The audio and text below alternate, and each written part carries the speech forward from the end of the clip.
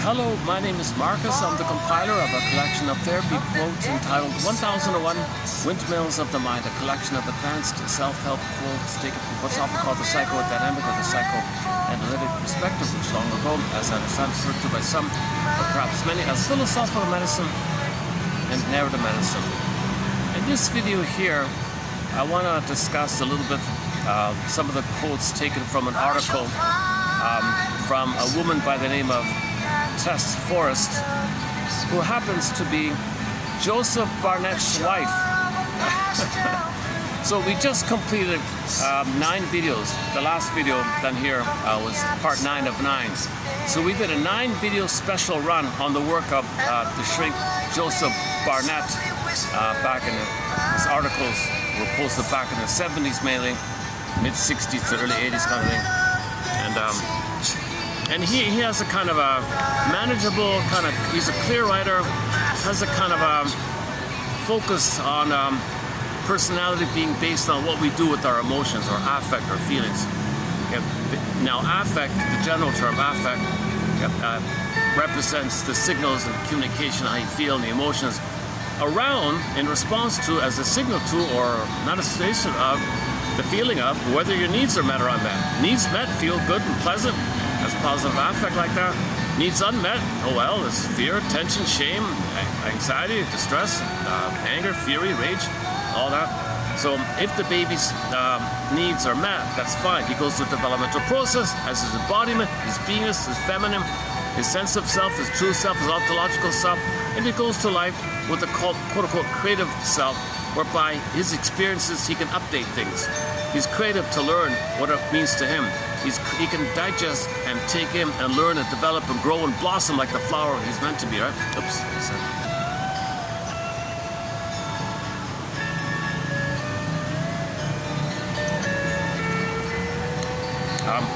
Normal development, the psychic structure in the mind is I'm okay, you're okay, called differentiation.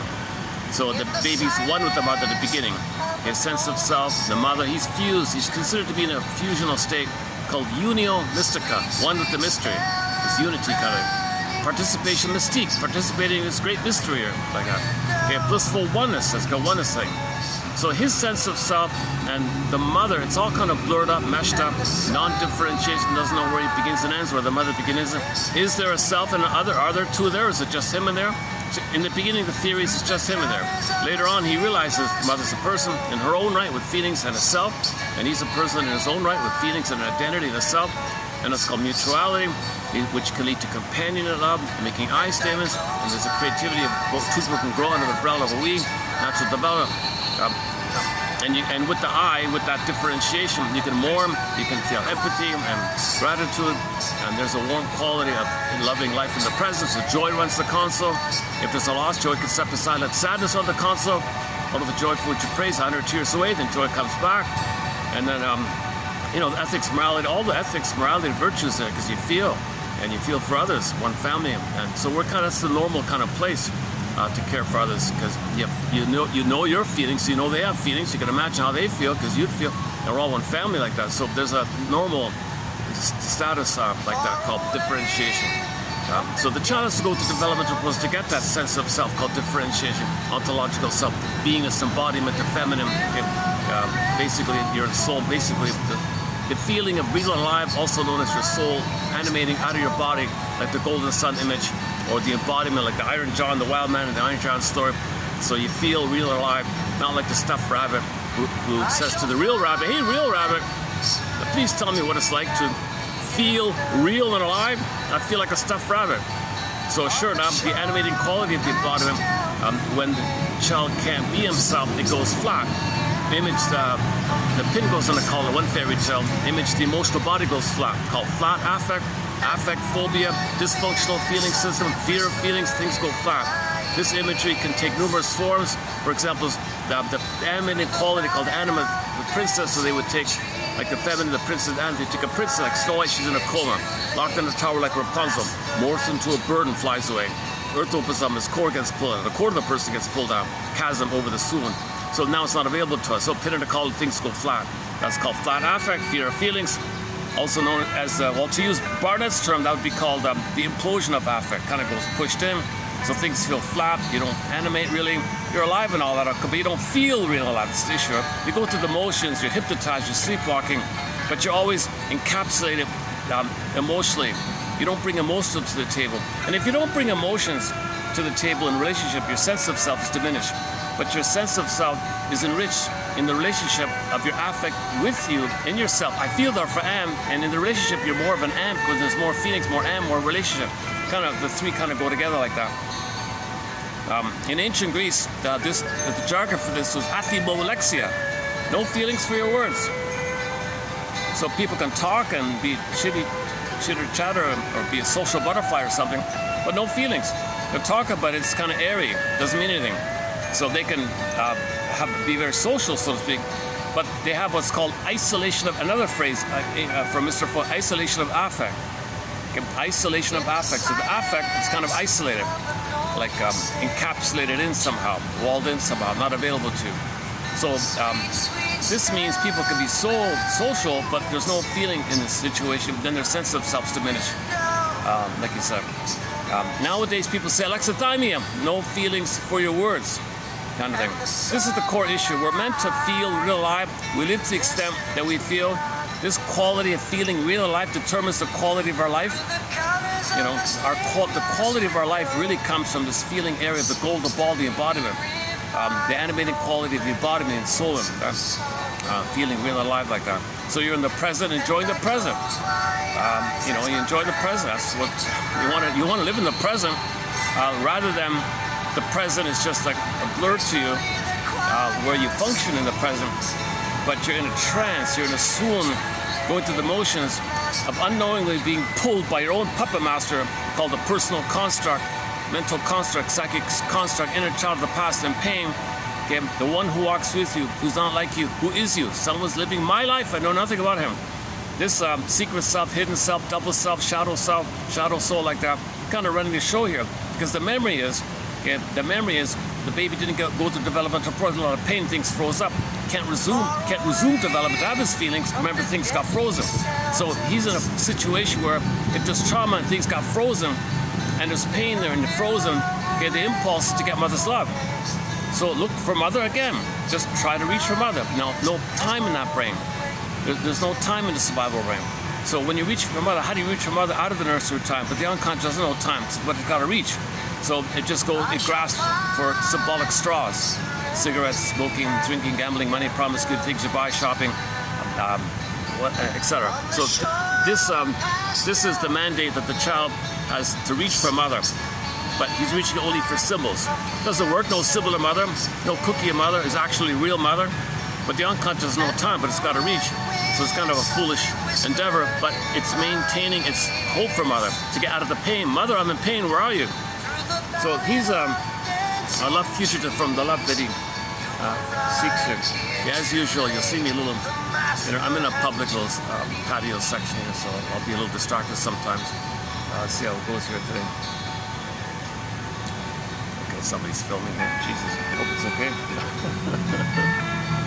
Okay, yeah, if I'm in the park, somebody might, I don't know, just part of the scrapbook or entertainment, I don't know what it's about. Or, okay, last time I was here, someone did the similar kind of thing. I've got approval to be here because this patio section is kind of not really used. Hi.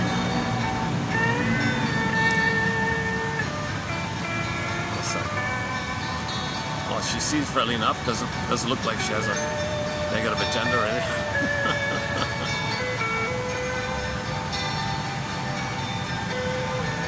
Maybe just chatting with her family somewhere. Look where I am, and look at my environment, or something like that.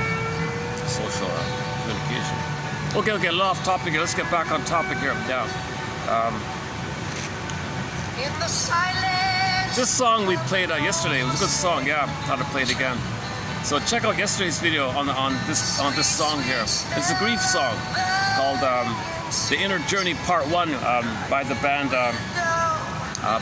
Mystery out of Quebec.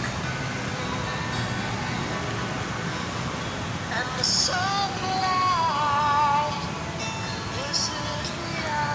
just discovered this band, yeah. So I'll look into it further. Luckily, I can play it, yeah. Okay, sorry. Let me pick up where I left off here. The pin in the collar, right? Flat affect, emotional body goes flat. And that's the issue. We want to feel real alive, so we're in the present. And that's the joy of life, and it's the quality of being real alive in the present with the golden ball. I feel, therefore I am. It's the quality of our feelings that determines the quality of our life. We mean the primary feelings, a wide range of feelings, needed feelings. Okay, interest, curiosity, empathy, warm gratitude, sharing, Freude, pleasure, and creativity and growth, and learning things and updating things, and enriching yourself, expressing more, discovering more gifts that you didn't recognize. And now you recognize more things about yourself. Reclaim, identified more of your gifts, express more of your talents and gifts. So this is called the Blue Jay of Happiness is within. Shirley Temple, the Bluebird. Okay, that's the pleasant feeling of expressing what's real. People say it's meaning to do this. Everyone's better off when you're expressing. The Great Spirit makes everyone unique, and the Great Spirit is happy when each person expresses what's authentically a little unique about them. Everybody's got a little gift. Nature's greatest miracle. Never in all of history was anybody like the self-help author Og Mandino says. The Scroll Arc number 4, nature's greatest miracle. Never in all of history was ever anyone just like you, and likewise in the future. And as a backdrop, by the way, the odds of any person being here are 1 in 400 trillion. So we're all kind of chosen like that, if you think of it that way. So the baby's born with a budding beauty, an emerging self, and it's a uniqueness. And we all have that in common. That's what we all have in common. That we all have a unique sort of personal self. And it's meant to blossom in the relationship. So that's the key thing. The relationship is the dependency with the mother, the connection with the mother, the attachment with the mother, secure attachment style, the safe attachment style, basic trust, again, rhythm of safety, rhythm of bliss, entrainment, attunement, mother's reverie, love and understanding, presence, sweetness, tenderness, all that safety, the bosom, emotionally, not just physically, milk and mentally, the overall gestalt of mother's love called maternal libidinal presence or availability.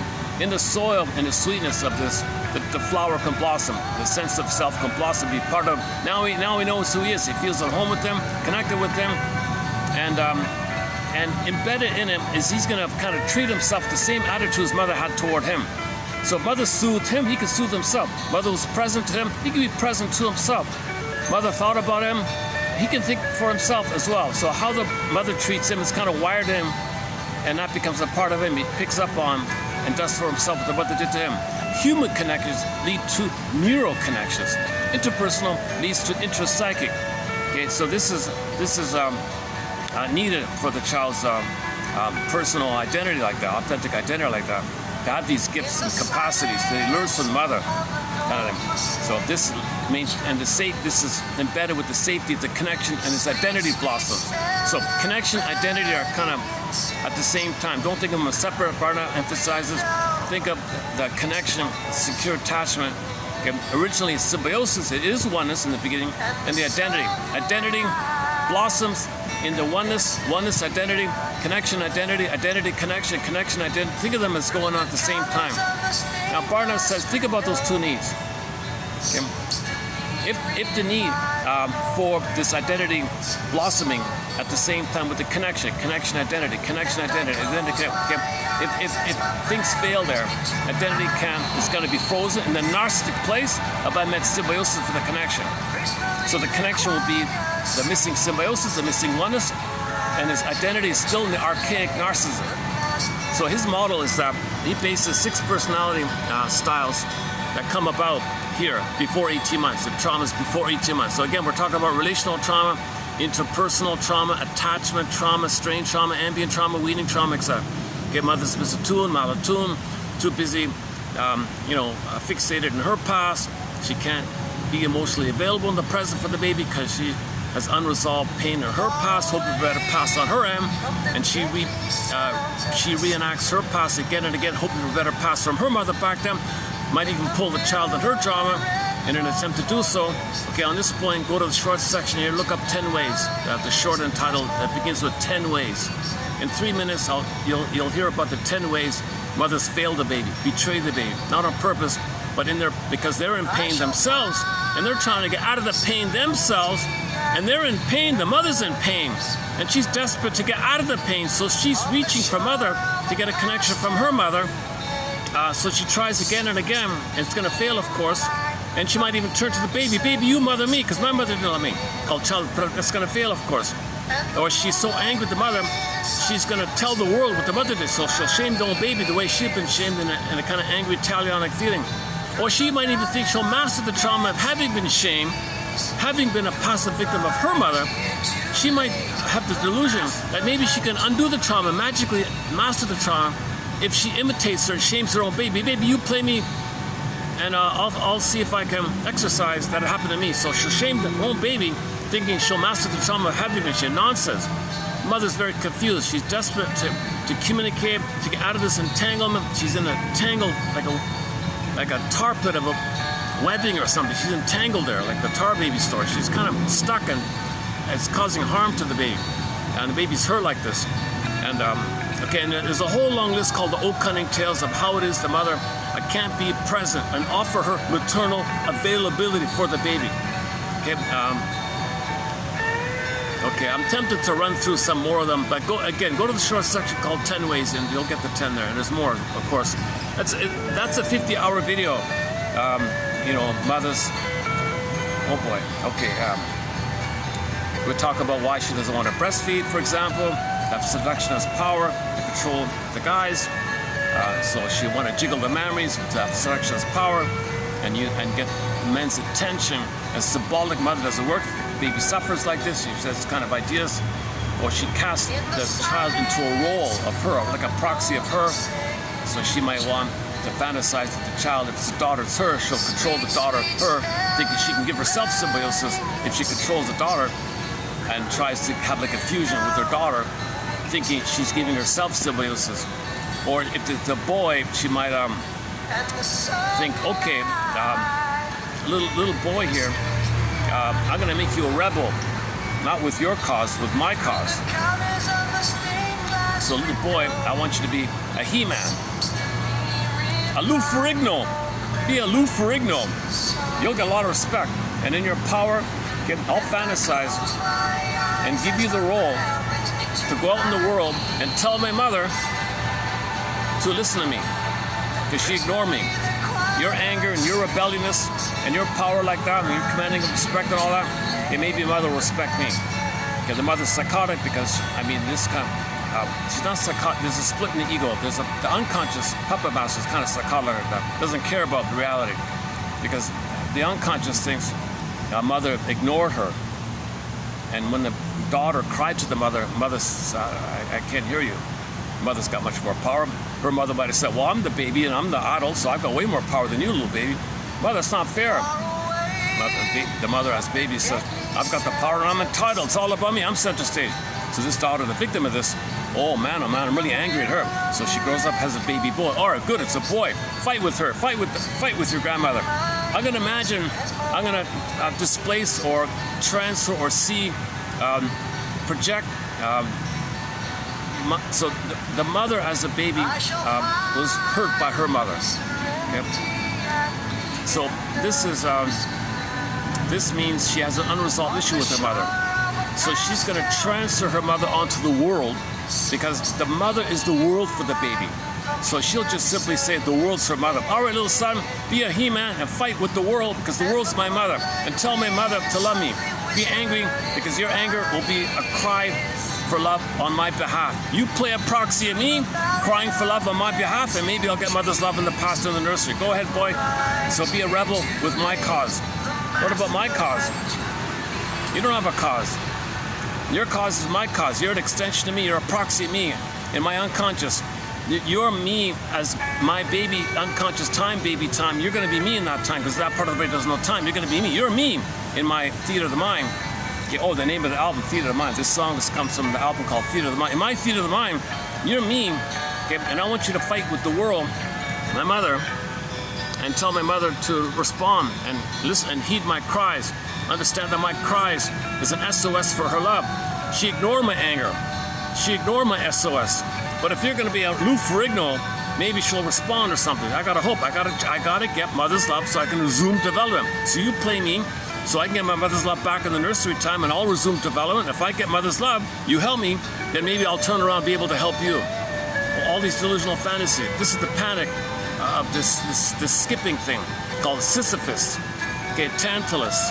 Okay, Kleglos. In ancient Greece called Kleglos, mindless repetition. Doing it again and again. Reaching for mother, failed. Reaching for mother, failed.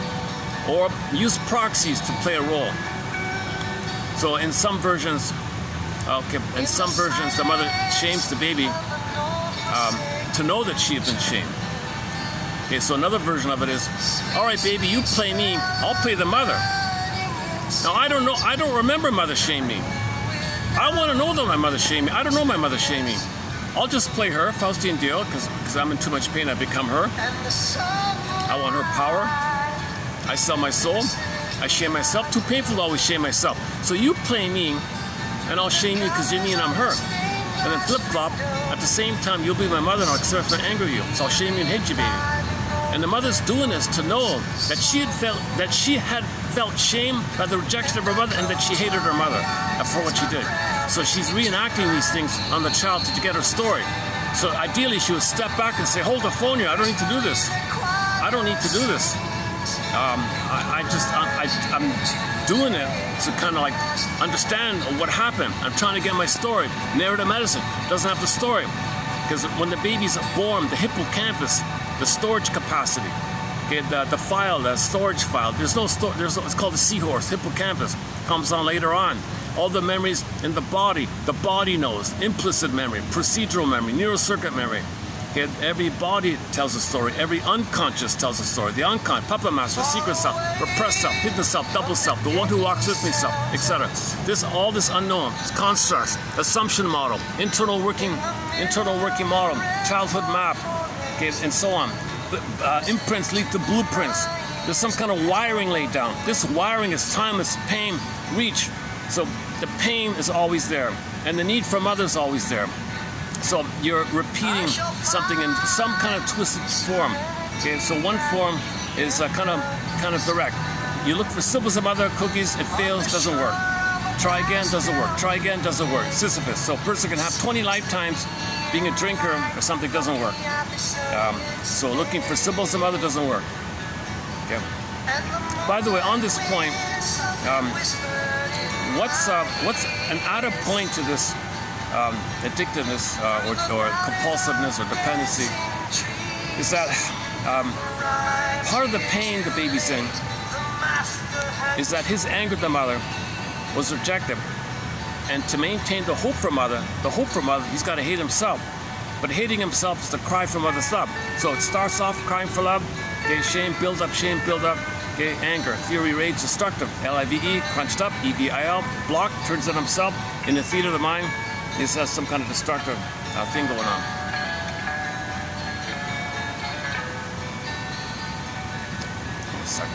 I think it's a touristy kind of person walking around with his, filming everything here. I'm in somebody's.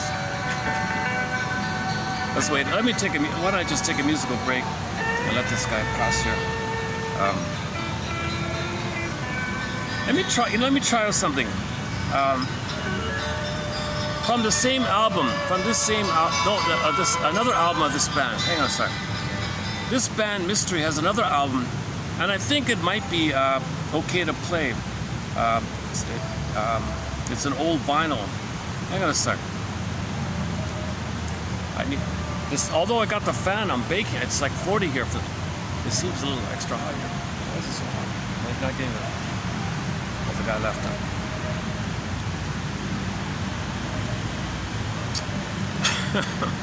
Yeah, I'm sometimes I battle with the heat here sometimes. Hang on a second. I was thinking about experimenting with another song from the band Mystery, but I haven't really finished listening to the album. So let me just experiment and randomly play a part of it. Parts of it sounded okay, actually. I played another song from the band. I played two songs yesterday. The Inner Journey Part 1, and another one called Heaven Can Wait. And not the Meatloaf song, an original song by the band Mystery. No relation. That's also not a bad song. Oh yeah, that Heaven Can Wait is off this album here that I'm gonna play here. So let me play a part. Let me just randomly play a part of Destiny. The album's called Destiny ? Destiny. Let me just play a bit of this here.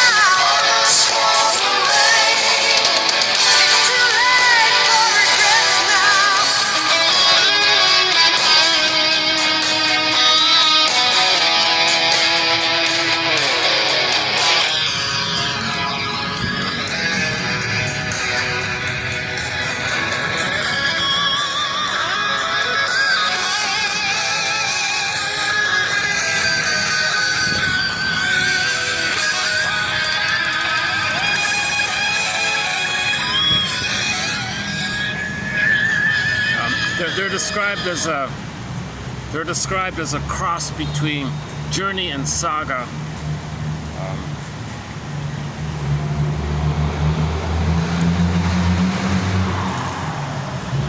I think I missed the song I was looking for. Hang on. There's another good song in here somewhere. Hang on. Let's try again.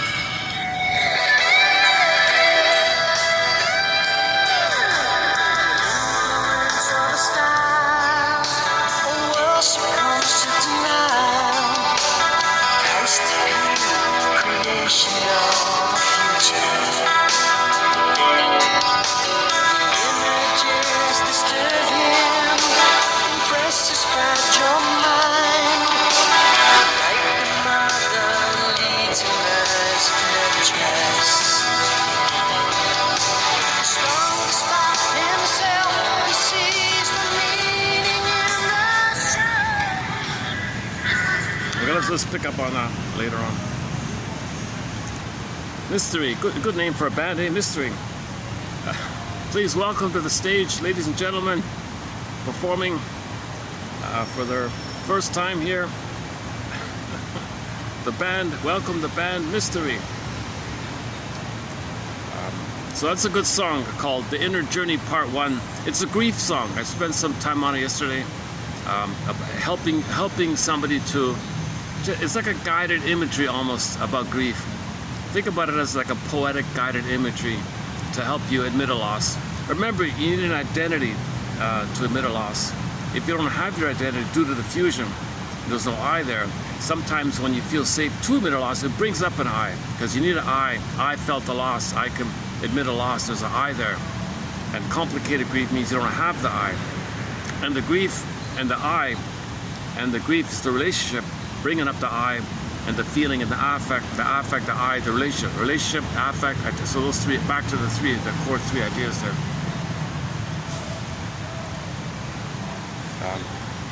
Okay, so where were we in the opening here? So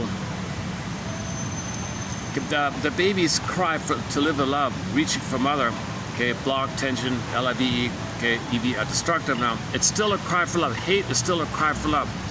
Hate is from the love line, the cry for love line, but block, the anger is an expression. It's just like a desperate SOS. Fear, immense fear turning to anger. The fear builds up so many times it gets to the anger. And then the anger, desperation, the acting out, has fantasy, devour the breast, controlled. Now he's destructive. Now he's antisocial, so to speak, right? Now he's acting out in his fantasies. He wishes he can just devour. Now he's in biting mode, biting the breast, right? So, brother says, you can't do that. And then it turns in on himself. So he's got to cry to mother, via angry at mother, angry at himself. Now he's angry at himself, but the imagery in the mind is a monster of the id monster. Take your pick of how that monster looks, and it kind of enraged, gobbling, devouristic kind of thing. So that's the cry for love, but it's attacking himself. Too much pain. Mother, I'm in pain. I'm in pain because you didn't meet my needs, and my anger is my cry for your love, but you reject it, so I hate myself as a cry for love to you. Mother, help me. Not understanding that mother is behind all this. Mother, help me, something's hurting me. He doesn't understand that his anger is a cry for love to mother hurting him. Again, he's a love fugitive from the love that he seeks. He doesn't remember mother hurt him. All he knows is pain, reach for mother, pain, reach for mother. Repetition, Sisyphus, hamster wheel, pain, reach for mother. He never understands that mother hurt him, and he's reaching for mother. So there's no kind of like time involved, right? Think about, part of the it's funny, part of the obsessiveness is this time element. They don't really like have the context of things, the linking of things. I'm in pain. So obsessiveness is a little bit like this. Think about obsessive OCDism. It's a little bit like this, doing the same thing over and over again, because you don't want to have context and link things up, because the baby thinks he's in pain, reach for mother. Okay, so now he's hating himself. But remember, hate is a cry for love. He's crying for love to the mother, to himself, but he can't be his own mother. Doesn't make sense. So, but the love cry turns to hate, so he's hating himself. Too much pain. So reach for mother. Okay, look for cookies, symbolic, dopamine, chase. It doesn't work. Chase doesn't work. Chase doesn't work. And you're caught in this repetition thing of chasing not working. All monopole at the point that the thing you're chasing for functions symbolic mother. They call ersatz self-object, which reminds you of when you did have the once the mother, which blips up happy chemicals of the good old days in the womb utopia. In the womb utopia, blissful chemistry, then the pleasurable chemistry of oxytocin, serotonin blip up over the pain. And now remember, there's no time. Think of it like a column, no time. Now the pain is compelling the reach to trigger the past, and the pain and the pleasurable chemicals, no time, same time, fuse in liberalization, pain, psychomasochism.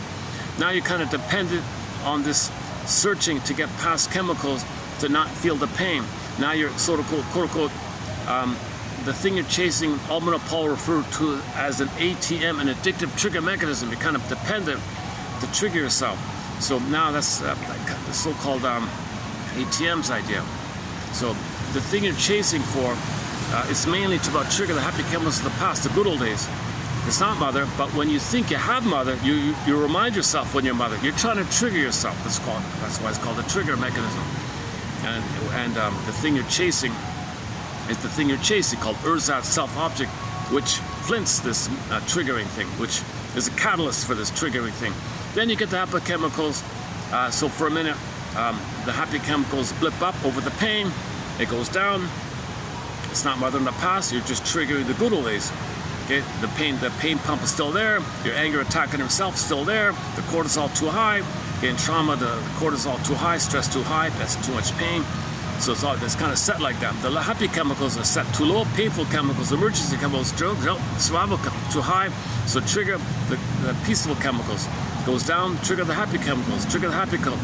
This misery machine, another Klieglos, repetition compulsion, cycling thing, hamster wheel. Okay, repetition compulsion, compulsion to repeat. Okay, this Santana thing. Okay, the cortical misery machine, the rigmarole, Bergner, one of our mentions calls it this rigmarole. It's going on like this. And you're getting older and you keep doing it, getting older, and then now as you get older, there's a snowballing effect, a kindling effect, and it may lead to some kind of, I think the pain builds up, so you're narcissistic, you take refuge in narcissism. So if your narcissism is a question, hang on a second.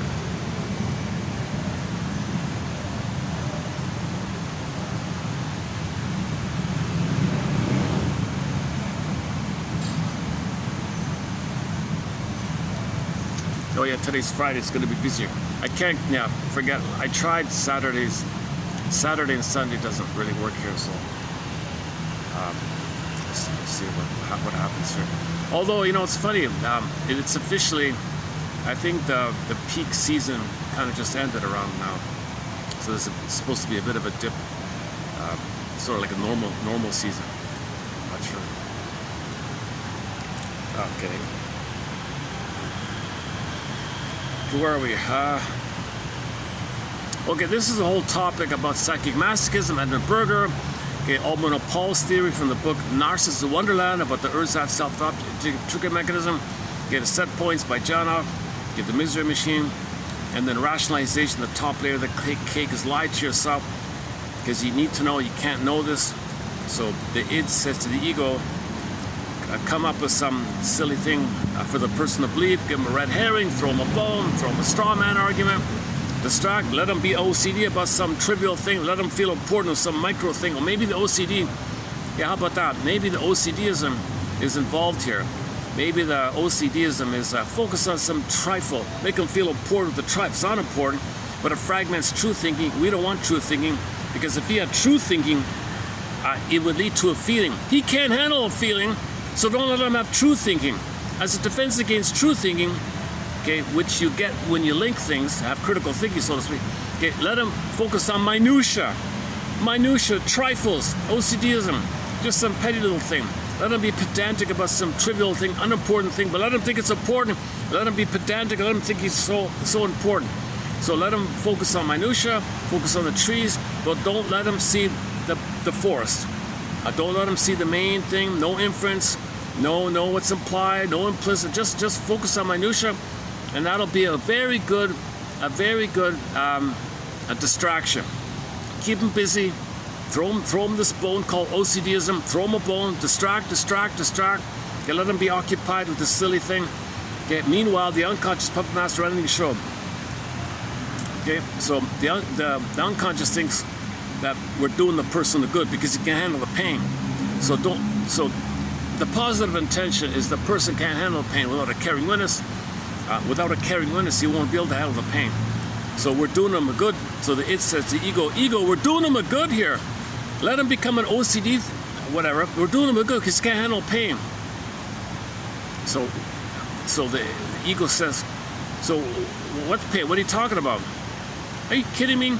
Mother was a hypocrite, double bind with the impeller emotion. We can't feel, we're in pain because we can't feel. Our identity's frozen.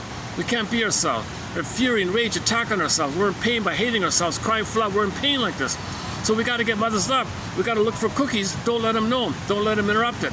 Because if you were to think, if you were to pause, have critical thinking skills. Yeah, let me play the clip in a minute. Yeah, let's do that. And then, you see. So yeah, let's do that. Let's. I just before starting this video, just as I was coming out, just as I was like just about to leave to come out, I found this clip, 1967, from the mental hygiene movement.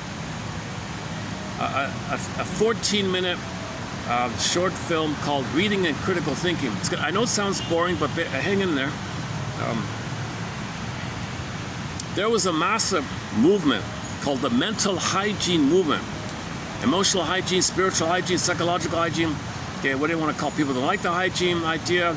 Well, it meant like hygienic, like dental hygiene. You do it every day, like dental hygiene, do it daily. So they thought, what about your mind and your thinking? Are you thinking well? Are you thinking clearly? It's a hygienic. You do it day by day. Question. You know, look for inference. Look for patterns. So, what does it mean? Ask yourself, what's this in relation to the context? What's the link between me and the context? Am I doing the same thing? Or look so critical, like, you know, is it true kind of thing? What is it, you know, am I talking about myself in code here? So you look for patterns.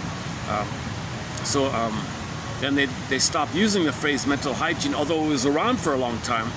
Nowadays people say mental health, but that implies a static thing. You got it or don't got it. So no one really has a proper term for emotional well-being or psychological well-being, emotional health and all that. So in the old days, it was called mental hygiene. And in the mental hygiene movement, that was big in the 50s and maybe a little bit in the 60s, like this one here. It kind of ended, I think, in the 70s, early 70s. So we posted about 25 films already. I didn't play them, but I listed 25 films. The recent one was the Adler one, Mortimer Adler. That was a very good one. So maybe this will be an exception. Maybe I'll just play the whole thing through. It's going to sound kind of obvious. It's going to sound really exceedingly obvious. But there's one point he makes that's worth playing the film for, about propaganda and how people sell things and trick you like that. So let me just, I put it on 1.5 to speed.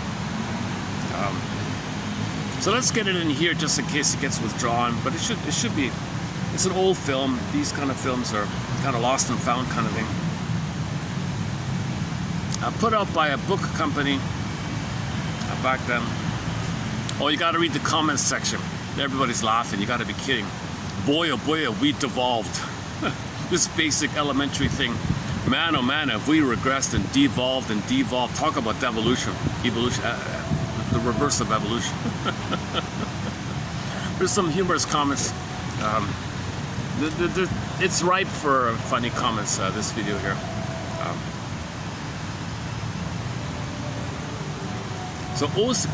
Okay, but before I play this, let me do the setup here. Barnett says, are we finished with the cake? The top layer of the cake's rationalization. Okay, search for a mother, fail, pain, search again, happy chemicals from the past. Okay, feel better for the moment, pain still there, search to bring up the happy chemicals, feel better for the moment, and repeat the thing.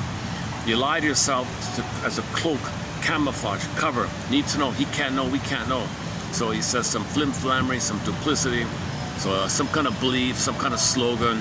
What's the big deal? It's, okay, rationalization is when you say something that kind of sounds reasonable, but it's tricky, it's vague, foggy, vague, but maybe you can get away with fooling yourself and others. Oh, it's on sale, what's the big deal? Oh, yeah, people don't want to be bothered with questioning you, and you want to believe, because you want to believe it. You want to believe the lie, because you want to protect the puppet master. Because the puppet master said, we're doing the person a good. So you're cooperating with them. The problem is you're living in the past, lingering in the past, dwelling in the past, unresolved in the past, unmourned losses in the past, unprocessed trauma in the past, spinning around the same old thing, hoping to get mother's love in the past, hoping to get mother's love in the past. Okay, the line, enter the line. Give thee all hope for a better childhood past. Consent, admit that you didn't get mother's love. Admit it, admit it. Mother failed, she betrayed. Okay, old cunning tale, long list. Okay, 10 ways towards again, and then admit it. So consent that the trauma did take place.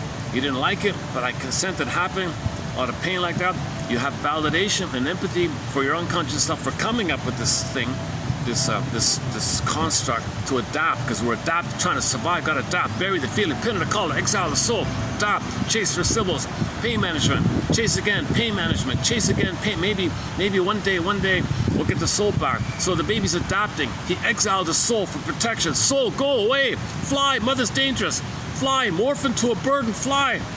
Morph into a fox and run. I'll make it a bird. Go and hide. Maybe in midlife, we'll get you back here. We'll come back. I'll set it up so you can. I'll build a nest. You'll come back. I'll have understanding. You'll come back.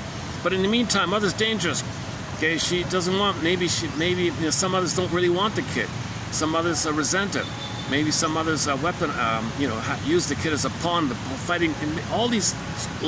Again, oh cunning tale.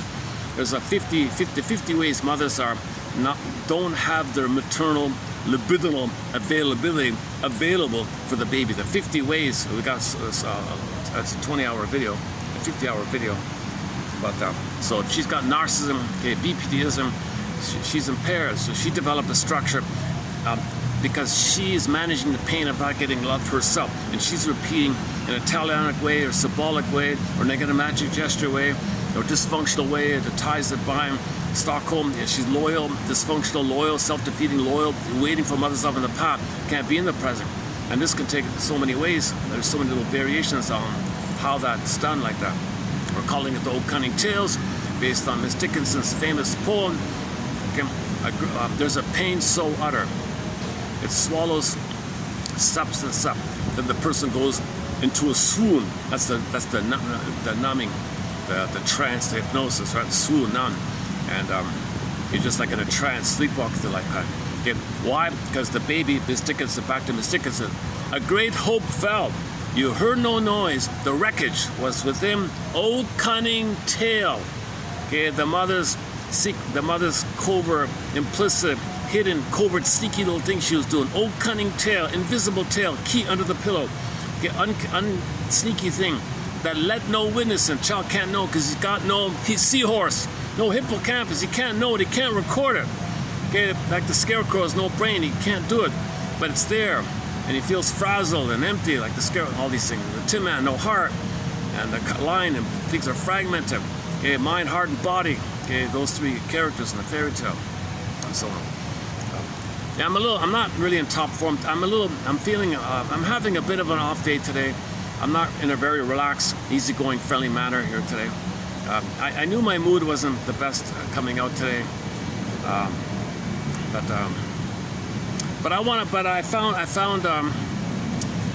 what changed my mind was I found Miss Forrest's article, and she's the wife of Joseph Barnett.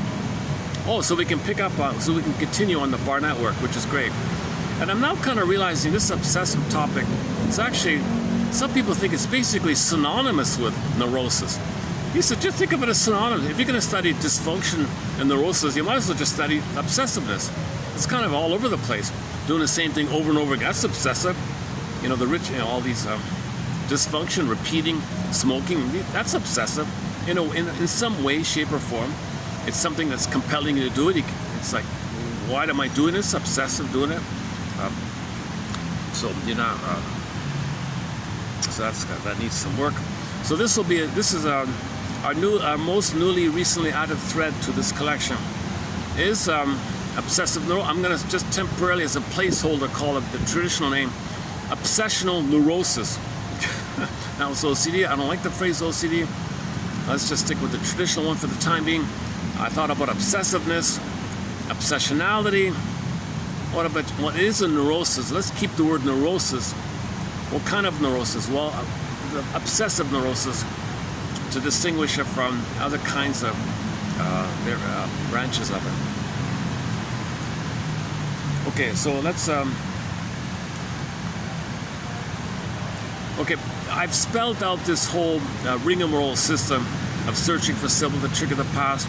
Okay, the hamster wheel thing, and you lie to yourself, you keep doing it, and the pain's driving it, and part of the confusion is the pain has been pleasurized by triggering the past, called addictiveness. So the pain has been, you're addicted to the pain because the pain triggers the happy chemicals which fuse in. And you don't confess to this, you just confess, or you're only aware of your chase because dopamine flares up. You're in pain, go, hope, chase, hope. Dopamine is future, anticipation, excitement. You're important, you're gonna do it. You're active, you're gonna take charge kind of thing. You're gonna buy the cookie. Okay, mother, you were passive, mother failed you. Well, you're gonna grab the cookie. So you feel kind of like in power, and it's not gonna fail. You're not gonna fail if in your anger you're gonna control the mother, the cookie. So it doesn't work, it's symbolic, it's a dream. So the unique survival strategy is unknowingly, the baby doesn't know this probably, but he accidentally triggers the womb utopia bliss and gets the chemistry if he thinks it's oneness. So no baby conscious is going to think that. He's just thinking, reach for mother, reach for mother. Accidentally triggering himself when he had mother and felt better. Oh, reach for mother. So the pain part of it is the chemistry. But the positive intention is he is in pain and get mother to be out of the pain. But he is in pain and he gets pain management. Look for mother to get out of the pain. You're in pain, pain management. Look for mother to get out of the pain. Again, the misery machine thing. So let's leave it there for today. Now, in trauma, okay, just in broad terms, in trauma, you're not going to think clearly. You won't have critical thinking skills, like he says here, because critical thinking skills means you're going to make links. If you make links in your thoughts, that's in the context of that. Oh, that's the same like before, or that's a variation of that. Oh, is it true? Maybe this word was taken out of context. Does it fit? Does it make sense? Why maybe, from what perspective is that other person saying such a thing? What view is he coming from? So have some kind of exercise in your thinking, right? Now in trauma, that's all whack, that's all damage. In the extreme case, just micro, trifle, OCD trifle, narcissist, I'm important, I'm innocent, I'm always right, you're wrong, I gotta be right, and you don't like it, too bad, I'm right. So in OCDism, it's a narcissistic status. In narcissism, you don't have empathy for others, you gotta be right, you have this very tenuous identity, you think it's for survival, you think you're a good boy, if you're perfect, if you're always right, maybe mother will approve. So don't get.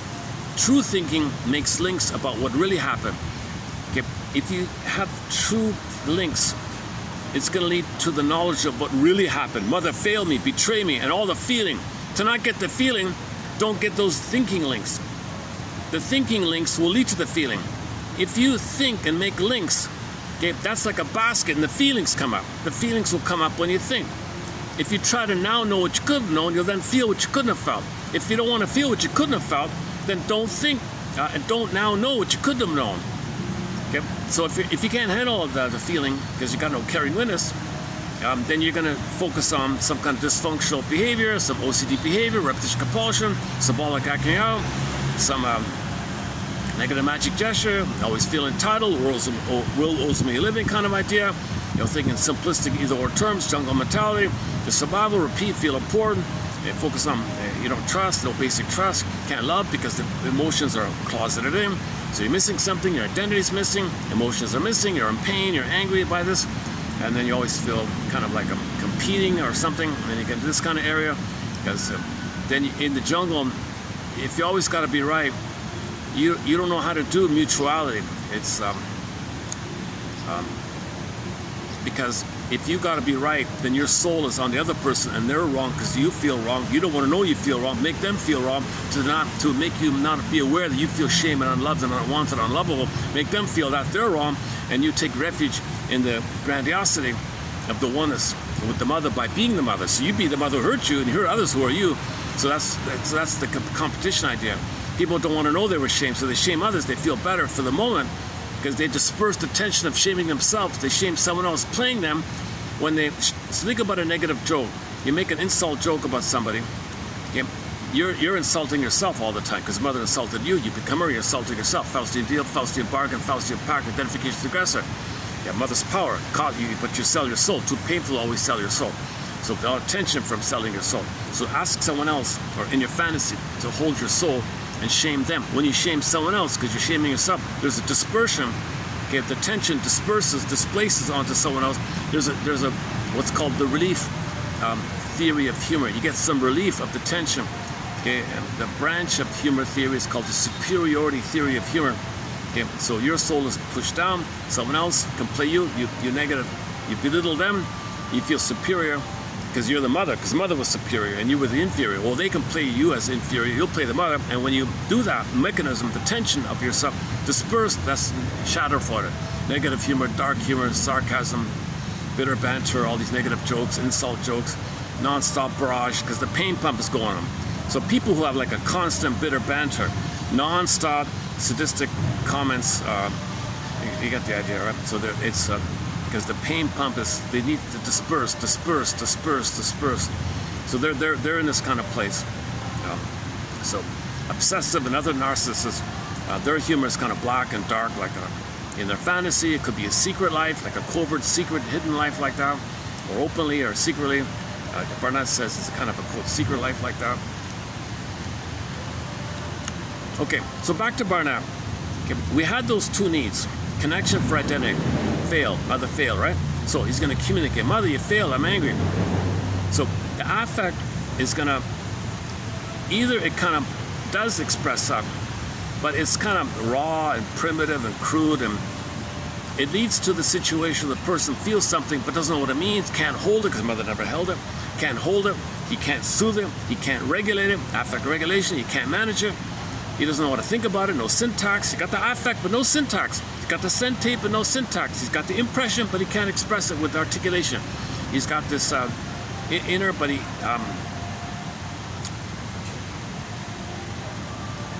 what's the other one? Sensate, syntax, or apprehension, but no comprehension. He's got the apprehension in the sense of affect and syntax, but he can't comprehend, and no syntax and language. So he's got this crudeness of the emotion, and it's popping up all that, like popcorning, grasshoppering. So that leads to the hysteric personality. Hysteric, hypochondria, maybe histrionic, or BPD. Okay, the emotionality, the people with pyrotechnics, or talking parrots, or things like that, colorful and dramatic, okay? And the other one's impulsive, and the other one's acting out. So hysteric, impulsive, acting out, the three based on the affect popping up idea. He focuses mainly on the hysteric. Okay. Now the hysteric, in terms of the unmet needs, they overtly display their narcissism. Look at me, give me attention, give me attention. So they'll be dramatic and so on, so on, so forth. And then when people respond, oh, there's the connection. So they overtly address their identity of narcissism to get the connection. So when people look at them, someone glances at them, oh, I got the connection. For the moment, they feel better. Okay, because they're looking for the symbiosis. But nobody looking at them or saying how pretty you are or whatever is going to create the symbiosis of the one that you knit back in the nursery. They do it again. They do it again. It's a whole personality. It's a whole lifestyle. Displayed narcissism. Get people to look at you. And that's the connection idea. Unmet symbiosis called symbiotic transference. You're trying to elicit it by displaying overtly your narcissism. Okay. Now, if the mother's too hypocritical and the emotions pop in, whack-a-moling it all the time, it leads to the obsessive, the paranoid, depressive. Okay, so it's the first one. So Barnett focuses on the first of the two, the hysteric obsessive. If the affects imploded in, he has a kind of a hidden, covert, secret narcissism, and he thinks that if he takes refuge in minutia, OCDism, obsessivism, does everything right, gets A's and all that, then maybe he'll think that explicitly people say he's a good boy. That's the connection. So he gets the connection when he thinks people say he's a good boy, he's perfect, he's right and all that, and he tries to get up in a covert, be a perfect expert in something, even for minutia. So that's his strategy. But both styles, hysteric and obsessive, are dealing with the same thing. Both types, they both have the two same needs. It's just that the hysteric overtly displays the narcissism to get people's approval, the connection, while the obsessive covertly hides his narcissism and thinks when people says he's a good boy, he gets the connection. It's the same kind of thing. It's just based on the affect being imploded in or imploded up, okay, with the affect. So the personality setup is kind of based around the affect. Affect pushing in, OCD obsessive. Affect popping up, kind of hysterical. It's just based on the affect kind of idea. So it doesn't, it's still around the issue of unmet symbiosis. The narcissistic identity didn't progress out of the narcissistic stage. The symbiosis is still there. And that's up until 18 months called narcissism. So he calls it narcissistic needs and dependencies. And in his first essay, Barnett's first article that we did here 10 videos ago was called The Obsessive Hysteric A marriage. Oh, my fan's gone already. Oh my goodness. Also, I forgot. Now, let me save the battery cord. Look at that, eh? Oh, it's just a flimsy little thing. So I used to, when I first bought it, I got 2 hours. Even with the plug-in, I still only get about an hour. Let me plug in. But I can use the battery for the phone here. 60%. Son of a gun, eh, with the fan, eh? Oh, what a flimsy thing, eh? Jesus. So it's kind of like a dollar store kind of deal, kind of. Not meant to make you go back and buy another one, I guess.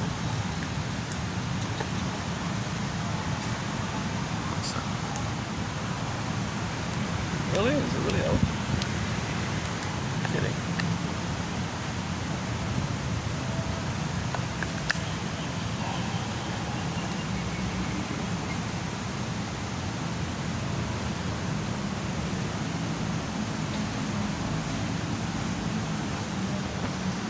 Okay, the optics aren't going to be too great from now on here.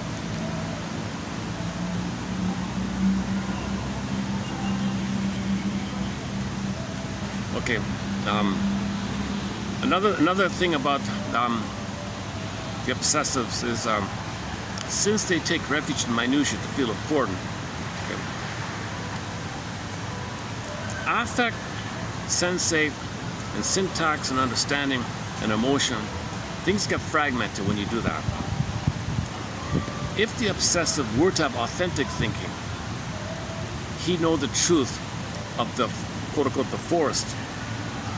He only sees the trees. He can't see the forest for the trees.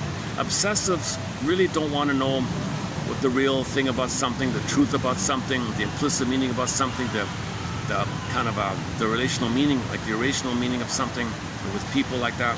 They don't want to see the forest. They don't want to know the main idea. They just want to be seen as a good boy for being obsessive about some little thing. Okay. And as their defense, to not know the truth, mother was such a hypocrite, or her love wasn't available. Babies don't want to know mother's love wasn't available, obviously. Now the word cognition, Barnett highlights, when you say cognition, do you mean just like your thoughts? Like cognitive? You don't really know something only in your head. There's got to be a connection to your feelings. So cognition, he calls experiential knowing of the interplay and exchange, yin and yang, okay, feminine, masculine, moon and sun, this exchange like day and night, okay, Tai Chi symbol, yin and yang, okay, bodies, soul, spirit, body, mind, sensei, syntax, apprehension, comprehension. There's some kind of interplay of the two. Then you have experiential knowing, where you have some like data about your feeling, you communicate your understanding. So an affect is internal data, and you can now understand it with your comprehension. So he calls it apprehension, comprehension, a link between apprehension and comprehension. And then this experience, this leads to the experience of the link is called experiential knowing, which is that's his understanding of true cognition. Okay, so the cognition of obsessive is damaged. They often don't make sense. They're not logical. Okay, yes, they're perfect with minutia on some trivial little thing.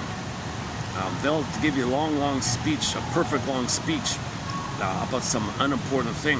And that's all they want is the display of their narcissism. They're just focused on their narcissism.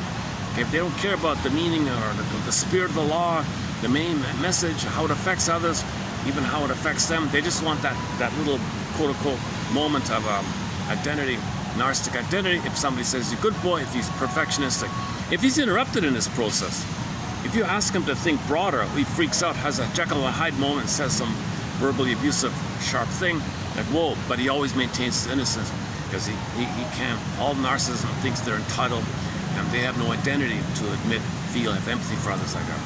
So that's another point about the interruption of narcissistic injury, narcissistic rage. There's a narcissistic rage moment, Jekyll and Hyde moment, he calls it. And then and they can't apologize or feel empathy like that because they're just focused on the hyper status of taking refuge, of not knowing mother hurt them. Okay, so the obsessives. Okay, let's just leave it there for a moment. Now, Barnum, in the 9 articles, he would apply basically the obsessive and the obsessive and hysteric. Obsessive, the emotions pop in, hysterical emotions popping out. He would apply those two, those quote-unquote opposites attract, in the marriage about why they attract. It could be like fine wine or sour milk, that whole topic.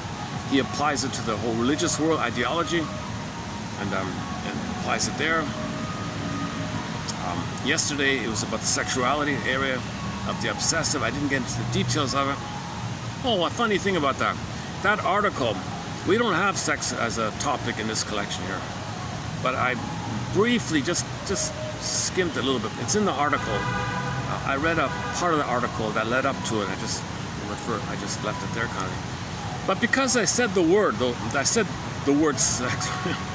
The article is called Sexuality in Obsessive Disorders, Obsessive Neurosis, I forgot. And then, oh my God, the view count went, what is it? Like 1,000+ views. Normally I get like 2 or 3 views. But you mentioned the word sex, and whoa, it jumps up to over 1,000. I think that's what might have been the trigger. I don't know. So we've got a lot of topics already on the go. 64 now. Oh my God. Another recent topic was a psychopath. That's a challenging one. Man, oh man, that's a challenging one. Oh, sorry, 65. Another one is indigenous wisdom. Indigenous wisdom. We now have 65 topics on the go. We don't have sex as a topic. Maybe in the future we'll tackle it. But Barnett was saying you can kind of, if there's no feeling, okay, where's the spontaneity and tenors? So you can kind of, he just applies people who are very obsessive in the bedroom area like that. And he talks a little bit about that. So I didn't get into the details of that, but because I said the word sex, I think maybe suddenly got a lot of views, to my surprise, because the video before was a good video. It had like no views at the time. Now it's got like 5 views or something. So, anyways, what I'm trying to say is Barnett took the theme of obsessive and hysteric as 2 kind of core patterns whereby the affect is imploded up or the affect is imploded in. And this phenomena of what we do with our emotions are linked to identity, so it's going to affect our identity, it's going to affect our personality structure and our template. And this is the ideology area. So then another article was about this whole issue of the family ideology, the templates, okay, and then the baby mother imprint into the family systems theory, the roles children play to keep the family together in a homeostatic situation. He's got to play a role for the parents maybe. And that kind of mother-child imprint fused in with the family systems theory of the role he's got to play, whole topic I got, can lead to a quote-unquote family ideology. If he doesn't have the creative self, he'll live his whole life as an extended adolescent, at best, he said. Okay, Miss Bruning has an article called Why It's Always High School in Your Brain. Because that's the wiring is too entrenched. That's why another article in high school, Barnett says, give high school students the tools to find their creative self. Teach them about theories. Show them mental hygiene films, like this one here. So why don't we get into this one then? So we posted 25 films already. I've discussed several of them already. So let's play this one here. It's listed as 14 minutes, but at the speed of 1.5, it'll be maybe just about 10 minutes, right? Okay, so it's gonna seem boring, I know. I kind of like, yeah, come on. But it's worth the one point about, you're gonna see a moment there. Okay, most of it's obvious, but there's a moment in there where he shows you an advertisement for a film. And he put quotes, this film is amazing, written by a newspaper, such and such, spectacular, exciting, and the guy sees the ad, wow, all these exciting adjectives. What he doesn't know is the seller of the film took the word from a sentence, took the word, presented only the word isolated from the context, put it on the ad. The person sees just that word and assumes it's exciting. For example, so the example was a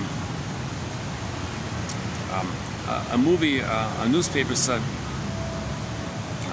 this movie's so boring.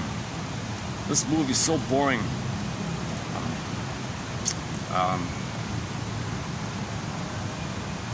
That I forgot already.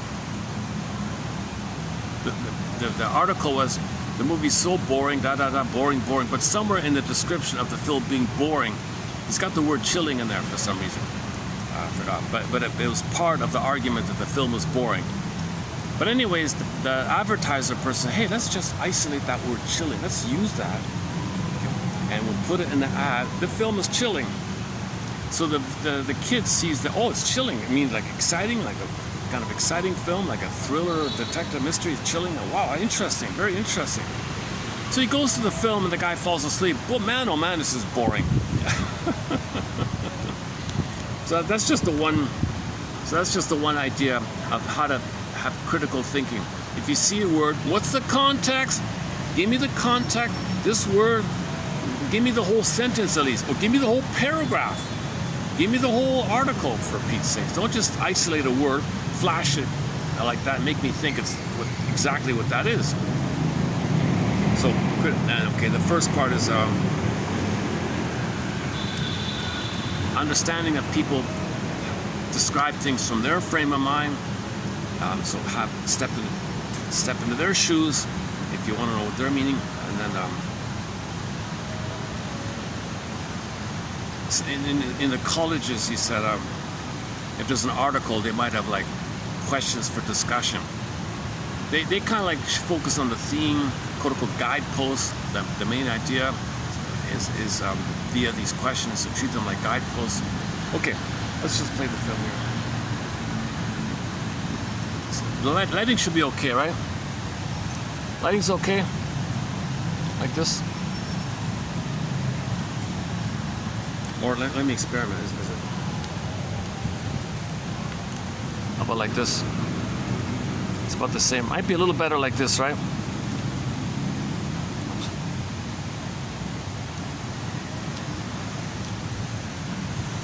Okay. Okay, so for the next 10 minutes, get some popcorn.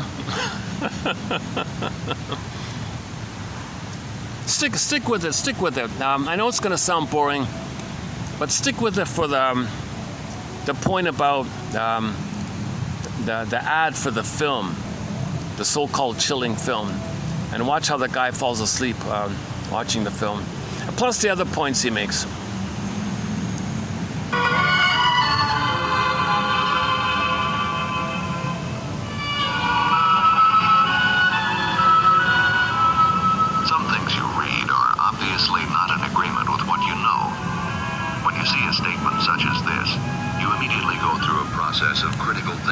Hang on. Maybe can I get the brighter? Oh, let's see if I can get it brighter a little bit. What's that? Can I get it brighter? Contrast. Okay. You think that the statement is false, or that it may be a misprint, or perhaps you may even think that whoever wrote it is off his rocker. Good for you. Critical thinking is a trait you should continue to develop.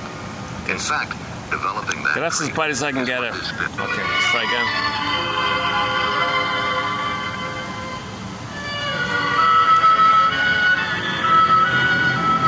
Some things you read are obviously not in agreement with what you know. When you see a statement such as this, you immediately go through a process of critical thinking. You think that the statement is false, or that it may be a misprint, or perhaps you may even think that whoever wrote it is off his rocker. Good for you. Critical thinking is a trait you should continue to develop. In fact, developing that trait is what this film is all about.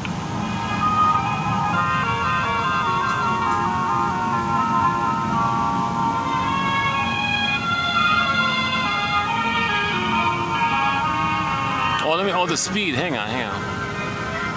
Oh, 1.5, all right. Critical thinking is an active process which requires an open mind, a mind searching for truth and understanding. For example, a statement which might seem false may prove to be true in some cases. In Renoir's painting, grass is blue. On the other hand, someone describing this painting by another artist might truthfully write, grass is red. From the writer's point of view, it is. Let's read the poem Silver by Walter de la Mare, applying what we've just learned about the importance of the writer's viewpoint. Slowly, silently, now the moon walks the night in her silver shoon. This way, that way, she peers and sees silver fruit upon silver trees. One by one, the casements catch her beams beneath the silvery thatch. When we understand the writer's point of view, understand that he was observing a scene by moonlight, then we can agree with him that grass is silver. And we have also learned something important about critical thinking. Critical thinking does not necessarily mean finding fault. It means thinking about the truth, and what is true from one point of view may not be true from another. Since a writer's point of view must be considered as you develop your skill of critical thinking through reading, let's see how we might discover a writer's point of view. Often at the beginning of a story, you will find some information about the author. Two Big Bears is part of a book called Little House in the Big Woods by Laura Ingalls Wilder. The author really is little Laura in the story. In it, she tells about the exciting time many years ago, when she was growing up in a log cabin home in the big woods of Wisconsin. With this kind of information about the author, you can read her story knowing that it was true of the times in which she lived, a time very different from the times in which you live. You can compare her life with yours, and when you do, you are sharpening your powers of critical thinking as well as enjoying an exciting tale. The textbooks you read are written by people especially qualified in the subject. But beyond noting their qualifications, the text may not seem to give you any information about the writer's point of view. However, keep going. Most textbooks have a section near the beginning of the book directed just to you, in which the authors explain their point of view, tell you how they feel about the subject, why they wrote the book as they did, and what they hope you will learn from it. And reading this section of the book is an important step in the critical thinking you will do about the ideas the author has presented in the text. But critical thinking requires more than understanding of the writer's point of view. Turn that thing down. What's wrong with the TV columnist? It says here a classical music program comes on at 8. Oh no, it's supposed to be the long hairs. Well, they're certainly not long hairs. That's unbelievable. The reader who thinks that the term long hair means only a classical musician, as it once did, may not be prepared for critical thinking about what he reads in today's television reviews. Critical thinking requires understanding ourselves as well as the writer, and realizing that words may have different meanings for us than for the person who wrote them. To show in another way the effect that words may have on individuals or groups, let's watch a play from a football game on television. When we say now, look closely to see what happens. Now.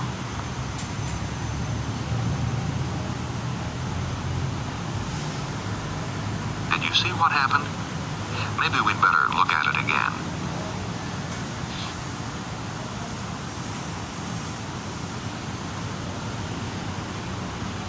You saw what happened. Now, here's what a reporter from the hometown of the winning team said about the play. The game was saved by a brilliant interception by Stan Williams.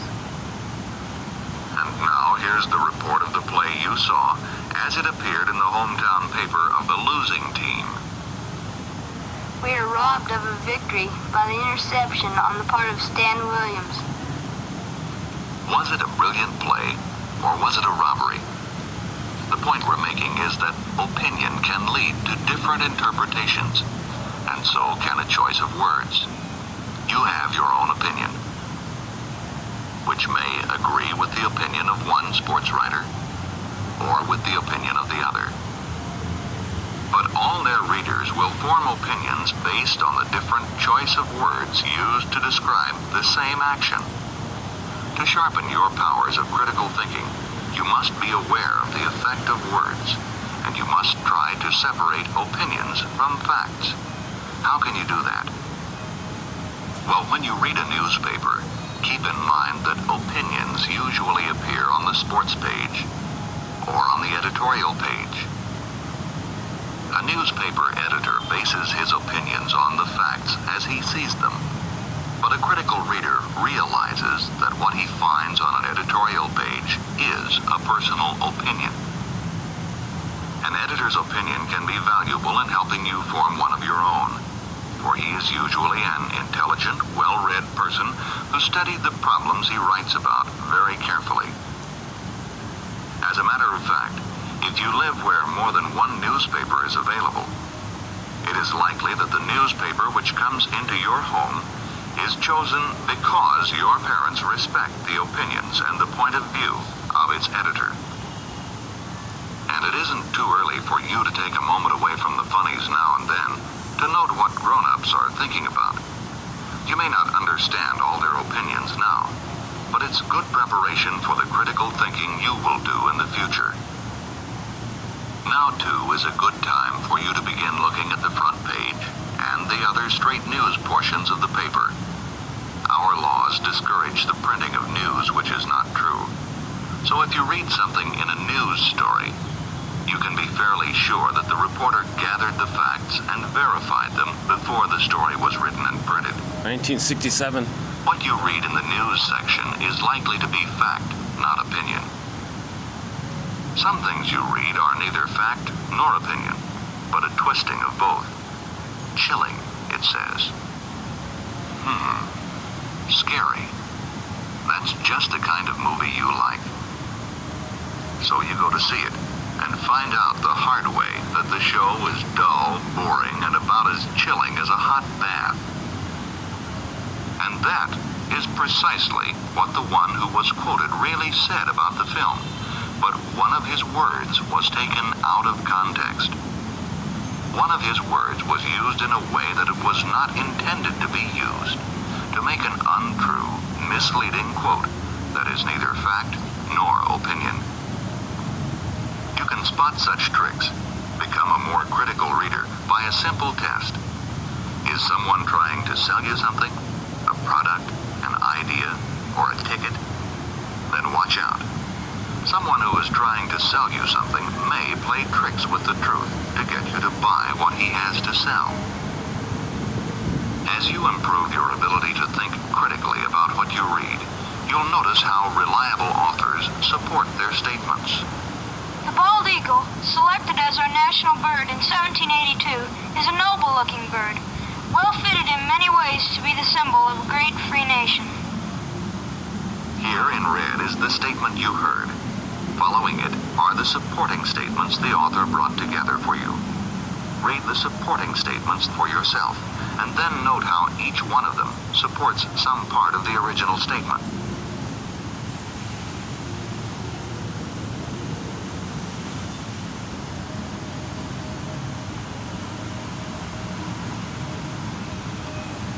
And by the way, congratulations. By checking to see that the writer did support his statement, you have just proved that you can employ critical thinking as you read. No one can remember everything he reads, but one who practices critical thinking tries to discover the most important facts an author has presented so that he can remember them. Here is a tip which will help you discover which facts are most important. Help you become a critical thinker about what you read. As we travel through Austria, we will find that there are differences in the climate from place to place. The mountains which cover much of the country cause many of these differences. The winds that blow across Austria cause others. Of course, the first part of the tip is that you have to read the material. But we've done that, so here's the second part of the tip. Read the section containing questions. Often they're found at the end of a chapter, but wherever you find them, read those questions. They are your clue to the most important facts presented. And if you can answer them, you have the facts. Of course, if you can't answer them, that's a signal to reread the section or paragraph. Critical thinking means thinking about the whole truth. And you miss the whole truth of what you read if you miss some of the important facts. The road to critical thinking is marked with its own kind of signs. Go at a slow pace until you understand the author's point of view. Learn whatever you can about his background and any factors affecting his ideas or choice of words. Watch out for the dangerous curves which your own point of view may put in your path. And realize that words have different meanings for different people. Stop occasionally as you read to ask yourself, is this fact or opinion? If it is fact, believe it. If it is opinion, you can agree with it or not as you choose, but do not treat it as fact. Don't be led down a blind alley by accepting a quotation which may be taken out of context to make a misleading statement. But do resume your own safe reading speed when you see that an author is supplying facts you can verify from other sources, and also is furnishing you with additional facts to support the statement he makes. And do obey the traffic signals which guide you to the most important facts the author has presented. The traffic signals found in the questions included in your texts. There is one other sign a critical thinker observes, and that is the sign given to him by any kind of punctuation mark. Unless you observe these signs, you cannot get to the truth, and that is what critical thinking is all about. For example, is there any truth in this statement? Is this really a statement at all? Well, let's see. That boy wrote is not that boy wrote. Once again, we are back around to points of view. Punctuation marks are the signs an author uses to help you discover his point of view, to help you think straight. And when you think straight, you have the point of view of the critical thinker.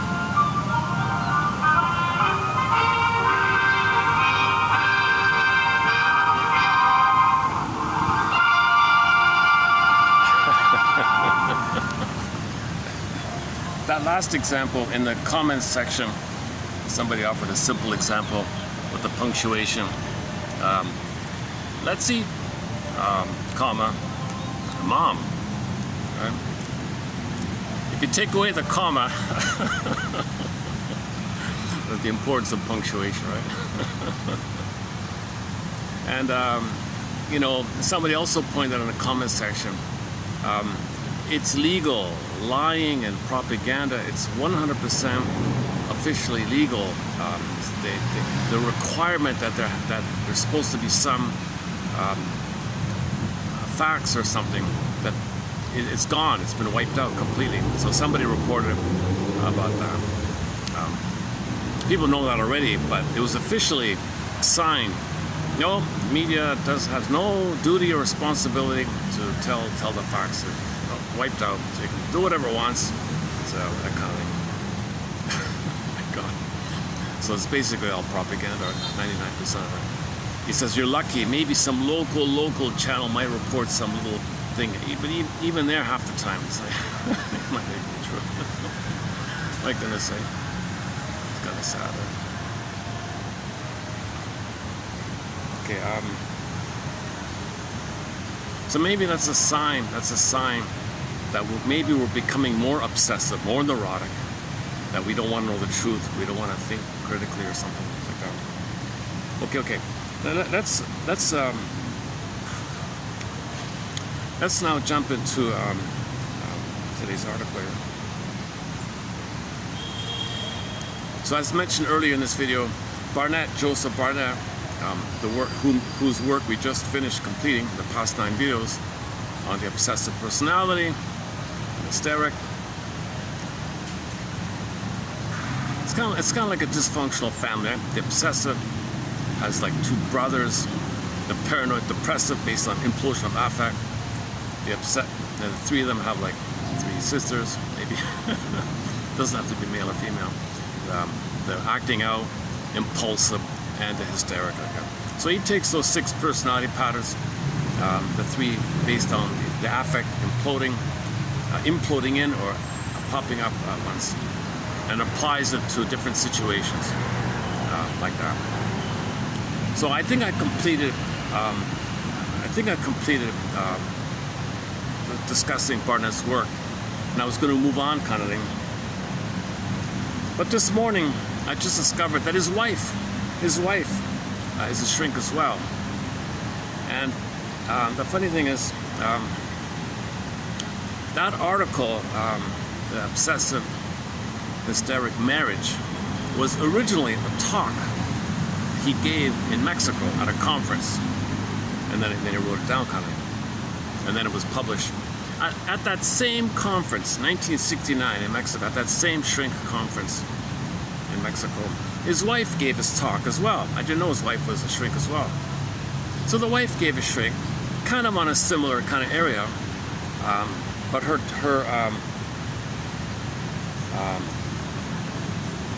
but she was talking about depression.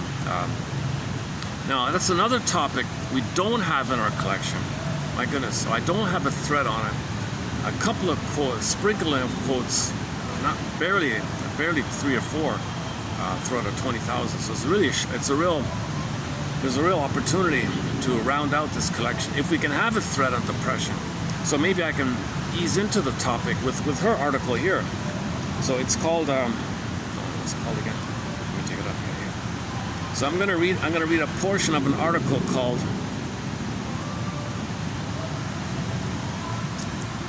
son of a gun. Oh, I don't even have it here. Oh, it's on the phone I'm holding. Oh, I don't.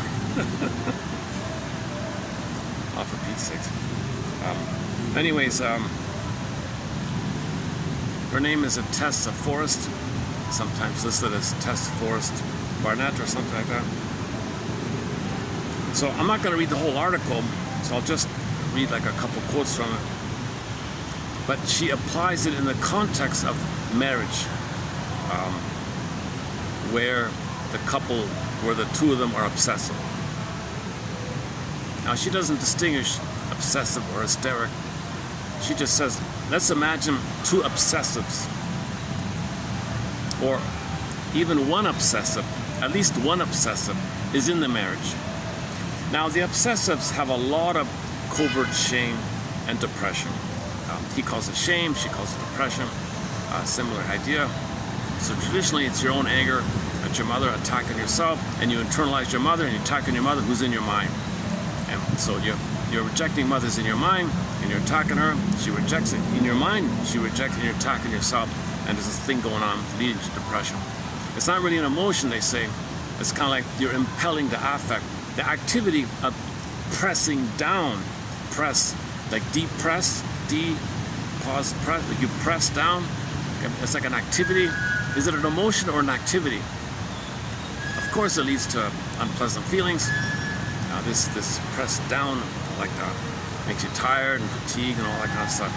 So there's even confusion about whether or not depression is technically an emotion or not. The byproducts of this depressing of affect can lead to a variety of emotions like fatigue, anger, and grief. And so she addresses this issue here. Okay, so all of these personalities that they're talking about have narcissism. Okay, there's a covert depression, covert shame, and all these types, right? Let me preface it with this quote here. In the psychiatric nosology, we have the term obsessive compulsive or compulsive obsessive as if compulsiveness were some kind of We're an aspect of some kind of single, distinct entity. Hold the phone here, she says. In a broad sense, compulsiveness is to neurosis what spontaneity is to wholeness of being. So it's an expression of your neurosis to be obsessive. Right? Just as spontaneity is an expression of your beingness and your embodiment and your wholeness, you might be relaxed and easygoing, spontaneous and fun and creative like that with your wholeness. Well, obsessiveness is like that with your neurosis or dysfunction. So they're very close together. So they're not like some separate, isolated thing. Okay, next. Neurosis, in other words, another one person says, neurosis might be thought of as a kind of internalized obsessive-compulsive disorder. So this broadens the topic a fair bit. So it got me thinking this morning, if really we can almost consider neurosis as kind of synonymous, basically, with dysfunction. If obsessiveness or OCDism is kind of synonymous in a way with as it being a symptom, a general symptom, a broad general symptom of dysfunction and neurosis, then maybe I'll post some more quotes on this obsessiveness topic and I'll get into it further. It's just a doorway to neurosis, right? Just like you open the door to religion, it opens up all kinds of psychology and so on.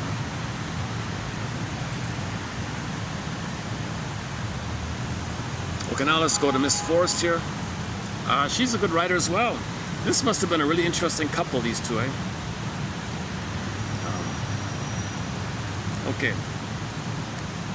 Let's begin here. Okay, disclaimer, if you're feeling a little blue, maybe put this aside. I don't want to talk about, nobody wants to talk about depression, right? I also avoided the topic as well. But because she's a kind of a clear, she's a kind of a direct writer, a little bit, all right. You know, writing in the 60s, like the spirit of that film we just saw, kind of clear and direct like that. All right. So she quotes her colleague, Miss Bonimier or something.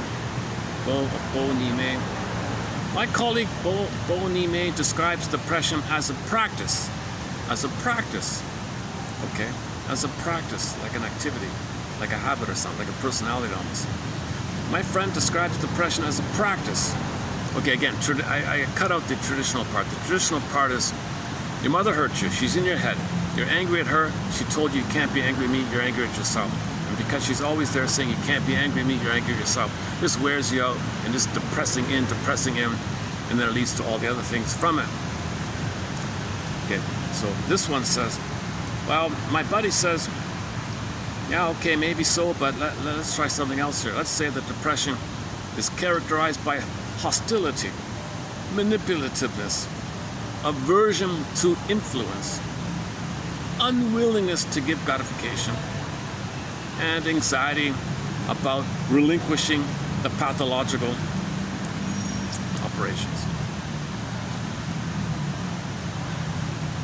This topic reminds me of passive aggressiveness, but let's save that. All right. A clinical approach focuses.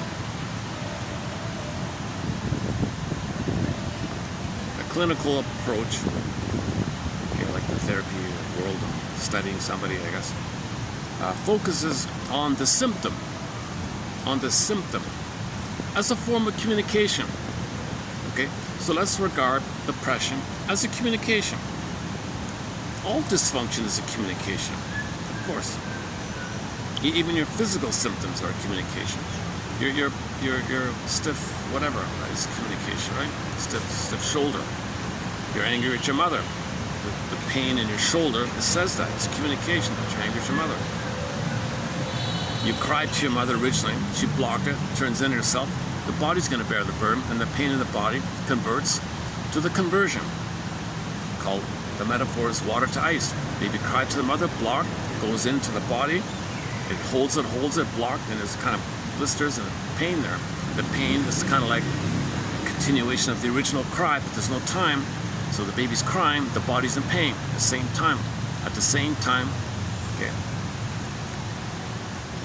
The baby's unconscious crying is you see her crying through the body, but the body's holding it. There's a pain. The pain is the crying to the mother. There's no time like that. So they're all communications, right? Everything's love or cry for love kind of thing. Okay, so one of her clients, she says here, talked about a certain affective deadness, okay, emotional deadness, emotional flatness. Usually it's flatness. Okay, you feel your emotions are not dead, but it feels, it's as if it's dead. It's not dead. It's just suspended in some kind of holding thing. Okay, think about the frozen woolly mammoth, the block of ice. Maybe it can be revived or something, In the unconscious magical world, the statue can come alive again. It's just suspended in some kind of thing like that. But anyway, she says here that she said her client had affective deadness, which my client, she says here, used this as a weapon for and a defense. So she said her client, who's depressed, would use her deadness of affect as a weapon against something. No, I'm not going to give you, I hate you, I'm not going to give you any feeling, I'm attacking you by not giving you. So in the marriage, the woman would use her depression as like a weapon against the guy, but she's protecting herself because she's the victim, but she's an attacker like that.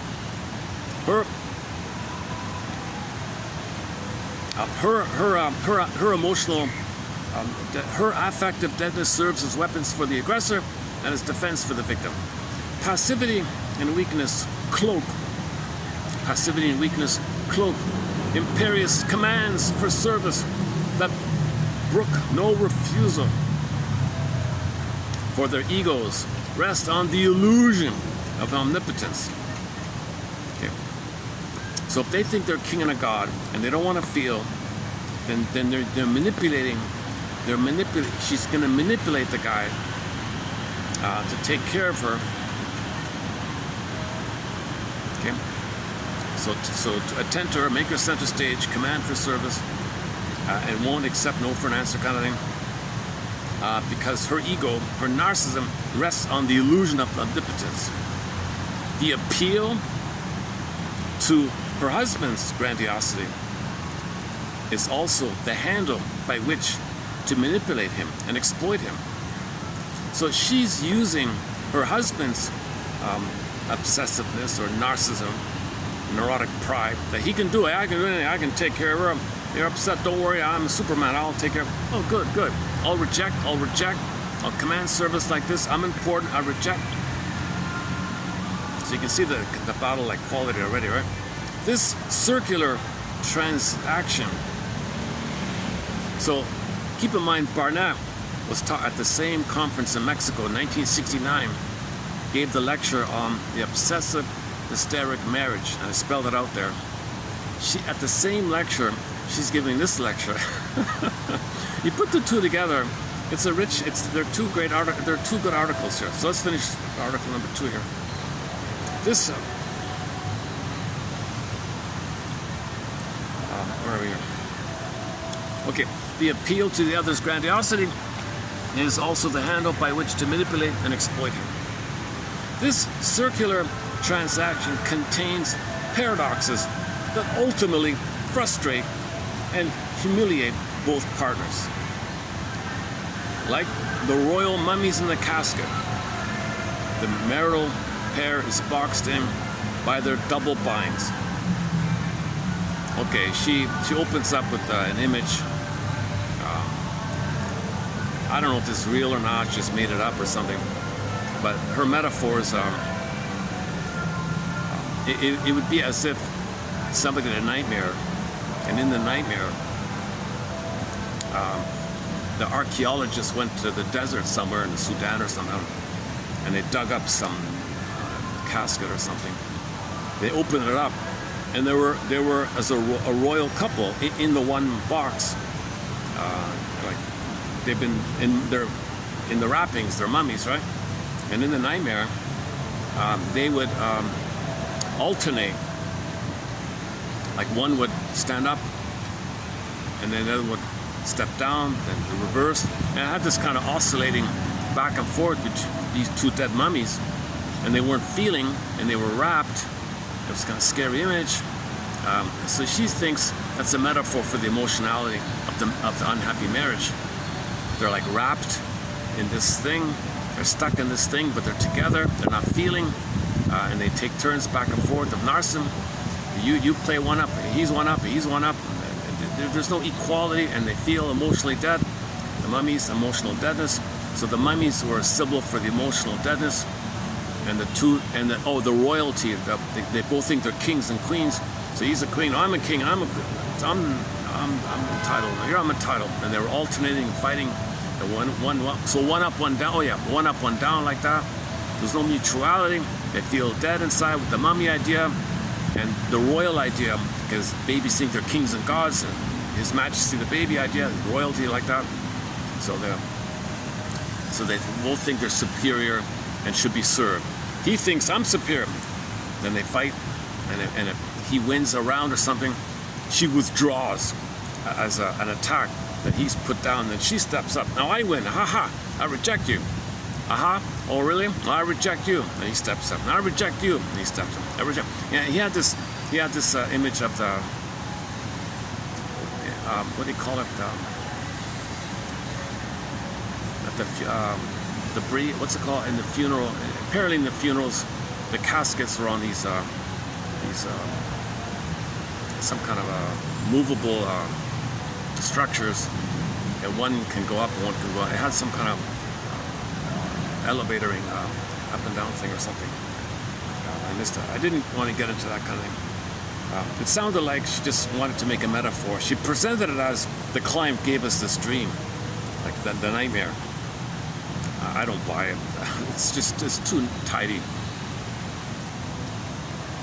It's just too neat and tidy. It doesn't. I have a hard time believing somebody actually had a nightmare like that. Okay, you saw National Geographic. They dug up. You heard a story about finding an old casket, and the couple were in, the royal couple. They were in there. Maybe she saw something like that. Maybe once she was at a funeral and saw the caskets being lifted up and down, alternating or something, when they were being cremated or inspected, I don't know, whatever. The funeral process, the caskets were on at different levels, but they would go up, they would escalate up and down. So maybe she condensed and fused. If it were true, then maybe she would fuse those things. And I have this idea of a power struggle, the up and down idea, the royalty idea, feeling important idea, stuck in the casket, emotionally dead with the wrappings, and they're long gone. It's an ancient thing, no time, timeless in there. They've been in there forever. So this describes their marriage from an emotional point of view. The power struggle, the deadness of the emotion, the battle, I guess. So she describes the conflict and the competitiveness between the two. I'm the king. No, I'm the king. No, I lead. I decide. No, I decide. Because they both have narcissism. They both have to be the king. They're fighting like that, but they can't get out of the casket like the image, like the nightmare image. They're both symbiotic. It's a full étoile kind of thing. Can't live with you, can't live without you. They both want the other to be the mother from the nursery. He can't do it, she can't do it. They can't be without the hope for it, but there's anger around it. But they need hate.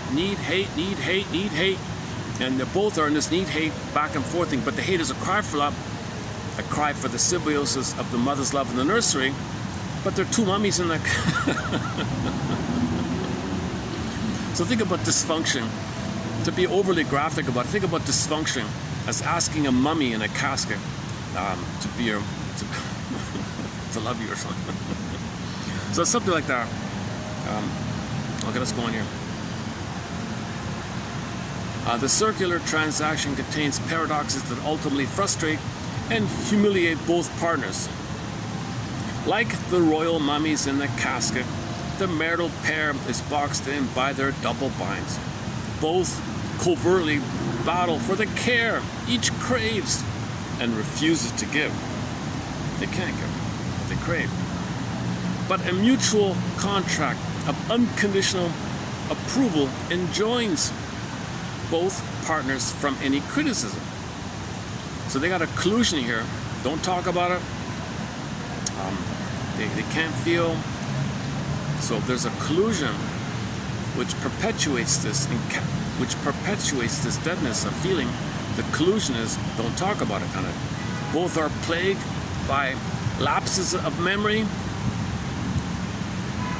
accidents, and failures which serve to negate the demand of the other. Okay, passive aggressiveness. I forgot. Did you want that? Oh, I forgot. Oh, oops. Oh, did you like that dish? Oh, I dropped. Oops. Or I forgot. Or wait. Make them wait. Oh, wait. You don't like waiting? Oh, I'll make you wait for 10 hours. I'm obsessive. I got to take an hour shower.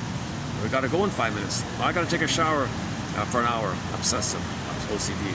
So these kind of things. Oh, you want something? I say no to you. Oh, you want something? Oh, yeah. Well, then I'll go without you. No. These kind of. All right. Since any implication. Okay, so why they don't get better? Because the rule is they can't talk about it. They have no critical thinking skills. They have no communication skills. They have couples in collusion.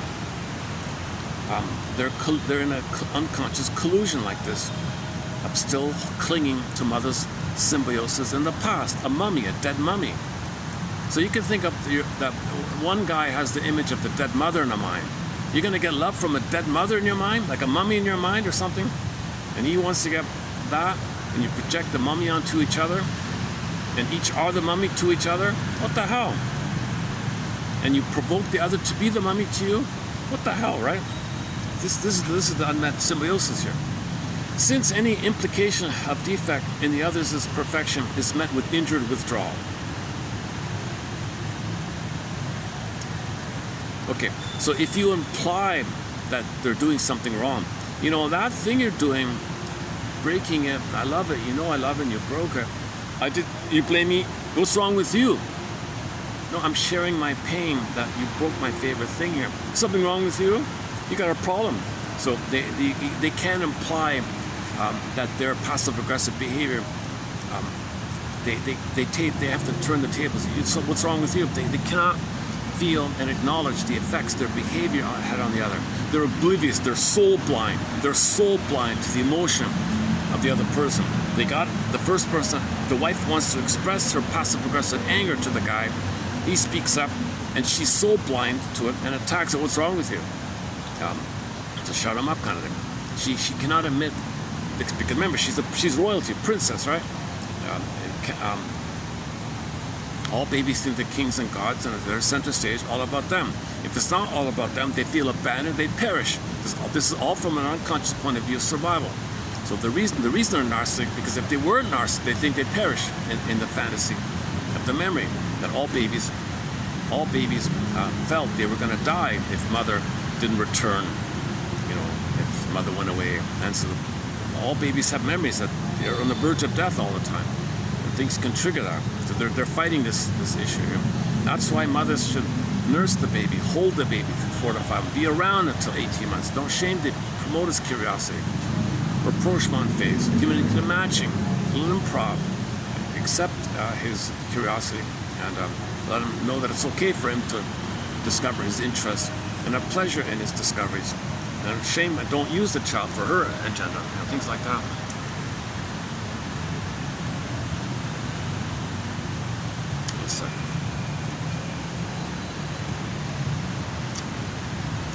Okay, sorry. I might not pull shorts with this video here. I'm speaking in a very anxious, tired, stressed out way here. I took a large coffee just thinking I could compensate. That's the worst thing for me to do, is to take an extra coffee just to give me the extra energy. I'm better off just having an apple and no coffee. I'd be better, right? They used to sell this nice fresh pressed guava juice, like the really good stuff. That's long gone. For a short time, one of the supermarkets sold fresh pressed mulberry juice. Oh, it's great. So it sells out quickly. You know, small batches. I don't know. It's gone. That's also gone.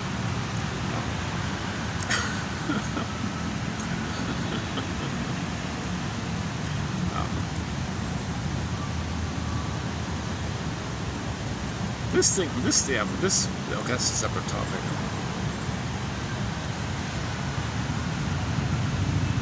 See, we don't want to know that we're destroying eating up the planet. Greed and envy for a quick buck, as a hope to get mother's love in the past. So we focus on minutia, on some details, of not knowing the truth of Mother Earth. But we plunder the planet. Okay, planet means mother, but it's symbolic. Grab, it doesn't work. Pain's grab, doesn't work. Pain grab. So eating up the planet, gobbling the planet, short-selling the planet, pillaging the planet as fast as we can. Play the song Big Lie by the singer Rick Emmett, who's on tour as we speak. Rick Emmett's song called Big Lie. We're eating up the planet as fast as we can. It's insatiable. Narcissism is insatiable. Greed is insatiable. There's no symbol of mother's actual mother.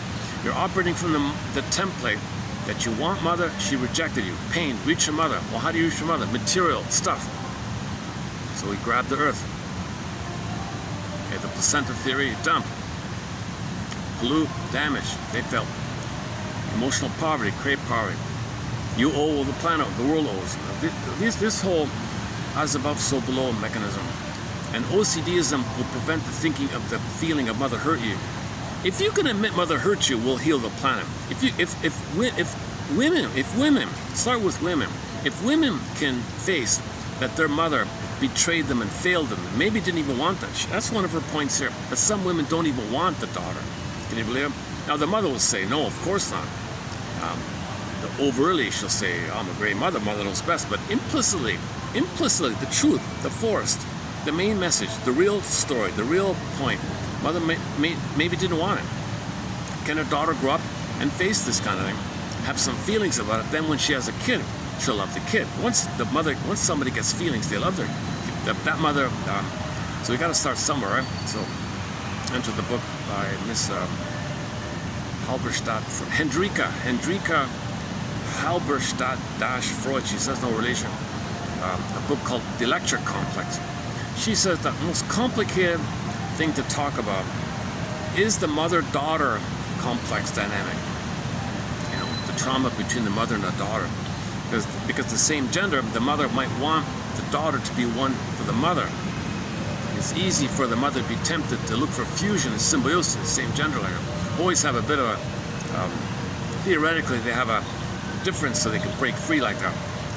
But daughters have less of a difference, so they're more engulfed in like that.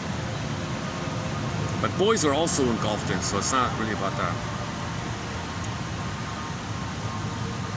But she argues, there's more of a magnetic fusion with the daughter-mother thing. That's called the electric complex. Any complication whereby the daughter could not separate from the mother's electric complex because the mother wanted mothering from her daughter. That's so the mother's Electra. Okay, Electra. Okay, Electra's mother was Jocasta. Jocasta used the boy, Oedipus, to mother her. Oedipus' sister was Electra. It's the same idea. Forget about the father part. That's later on.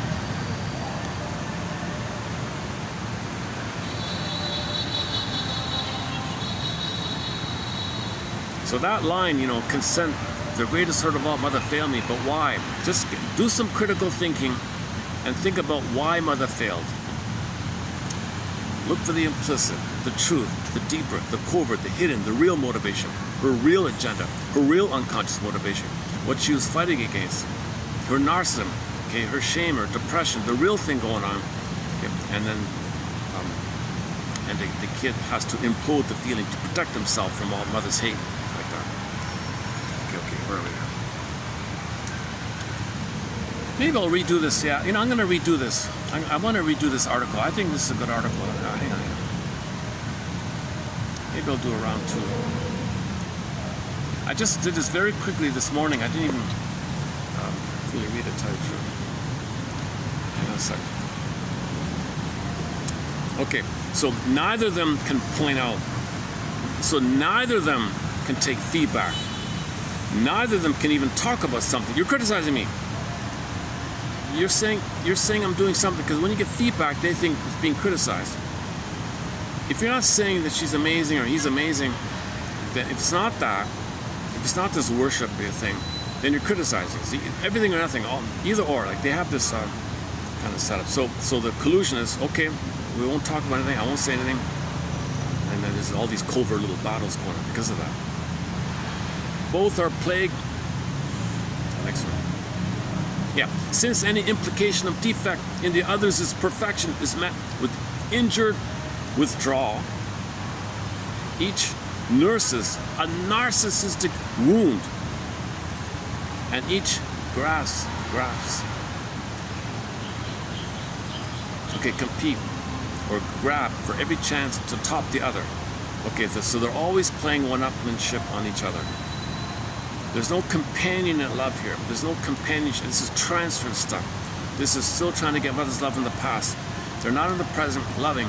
They're still trying to get mother's love in the past, using the mummy in the present, as, hoping it could be mother in the past, and they're doing it each other respectively in a quote-unquote,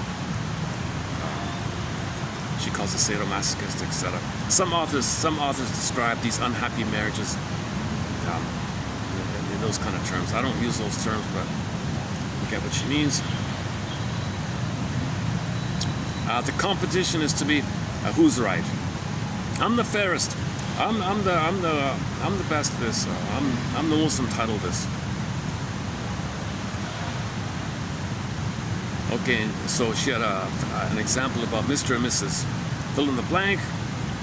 They reported their dreams, and the theme of their dreams relate this kind of thing. This competitiveness. In their competitive struggle, each considers his survival at stake. Their symbiotic, there it is there, their symbiotic view that they must occupy the same space, symbolized in the nightmare by the casket, the single casket that encloses the pair, the royal pair, right? We've mentioned before, compels each to demand that the other have identical needs to his own. Oh, that's another thing. Okay, so in her metaphor, the two are one. The casket, it's a single casket. Okay, it's a single casket, and the king and the queen are one in there, blurred up. Yikes. And they're popping up and down, competing, and they're so that because the mother is supposed to understand, quote unquote, mind read, be on the same page, called attunement. I know what you're thinking, crystal gazing. I know what you want. I know what you feel. I know what you. I'll respond. I understand what you need. You don't have to tell me. I know what it is. You don't have vocabulary, baby, but I know what you need. You're not comfortable. Let me make the adjustment here. You're cold. Let me make you warm. You're hot. Let me make. I know. I can mind. We're one. We're same thoughts, same mind. Two people, one mind. This kind of thing. So this is the unmet need here, right? Narcissistic need, dependency need. So they're competing for each other as reflected in this nightmare dream, because each feels incapable of autonomous action. Each considers it imperative to activate the other to serve his needs. Oh, look at that. Right? So the baby's passive, right? The mother should be active. So in the couple, they're both passive to each other, trying to coax who's going to be the active one. So she's trying to provoke him to serve her. He's trying to provoke her to comfort him. Those kind of things. They're both they don't initiate. They don't make I statements. I felt this, or they do their pouting routine or guilt tripping routine or passive aggressive routines or cold shoulder routines to provoke the other. Oh, you're going to talk to me or something. Who's going to talk first, kind of thing. Okay, so they're both in a passive babies, waiting for mother to reply. They're trying to coax mother to reply in their nonverbal gestures, called magic gestures. Omnipotence of gesture. They'll make some gesture to control mother and demand mother to pay them attention. Hence the competition idea. So the competition would be the mummies stepping up and down all the time. The mummies, the casket was elevated and one was deep, one stepped down, one stepped up, and when one was up, the other one was down, one was up, the other one went down. It was alternating. It was like a Ferris.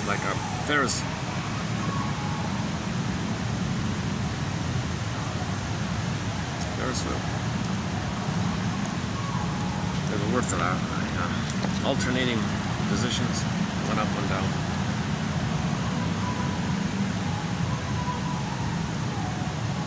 Again, because each feels incapable of autonomous action, each considers it imperative, mandatory, mother, mandatory, that you serve me, I'm the baby. Without a conception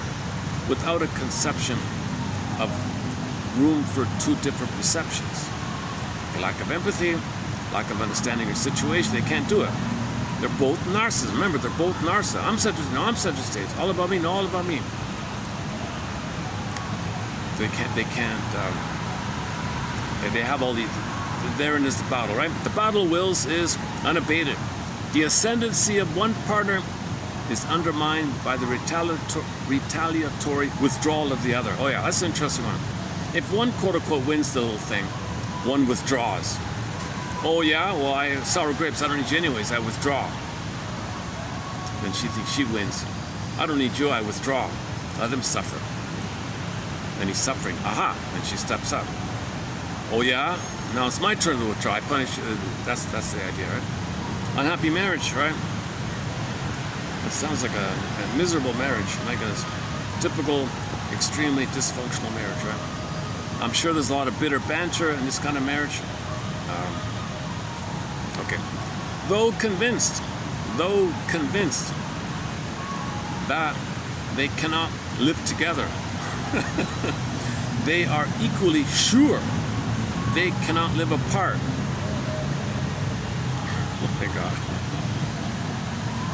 Together, each may remain encapsulated without risking awareness of their essential emotional affect isolation. The relationship between the locked fit of the partners and the depressive symptomatology seems also to hinge on obsessive compulsive mechanisms each commonly employs against the loss of emotional control. As noted, that the mechanism of affect implosion, noted by Barnett, she's quoting her husband, the mechanism of affective implosion, or the implosion of affect, the whack-a-moling of your emotions, the deep pressing, pushing down of your emotions, noted by Barnett, that each partner employs, oh, here we go. Okay, so both couples are obsessive.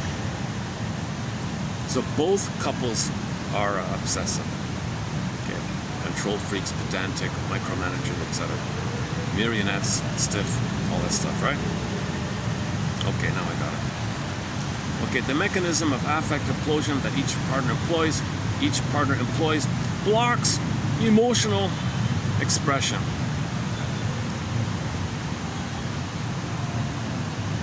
Through even neurotic pressure events. See, the hysteric would be the pressure event, right? Blowing up steam. And leads to the depression. That is both cause and effect of the seal that binds them. Ugh. It's the seal that binds them, the depression. Yikes. The mutual denial of authentic emotional gratification and the exploitation of each other's needs confirm the distrust each feels. Yeah, neither of them ever trust the other. There's always basic trust broken. That's what they're fighting for. I want to trust you.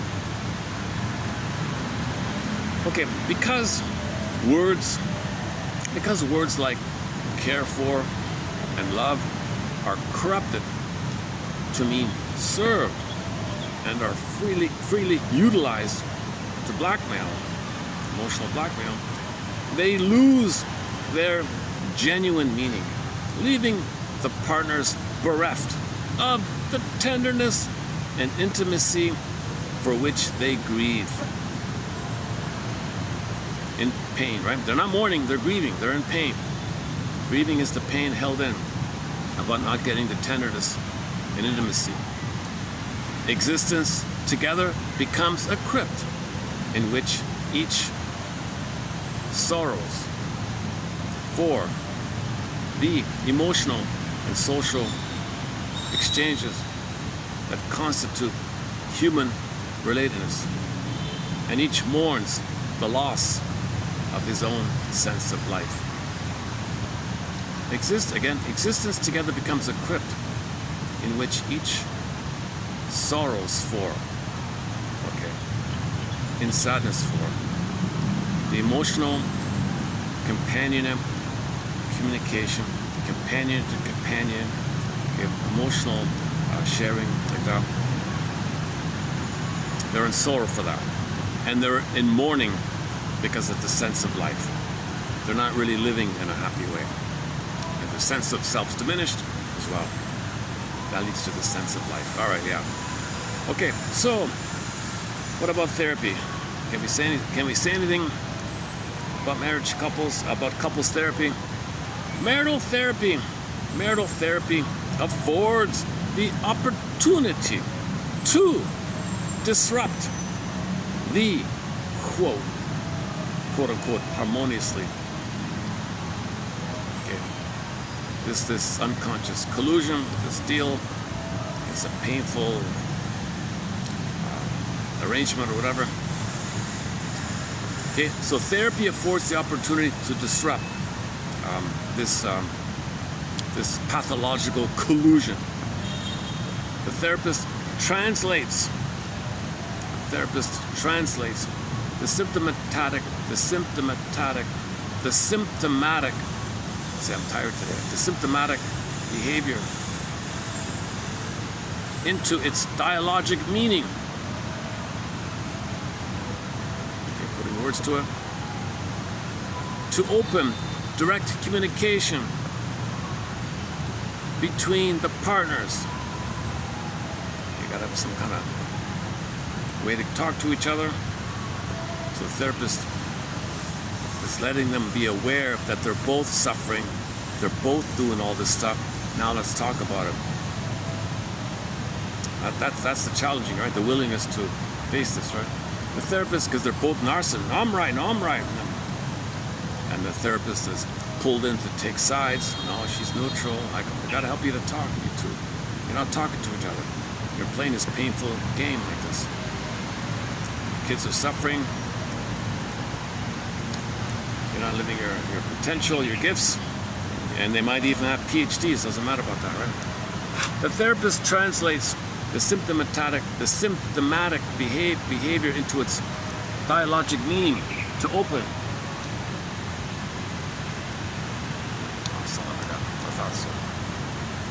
Let me make a move here. Hold on a second.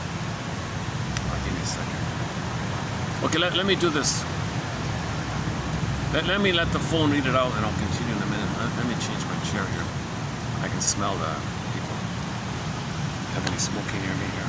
I see. This would be I just realized this would be classified as the smoker section, right? Yeah, okay.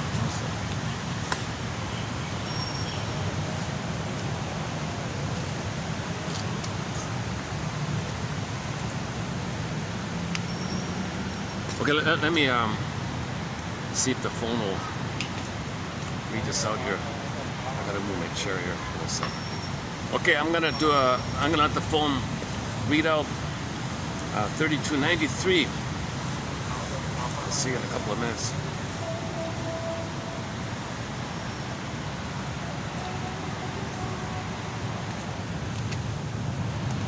In psychiatric nosology, we have the term compulsive obsessive, as if compulsiveness were an aspect of a single and distinct entity. In a broad sense, compulsiveness is to neurosis what spontaneity is to wholeness of being. Elder Rosie's neurosis might be thought of as a kind of internalized obsessive-compulsive disorder, because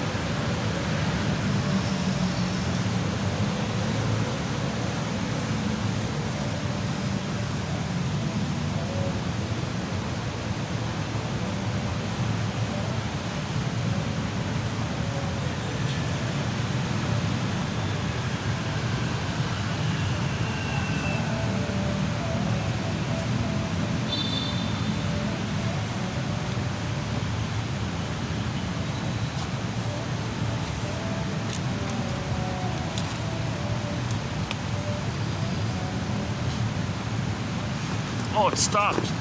Oh, for Pete's sakes. Oh, for Pete. Hang on, hang on.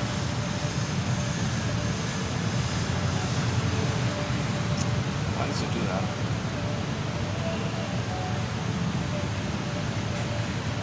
Let's try again.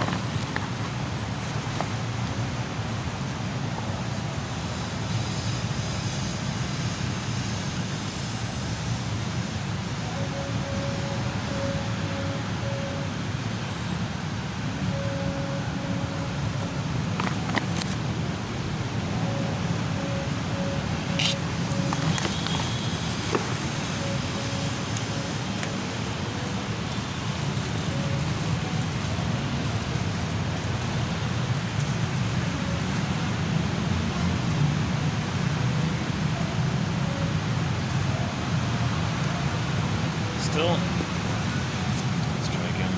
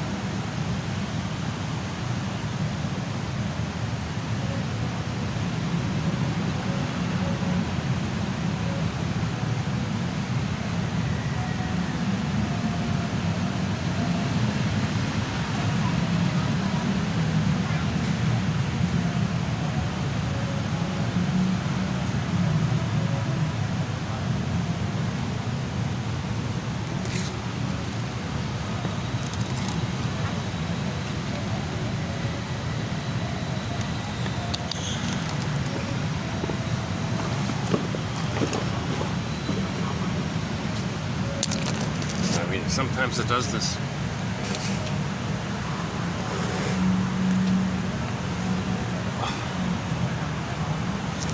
I was hoping it would read out. I really got to redo this. Man, oh man. Okay, this is a rough, what I'm doing here is a very rough draft. This definitely needs a redo here.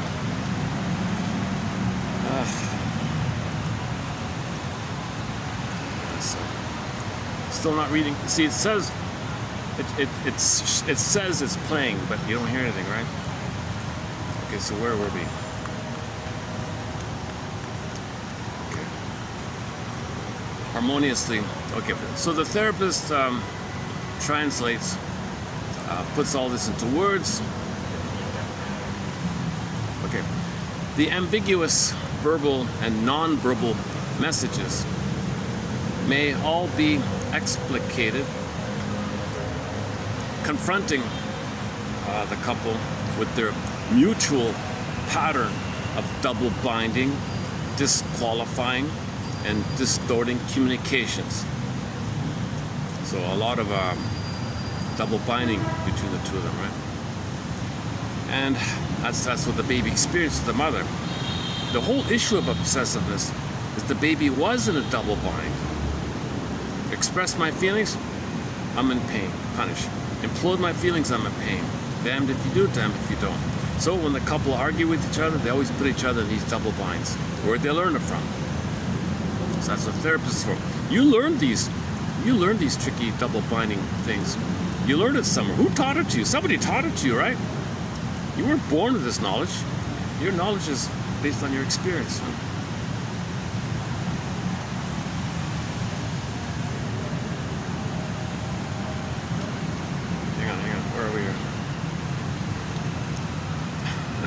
Okay, double binding. And with the dysfunctional effects of these operations. The manifest communication of the mutual pair may be decoded. The shrink has to decode all this, right? Wow, you guys are talking a huge code here. That's code for that, and that's code for that. To reveal, to expose the covert relational ascendancy conflict that is actually raging on between the two. Thus, an interminable discussion between this couple about the merits, the relative merits of buying from the discount store or buying from the other store is barred as they're jockeying to establish the superiority of his impulsive or her inhibited character styles. A more relevant dialogue can be initiated, enabling the partners to expose the fears and needs that really trouble them. So she says you can take like even a trifle battle about buying something. They went to this.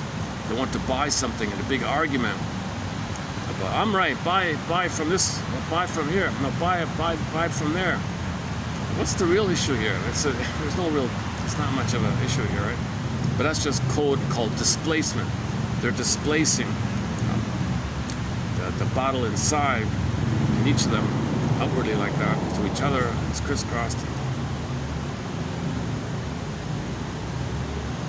A more relevant dialogue can be initiated, enabling the partners to expose the fears and needs that really trouble them. Their avoidance patterns are altered as each partner is pressed to speak, to listen, and to observe the impact he makes on the other. That's a tough one, right? Can the therapist help the two realize the pain the other one's feeling? Okay, obviously not. They only focus on their pain. All about me. To develop a sense of equality, to foster mutuality, and to reduce competitiveness,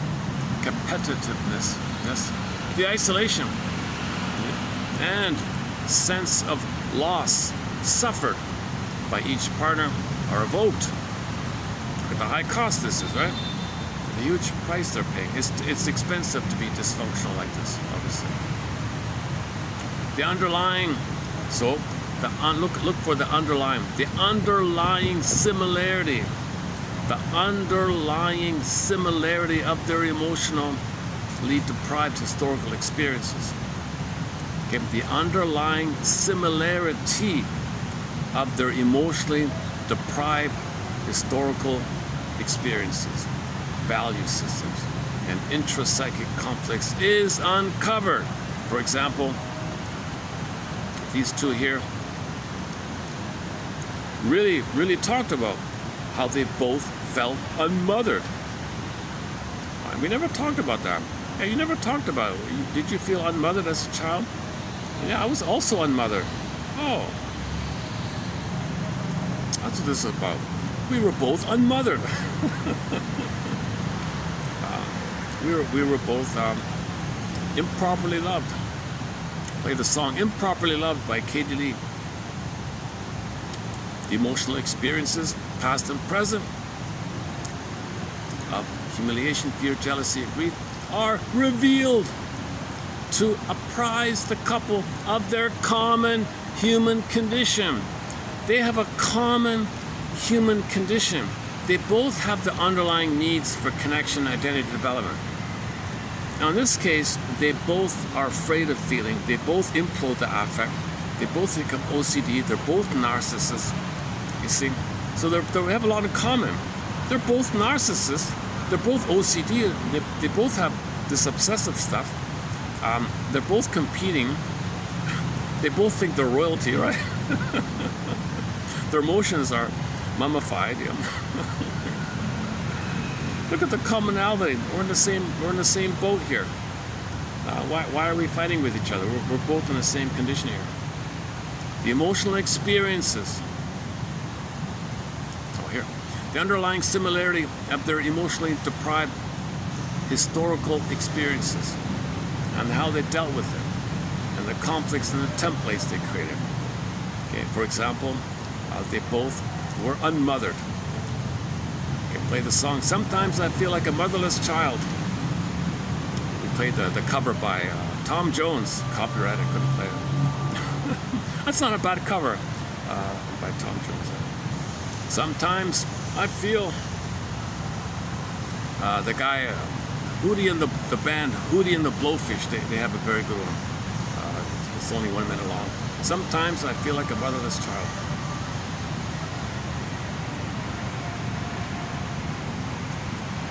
Sometimes I feel like a child of a mummified mother. Oh boy. The emotional experiences, past and present, of humiliation, fear, jealousy, and grief are revealed to apprise the couple of their common human condition. We gotta have like a boom, like some kind of bell or something. Their common human condition. Like attracts like, but see, they gotta be conscious. If they're unconscious, it's the fusion battle, right? The unmet fusion. Probing questions search out the underlying reasons for failure by either partner to respond to the authentic emotional expression of the other. The glorifying and humiliating operations are checked to reduce their exploitative and blackmailing value. See, okay. So stop the games people play. Confront these games. Why are they playing these games? What's it really all about? What are they trying to do here? What are they? Notice how they're both trying to get mother's love in the past. You be my mother. You be my loving mother in the past. No, you be my mother. You be my loving mother in the past. But I was never mother. I was never mother. I was never mother. How can I do it? So you're fighting for something neither of them can give, really, right? Oh, they're gone. Oh, good. Let's try the readout again. Let's see.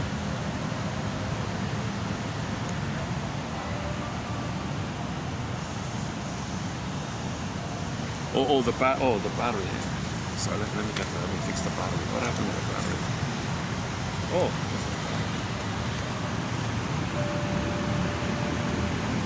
Hang on a sec.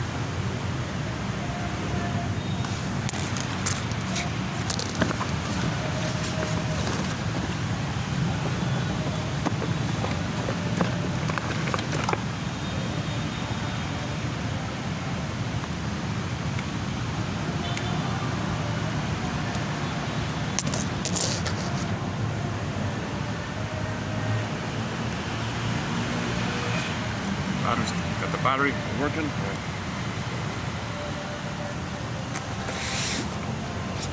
I still haven't figured out why this works or doesn't work. It's just so fickle, this thing. One last time.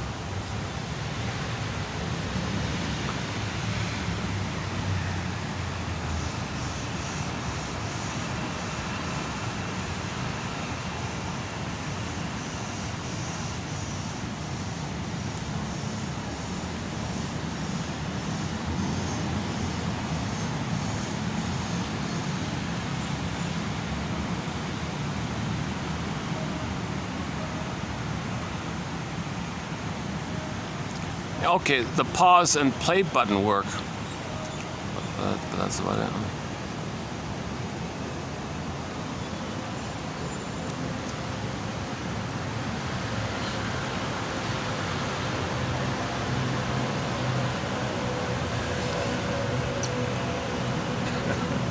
So we can make a joke about the iPhone. Oh, iPhone, you're withdrawing.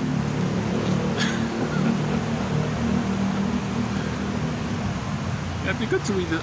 I'd like to have this read out. Yeah, my goodness. The rest of her essay is actually pretty. She's kind of a.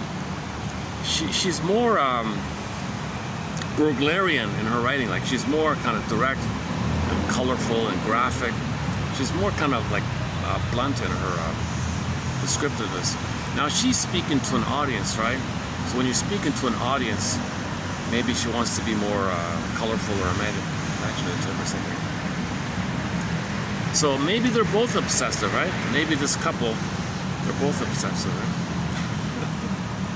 Man, oh man, I wish these two I wish these two lectures were on videotape. Him and her, right? Husband and wife. That'd be a great display, my goodness. I noticed the daughter sort of avoids all this and does EMDR. Oh, brother.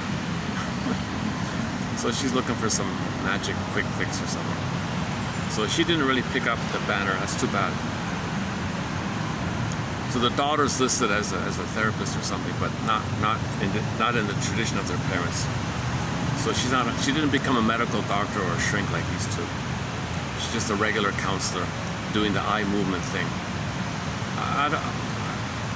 Maybe in the future we'll look at this eye movement thing, what that's about.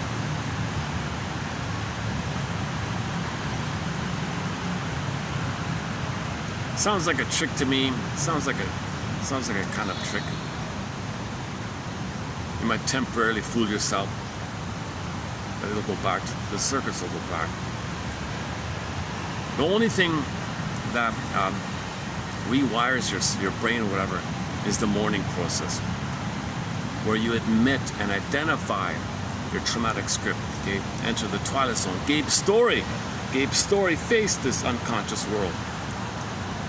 And he saw the machinations of his unconscious. Roxanne writing the script, the imprint, and how stubborn it is. Finally, he said, hell with it. Give me the pen. I want to write my own script. But you got to identify the unconscious. Enter the twilight zone. Open the door. Next stop. Beyond sight and sound. Limited only by your imagination. Next stop. There it is. Next stop. Open the door. Twilight zone. Okay, the musical notes. This other world. So he went to the other world, and he saw the imagery of his template, his traumatic script, his imprint, his dysfunction, his repetition compulsion, how he implodes the affect, how he's obsessive, how he's loyal to dysfunction, how he's loyal to self-defeating behavior, how he's loyal to the body. Still waiting. Isn't it bittersweet? In another episode of The Twilight Zone, entitled One Life Furnished in Early Emotional Poverty, the main line in there, isn't it bittersweet that you're dysfunctional, trying to save your mother, cure the mother, heal the... Oh.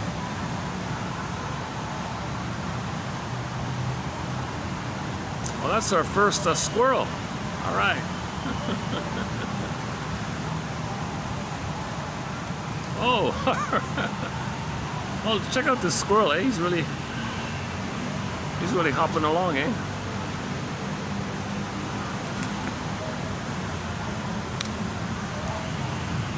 He found something to eat, huh? My goodness.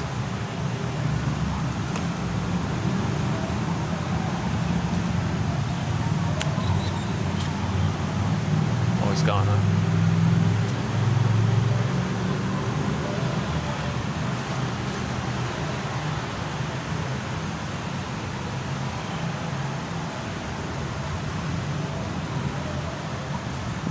Awesome.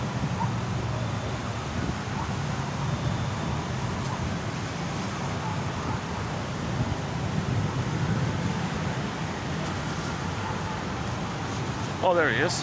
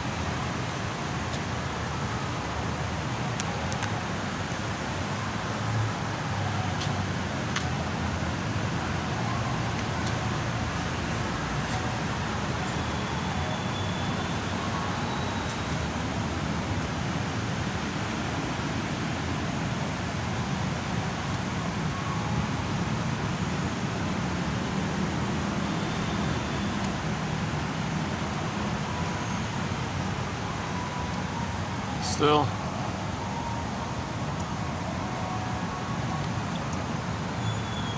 All right. Well, submit it for your approval and consideration. Should you choose to accept it, visit the number. Oh, there's the school. The number might change, but for the moment, look around 3293.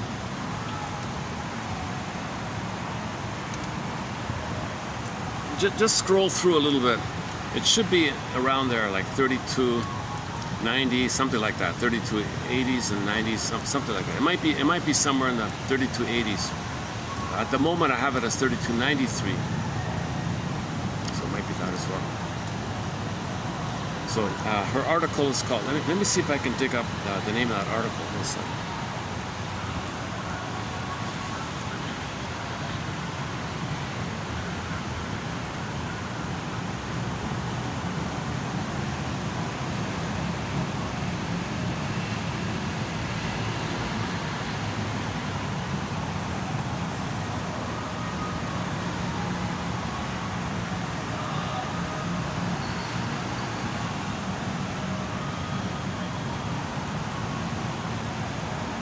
Oh yeah, here we go.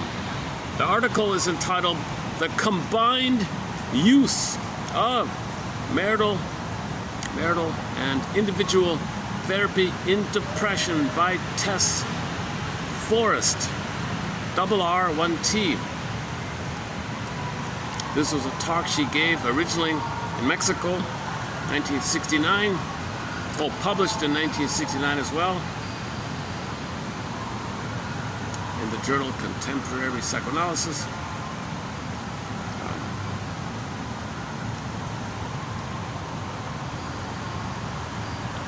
Yes, the opening part is the core ideological factor in the individual dynamics of the depressive, as viewed by classical theorists, is the self-hatred due to ambivalence towards a love object who was introjected. From a culturist position, Nime describes depression as a practice characterized by hostility, manipulativeness, aversion to influence,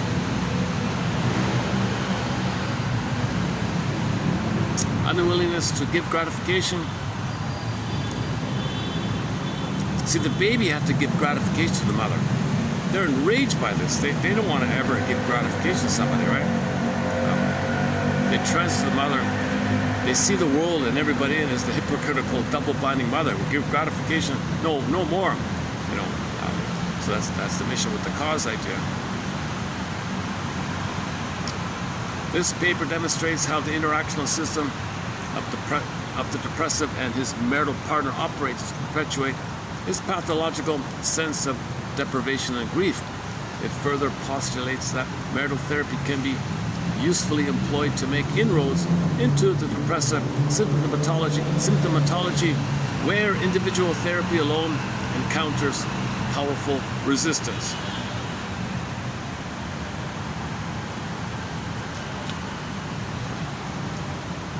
This is a common thing, right? They each have individual therapy, and then once a week or whatever, they have a couple therapy. They got to do both, right? Okay, so I've already okay, so either read the article or the quotes here, the selected quotes from it here. Let's see what else is there.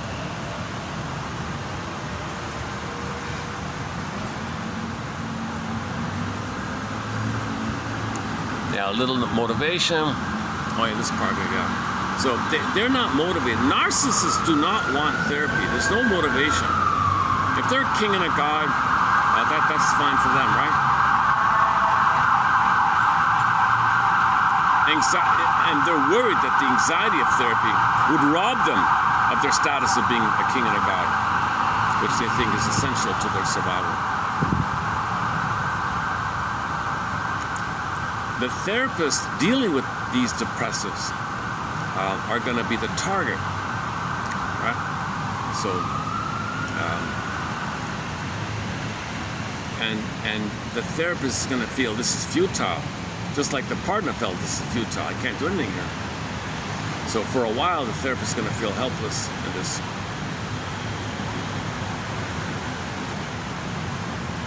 What's supposed to happen is the therapist, the client, should have some kind of positive idealization of the therapist.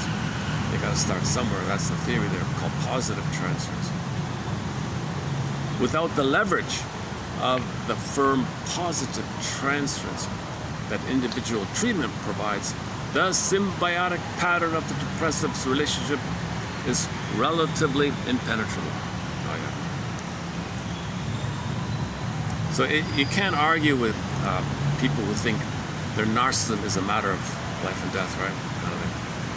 Oh, pigeons there. One of the doves. All right. There's a name for that dove. I gotta look it up there. It's a kind of dove. If the dove has a blue beak and blue feet, it's called the Japanese dove. This particular dove must have another name, obviously. But it's interesting that all these kind of doves are on here. But they're not pigeons. They're considered doves.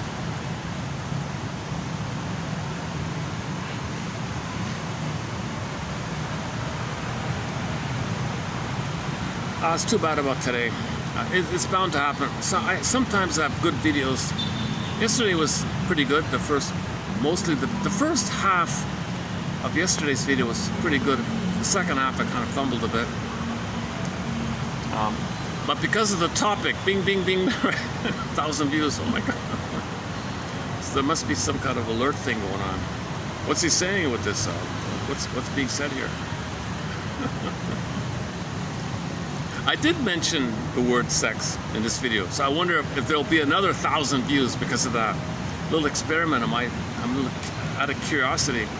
I wonder if this will get the usual 5 views or something, or maybe 10 if I'm lucky, or will it jump up to 1,000 plus views or something. So the most popular, that's the only thing that's unique about the last video, right?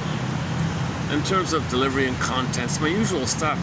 But the exception was that's the first time I discussed somebody's article on the section called The Sexuality of the Obsessive. Oh yeah, you can imagine this couple in the bedroom, right? You can imagine there'll be a lot of problems. Bargaining, and I'm right, and you do this, and hostile. It could be manic, or get it over with, or so there's going to be some kind of stuff going on, which Barnett talked about in yesterday's article.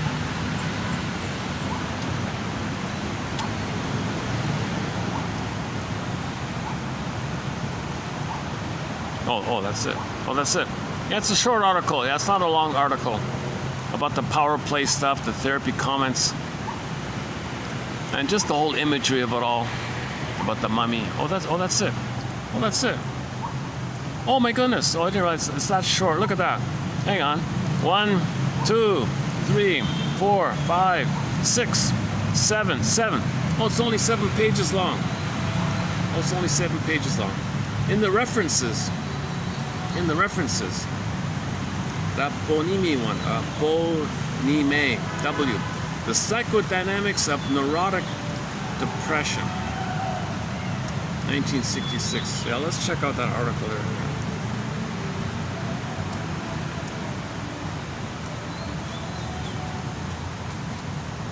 I didn't know this, but the couple, they were invited to give lectures around the world. So they were the flying shrinks.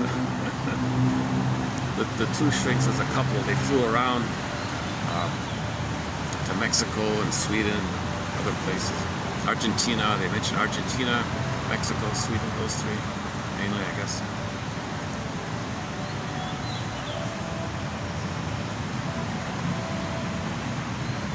So the articles must have really hit a nerve for people in Argentina, Mexico, and Sweden, right? For the shrink community in those 3 places, they say, we'll send you a ticket, come on over, talk to us. So this obsessive issue is international. It's all over the place. Every place has it. Canada has it. You name it. Every country has this obsessional thing. Maybe stereotypically. Look at that. Even Mexico, they have it. Argentina, they have it everywhere.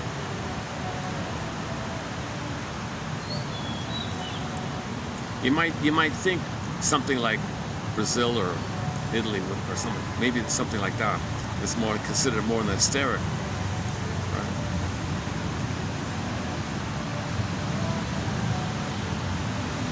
It's everywhere. It's everywhere. It's this issue. It's not about nationality.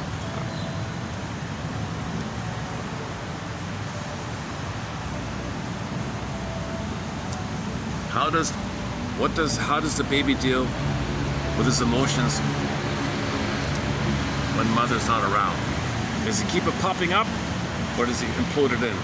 If it implodes in, obsessive. If it pops up, hysteric. Then you got the marriage between the two. Now I realize this article here by her, Miss Forrest, it's the marriage of two obsessives. You know, I would say maybe the husband might be the more obsessive one. She's a little more willing to be colorful in her metaphors like that, right? With the mummies and all that. So maybe they were both on the, but they both were shrinks, so they can analyze each other, right? And they can write about their experiences. They had 2 kids. The daughter became a counselor. I don't know. I'll check about the other one.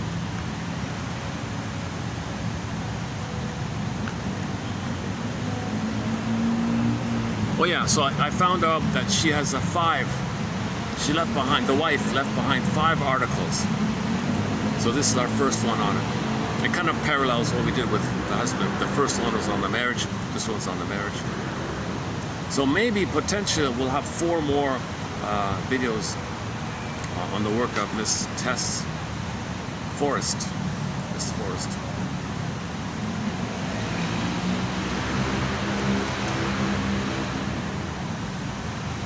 Oh, it just says PhD. Oh, hang on, PhD. Oh, okay, hang on. Oh, she's only got a PhD. Oh, this one only has a PhD. She doesn't have the MD. The husband has the MD. The husband's the bona fide shrink, MD, medical doctor shrink. She only has a PhD in marriage, family systems, counseling therapy. All right. So she's more interactive with the PhD, and he's more serious with the medical, right? So the husband might be a little bit, maybe a little more on the obsessives, let's say, and she might be a little less obsessive. But it's a real contribution that this couple would share from draw on their experience, possibly draw on the experience of all the people they serve and all that. So she was a full-time counselor, he was a full-time shrink.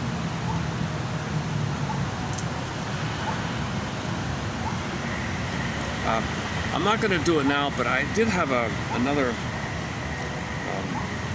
Before I found Miss Barnett, I was in the middle of digging up some quotes from a book called Obsessive Children. There's a book out there from the 60s or whatever called Obsessive Children by Adams, Paul L. Adams, P.L. Adams. And he was a shrink in a hospital, and he reported on 49 OCD children. The book's mostly about these case studies, and they're interesting. I didn't get into it. All the horrifying horror stories with their mothers. Basically, the commonality of all of them is the double bind by the mother. She overtly says, mother knows best, but the child feels covertly her hate, hostility. And this double binding thing leads to the OCDism. He had 49, right? Most were boys. 10 girls and 39 boys. Middle class kind of thing. So in the next video, I'm going to redo Miss Forrest's article here. I want to do a better job on it. and maybe we'll do a preview on the work of from this book, Obsessive Children. So I've got 2 pages of Mr. Adams, currently listed as 32, 92, and 3. Oh, pardon me, 91 and 2. 91 and 2. Let's see if it'll read out. If it'll read out, I'll let it read out. Let's see. Let's try again.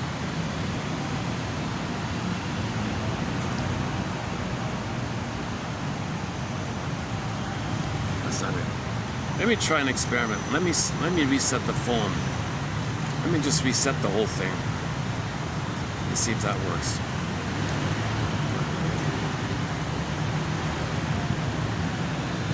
Five o'clock.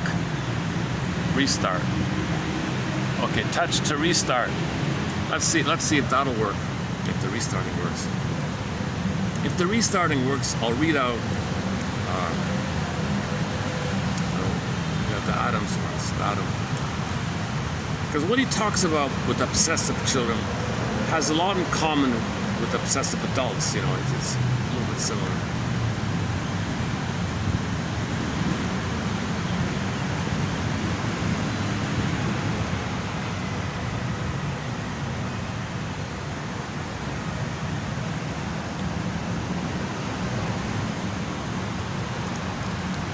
I'm doing this video on with I'm not in fully energized mode today.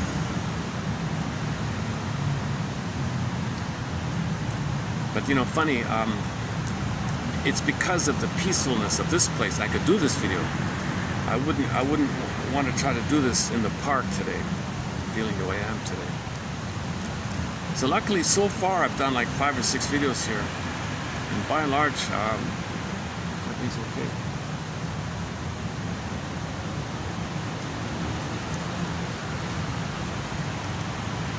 The floor is mainly a discotheque, but they're closed during the day. So I want to finish before 6 or whatever. I don't even know when they open. That's fine. So nobody's here. There's a couple of other shops down there at the other end. I wish, man, oh man, I've missed it. I didn't know this existed for such a long time. I've missed this place. There's another venue nearby, but it's in the dark. It's in the restaurant. The restaurant has 2 levels. The lower one has no windows. I do it, but there's no light. I did 2 videos there, which were good videos. Two of the Barnett videos were done in that darkened section of the restaurant.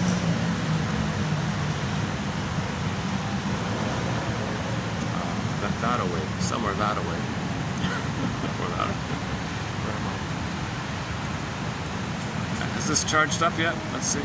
Okay, let's give this another try here. Okay, let's see if this works. It begins with, an obsession is hardly the finest flower of human thinking. Obsessives think, you know, oh, I'm a really good thinker. Yeah, no, they're not logical. They can't see the forest. They don't know the main idea. They're only in minutia mode, and that's their narcissists. They think they're superior thinkers. Nonsense. Ask them about the main idea of something. They clam up. They can't do it. If they're forced to do it, listen carefully. Whoa. It's schizophrenic almost. It just jumps around, and they're trying to hide it. But they believe, they take pride. Some people actually take pride in their own obsessions and compliment the thinking of other obsessives. I recall an adult obsessive myself, my supervisor. This shrink here, Mr. Adams, said that his supervisor, some years ago when he was starting out, he seriously believed that being obsessive indicated that my supervisor believed that he possessed a form of intellectual superiority above the common a man. He believed, and not without a note of vanity, that his obsessive thinking, that his obsessive neurosis was an illness of the patrons, the patricians, the aristocrats or something. So his supervisor considered himself superior. Presumably he's from a wealthy family, so he has the logic like that the illness of obsessive thinking can help you to plunder the system because you don't feel. So let's just park right in front of me here. So let me change my spot here. Oh, let's do it like this. So.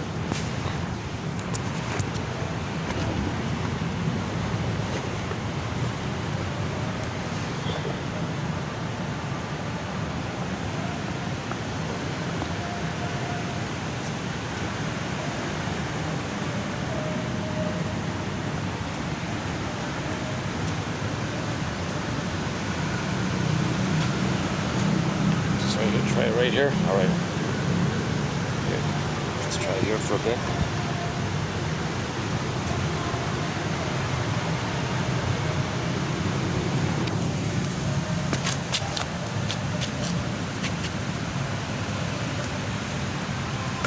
Oh.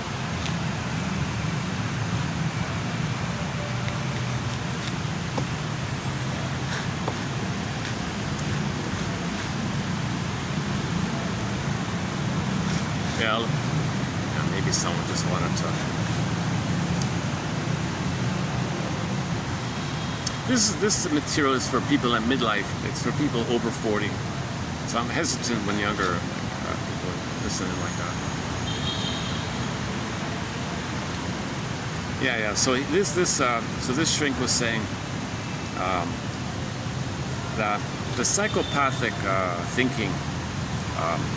It makes them climb the ladder, and he thinks because of that, it's superior. That my sick thinking allows me to psychopathically climb the top, and my schizoid psychopathic thinking doesn't feel, no feeling, okay, no feeling, no ethics, morality. Okay, so therefore it's a patrician illness, not a plebeian in ancient Rome, right? But the wealthy and the poor, right? Whatever it was. He stated often that obsessive neurosis was a patrician illness. Contrarily, simply on the face of it, obsessions represent outright pathologic cognition. It requires little that is gifted or creative to be obsessive. You don't have to be creative or gifted to be obsessive. Okay. Children who are traumatized become obsessive. They're not gifted or creative. Being obsessive is not creativity or giftedness, right? As obsessive children. Oh, well, hang on. Let's read it out here. Sorry.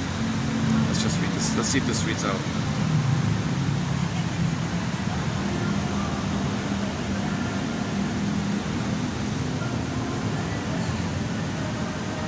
Oh, you're kidding.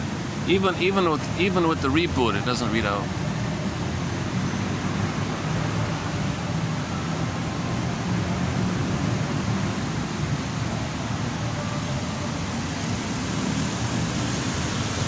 Oh, you're kidding. What? Okay, what if I just turn it off completely and then start it over all over again? Let's try it the other way. Power off. Okay, now it's going to power off. Let's just wait a minute. Restart it. I'm not speaking well in my fatigued state. I'm making too many mistakes. I'm slurring a few of the words like that. I can't even pronounce some of the words when I'm short on rest like this.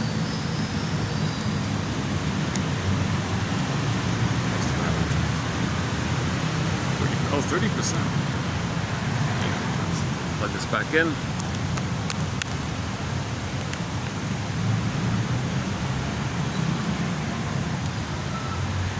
Or maybe they're waiting for the nightclub to open or something.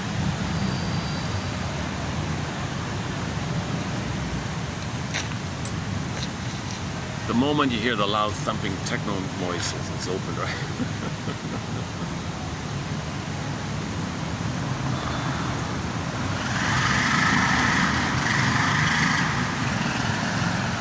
See, the less you feel, right?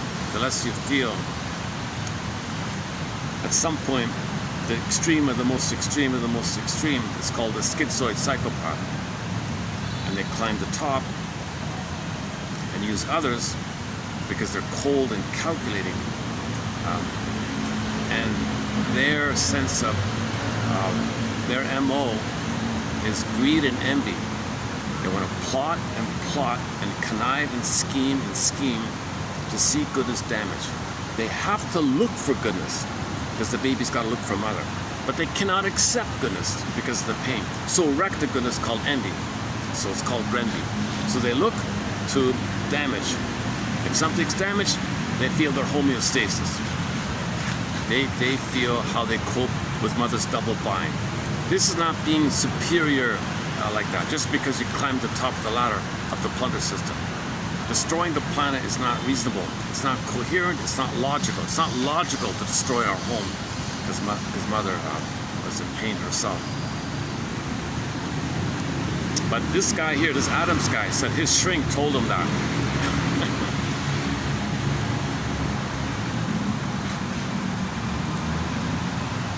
So he wrote a book about obsessive children. It's pretty good. The book's called Obsessive Children. Most of the book is like 49 little case studies about these kids. I'm not going to get into these stories, but they're all very dramatic. You could build a film on each one of these things. You could build a whole mini-series of these kids and what happened to them and how they're obsessive. You could do a documentary on this guy's book, for sure. All right, let's charge up the phone here. Let's one last try here. Let's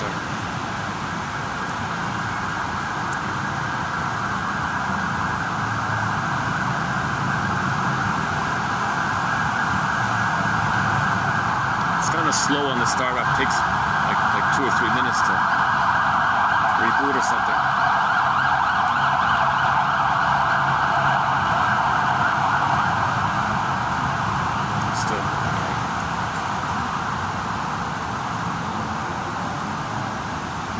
So questions.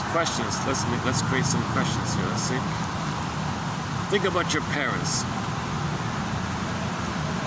Can you identify one of your parents as being obsessive? They can't see the forest for the trees. They don't understand the main idea of something. They're extremely literal and legalistic and obsessive about some little thing.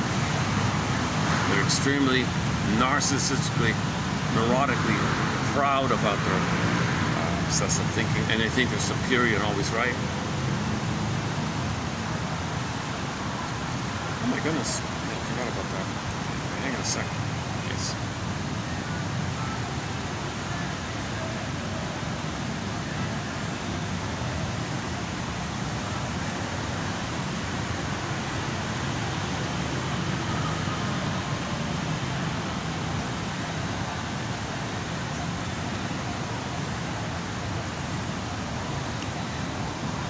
Oh my goodness. What happened?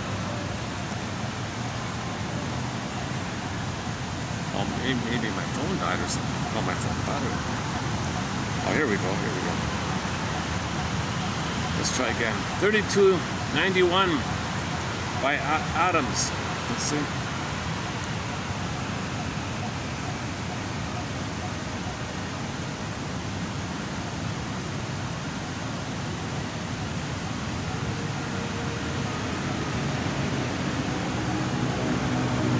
Still not working.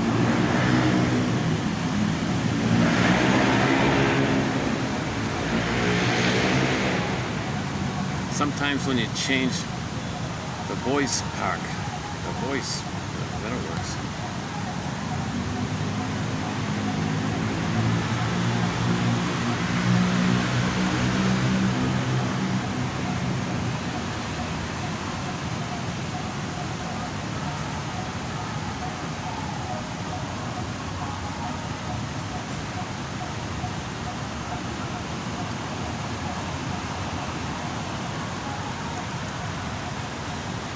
An obsession is hardly the finest flower of human thinking.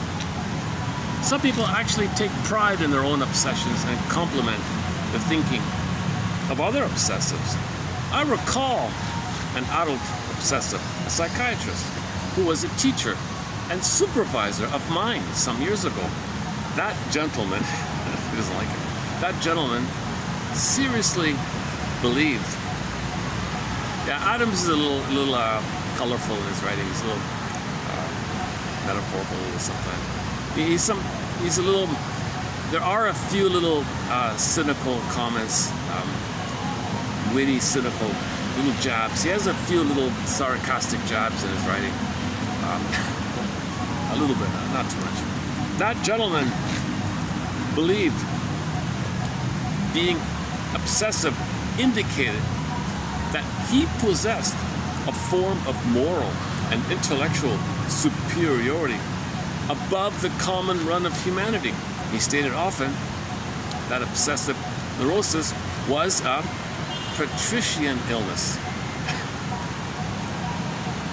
like an illness of the 1%, an illness of the plunderers, the aristocrats, an illness of the blue bloods.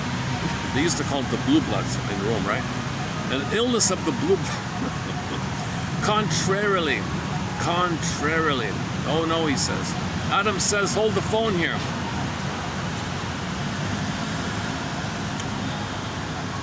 Obsessions, what's going on here, really, he says here, is that they represent outright pathological cognition. Because you don't have feeling. Remember, you need feeling to have proper cognition. And you need to be coherent and logical, not as a manipulation or logical, like a context, patterns. You feel, you feel.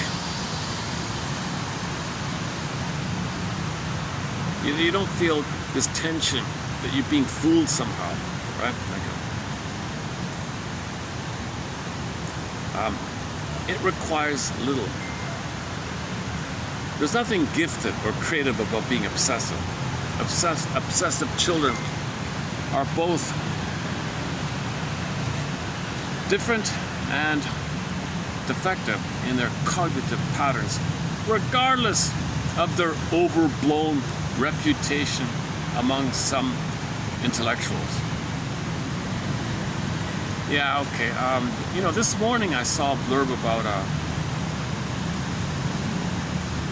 somebody who might be considered a geek or something, an obsessive intellectual or something. But what he's doing is not logical. It's not common sense. So I won't mention names, but he's doing something that's just so bizarre and absurd. But he feels bombastically, I'm right. It's a superior logic. He denies the feelings of humanity. He denies the feelings. The indigenous people are crawling in their graves. He doesn't care about the earth or the feelings of the people. He thinks like a robot or something, this guy. Okay, the obsessives bury knowledge. Oh, and even their knowledge of obsession is distorted. Freud, the man himself, Mr. Freud, 1909, acknowledged that the obsession itself is not easily reported by the patient. Although the obsessive has had the forced idea or done the act many times an hour for many months, he is unable to really tell you about it. So the obsessive can't even spell that out for you, right? Like what it is that he's doing.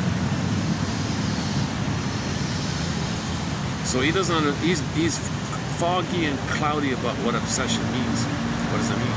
Clarification and exposition of the symptom is, so the guy I'm thinking about is cloudy in his mind about his obsessive, about his obsession with certain things. That's harmful to everybody. Clarification, it's funny because it affected me when reading that article.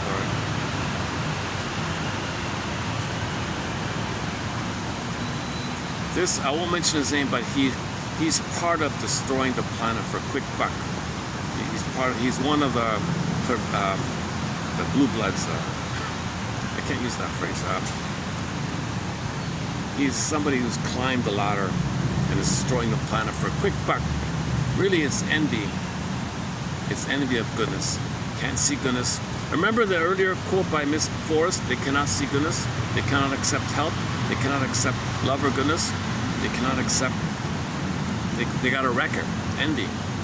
So destroying things is not logical or reasonable or superior in intelligence. You're not being gifted or nothing like that.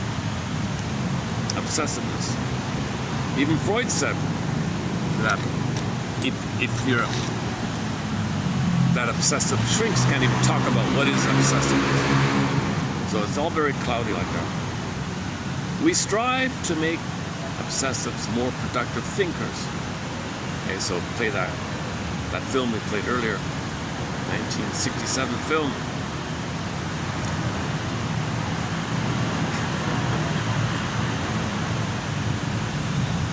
We strive to make them more productive thinkers than they were when locked into their obsessions. See, obsessive thinking is a defense against productive thinking, because productive thinking makes links, and that leads to feelings. They don't want the feelings, so they don't want healthy thinking.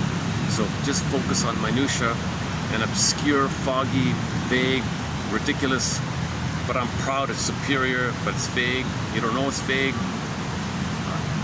Because the baby was, when he was traumatized, he was in a cloud himself, right? So he's thinking it's cloudy. It's kind of,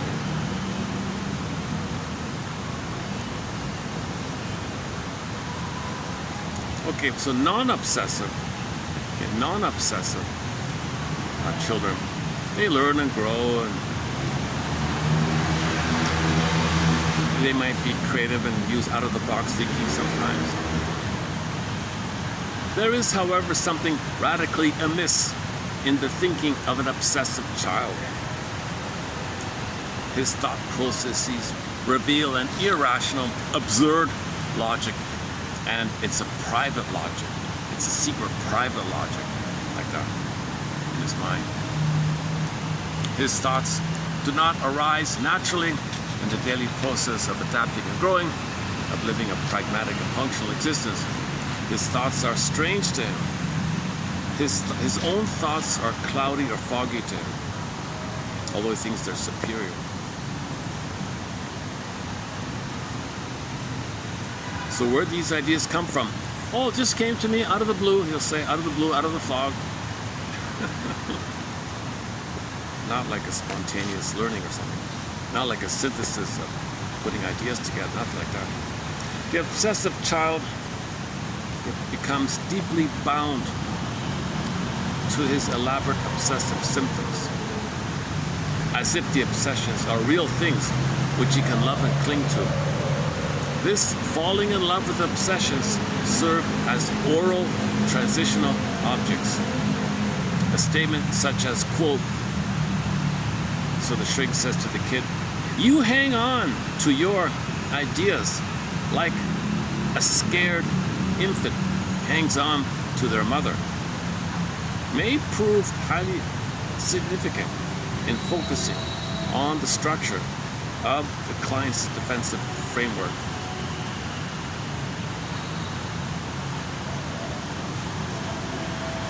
Okay, so the obsession, the OCD thing, or whatever it is, this belief or ritual or fanaticism about something, it functions as a teddy bear, as a symbolic mother, a love object, and you're nursing on it, and you're milking, like it milks you, I mean it feeds you, you're obsessed about it, because it's the repetition compulsion of something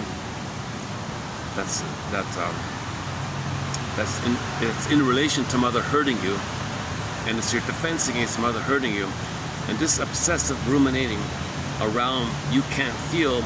So rumination is a failure of emotional processing. You can't emotionally process your affect, so you're spinning around trying to feel, and this spinning around is from the trauma that you can't feel, and when you can't feel, you're spinning around obsessive. So this famous person has an obsession with something that's causing a lot of harm to a lot of people, oblivious, I'm right, I'm superior, I'm the patrician thinking. I'm the blue blood, right? This guy was lucky. He climbed the ladder. It's just a luck. It's just a chance kind of thing. There's nothing genius or clever about it. Could have been anyone really.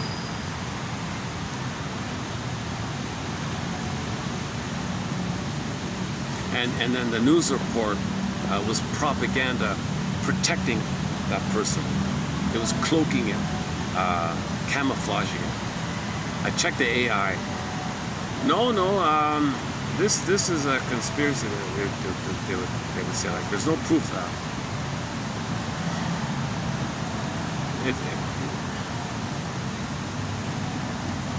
Doing something that destroys the soil and the animals and the food.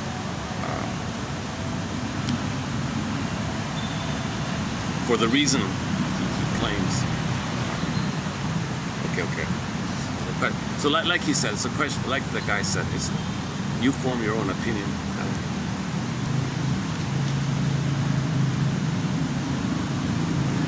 Okay, the broader, let's back up here. This falling in love with obsessions. Okay, so he clings to them, he loves them. They function as symbolic breasts. Symbolic breast. Okay, he's sucking on it, right? Baby was bottle fed, given the powder stuff.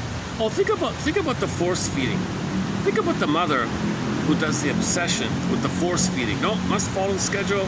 No, check the clock now. No, baby, you're hungry. You're not hungry. I don't care. You're not hungry. You got to eat now. Mother, I'm not hungry. Gaslighting. Yes, you are. No, I'm not. Yes, you are. The schedule, obsessive schedule. So she thinks she's superior. Mother knows best. I'm superior. The schedule says, you're hungry now. You must eat now. Baby, what about my feelings? What about my soul? What about my identity? What about my beauty inside? What about my feelings? What about what I'm really feeling and my need for to be fed when I'm hungry here? I'm not hungry. No, I'm right. I'm superior. I've got the patrician. I'm the blue blood. I'm the superior. What are you? You're just a baby. I'm a mother. I'm powerful. Is it right? Can we say that? Oh, the next one. Can we go along? Can we go along with the classical view, which sees obsessive children as advanced thinker with precocious egos? Okay, we can board that. Can we go along with the classical view, which sees obsessive people as advanced thinkers with precocious egos?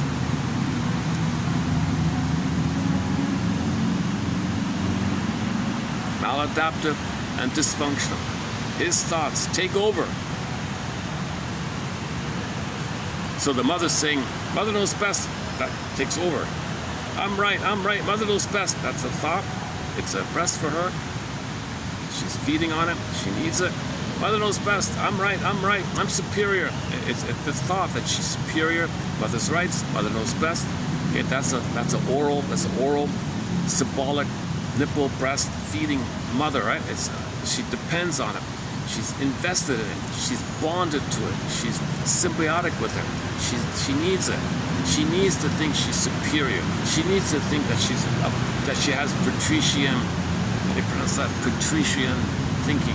She needs to believe she's superior. What do you know, baby? You're a little baby. You're passive. What do you know? I'm the mother. Of course I know. Mother knows best. So that slogan, mother knows best. That has probably done more harm than good.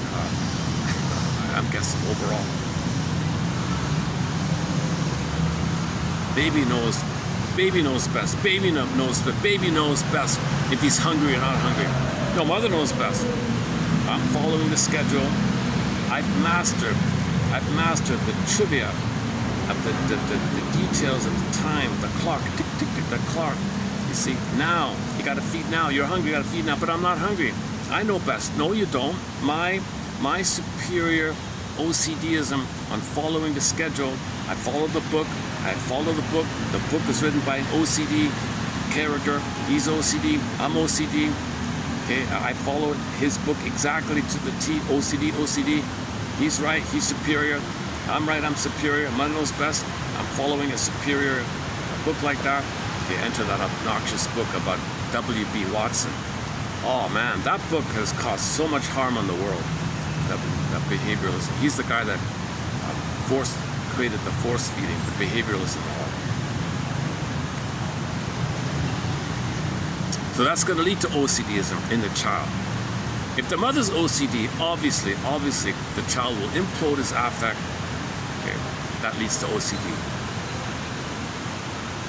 The implosion of affect, the whack-a-moling of your affect is going to lead to you take refuge in the minutiae OCDism, and you don't want to think, because thinking leads to linking your thoughts leads to the truth, which may lead to the real feeling the mother was a hypocrite.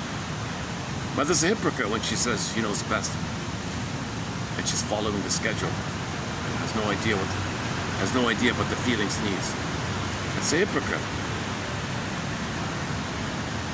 Mother's hypocritical when she's over-controlling and demanding and thinks she knows best and ignores the soul of the baby. She's a hypocrite. And then she says, yeah, I love you so much. You see how much I love you? What a hypocrite, mother. That's not love.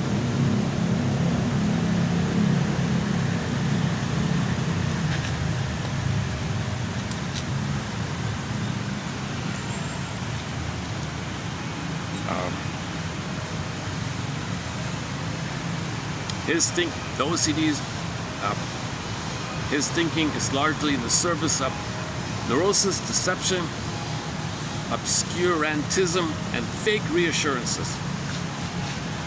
Even Alfred Adler had something to say on this. Adler was, quote, onto how the obsessive uses thinking for the winning of fake battles.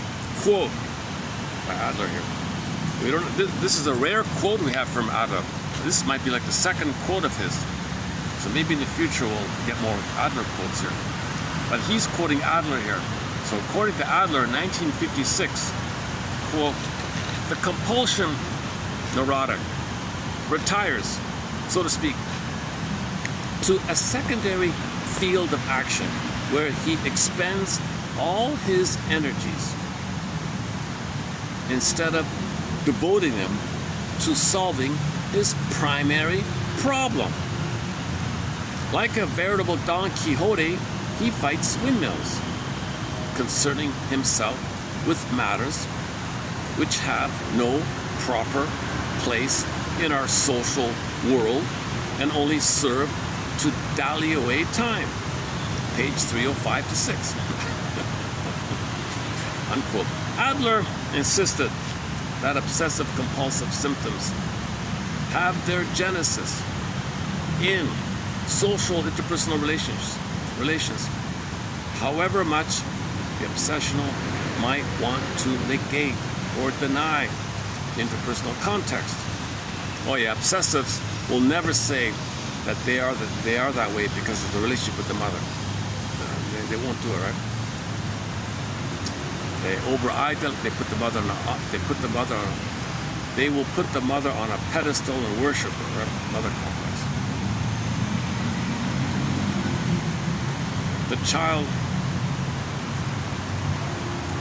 Obsessive children show a longing to be unaware of the meaning of their obsessions, and are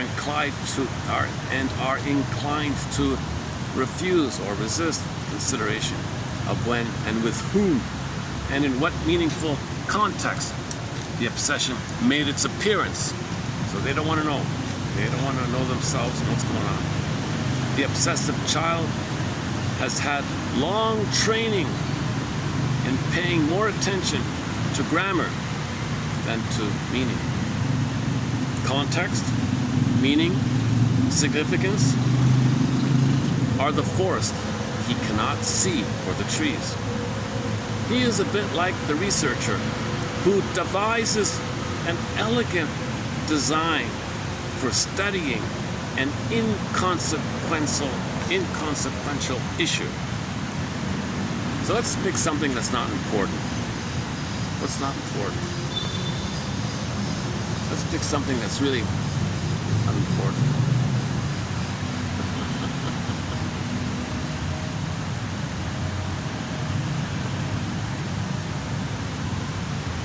I mean, you can argue ultimately everything's important, but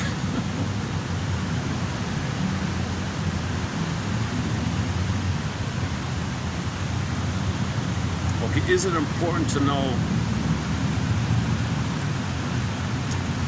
exactly when that squirrel? Is it important to know if the squirrel makes a leap and he leads off with his right paw or the left paw? Is it important? Oh, maybe it is. Right brain, left brain. Okay, is it important to know whether or not the squirrel eats the first item of food he sees or the second item? Yeah, that's pretty inconsequential, right? So the squirrel sees 2 berries or whatever, or 2 nuts. So the squirrel finds some nuts and he gathers the nuts. Is it really that important to study the exact sequencing of how he collects the nuts? He collects a bunch of nuts, right? And he runs away and buries them, let's say. Should we make an elaborate, should we spend $1 billion with a very extremely elaborate program, precise and perfect, to analyze specifically how it is the squirrel chose the order of selecting the nuts? Is it that important? Okay, maybe I'm... Okay, let me think about a better meaningless example. He is a bit like the researcher who devises an elegant design for studying an inconsequential issue.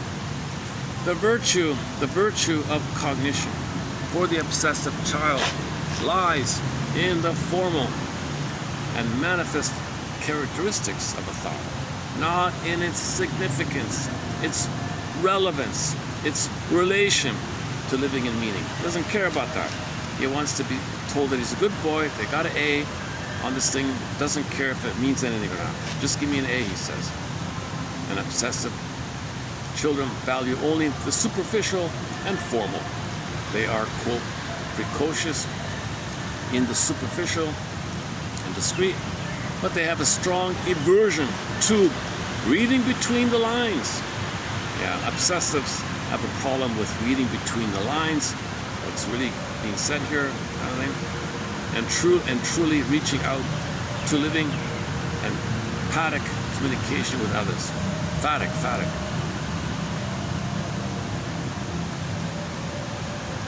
Okay, emphatic communication.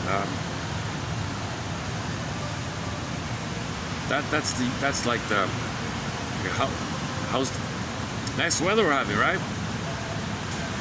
The obsessive might say, well, I did check the report and it did say they're predicting in late afternoons and night. It's not about that, right? The emphatic communication is, how are you? Yeah, I'm fine. Like, you're not supposed to spill your whole life story when somebody says, how are you? So he misses the kind of social. It's just about, are you there? Hi, how are you? I'm here. How are you? It's not about the content too much. So everything's literal, legalistic. Well, you did ask me how the weather was. I'm telling how the weather was. I'm right. What's wrong with you? You asked me how the weather was. I'm telling you about the weather. No, I'm just saying hello to you, man. I didn't want to get into the details of the weather. Well, why'd you ask about the weather? Oh, it's just a little like hello kind of thing. Just a way of saying Hey, I see you. I notice you. Do you notice me? Hello, how are you? Yeah, I see you. Yeah, cool, you're safe, we're safe. Yeah, we're people, we're family, we're cousins. Hey, cousin. Hey, cousin. Yeah, hey, cousin, how you doing? Yeah, okay. Just some useless chit-chat. You know, it's not meant to, the chit-chat's not meant to be taken too seriously. Phatic. Is that how you pronounce it? P-H-A-T-I-C.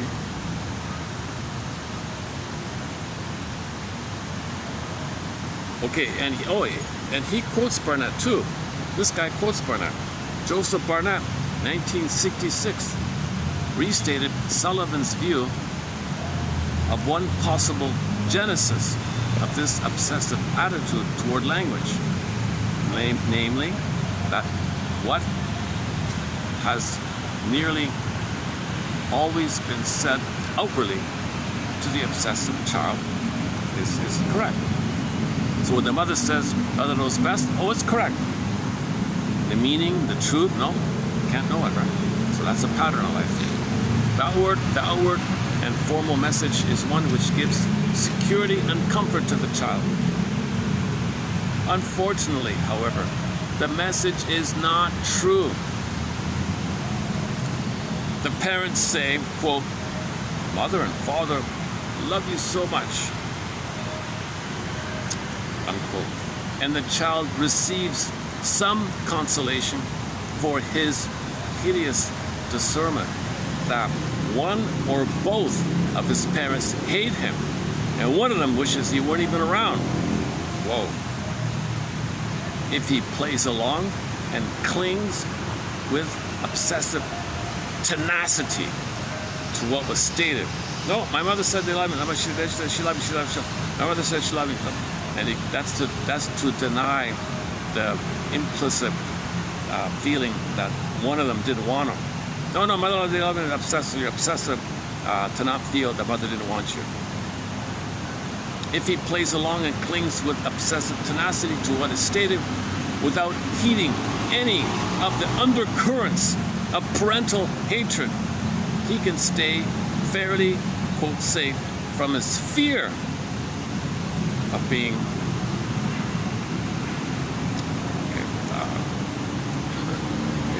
fill the blank. He becomes adept at working within a form of double bind. Oh, sorry. More people coming in.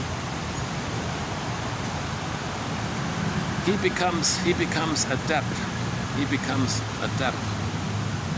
at working within a form of double bind, a fake security, an ersatz comfort. A fake comfort is thus derived for the child, and he is trained over and over in the modality of what has been said, literally ignoring what people really feel and really mean for one another. So OCDism, it's to not know that the parent didn't want him.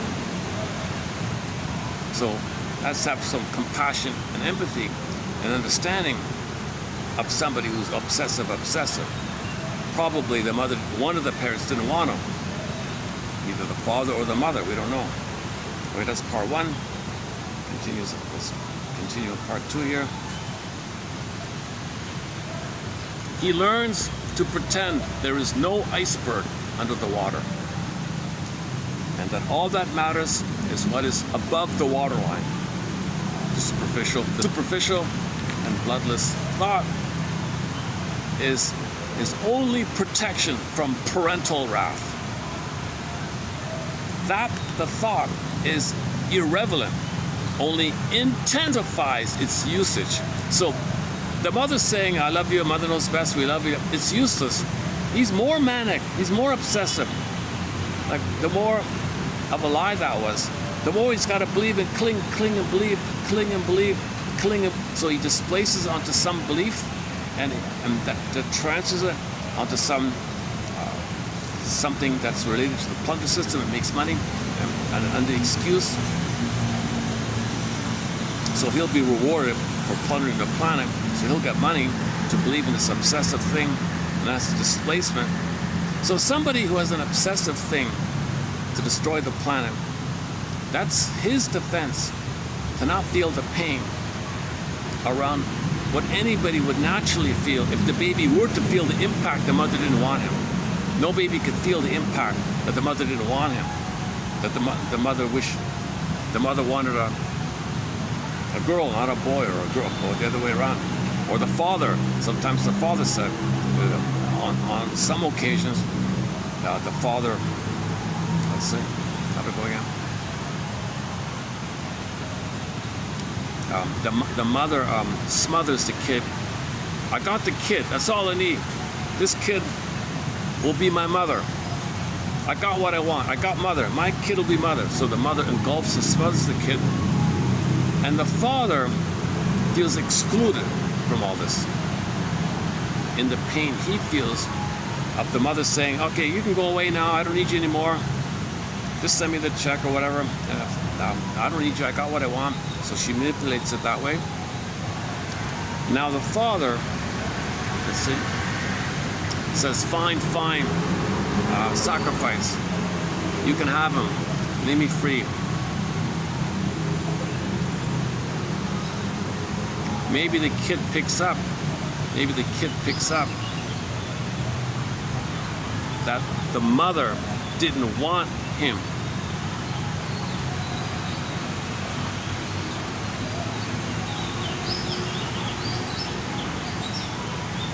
Needs the father as protection from her. But he's unwanted. He needs to bond to the unwanted father. Therefore, he feels fusely unwanted if mother doesn't want him. But the baby needs the father to help intervene and break out of the fusion with the mother and separate from the mother. Children need differentiation.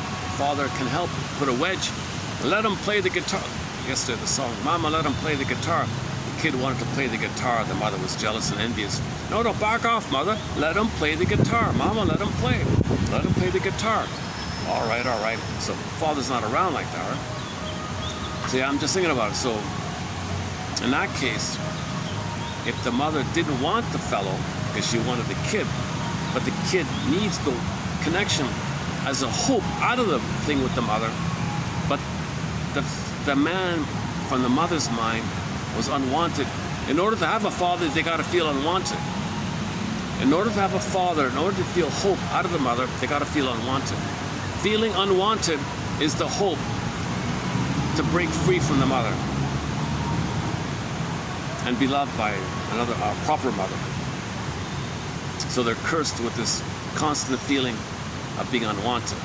So you take refuge in obsessive thinking, obsessive thinking, no, I'm loved. You can think it that way by putting your mother on a pedestal or your father on a pedestal. If that's not available, create some other thing, some ideology thing. Oh, that's amazing. Oh yeah, this fill in the blank is amazing. And that fills in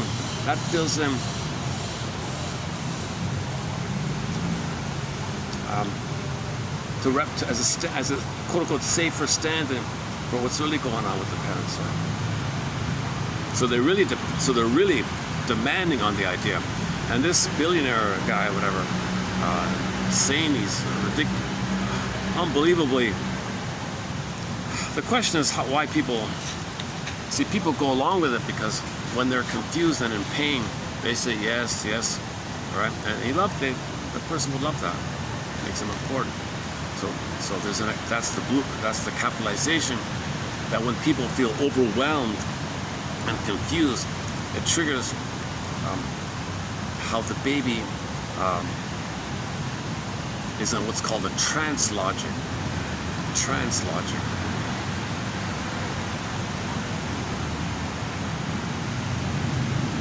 Yes, mother must be right. I'm in a trance, and the pain creates the trauma bond, like a Stockholm syndrome, identification with aggressor. The more pain, the more less mother, the more you need her, the more you cling, the more you gotta believe, the more you gotta lie. It's a trance logic.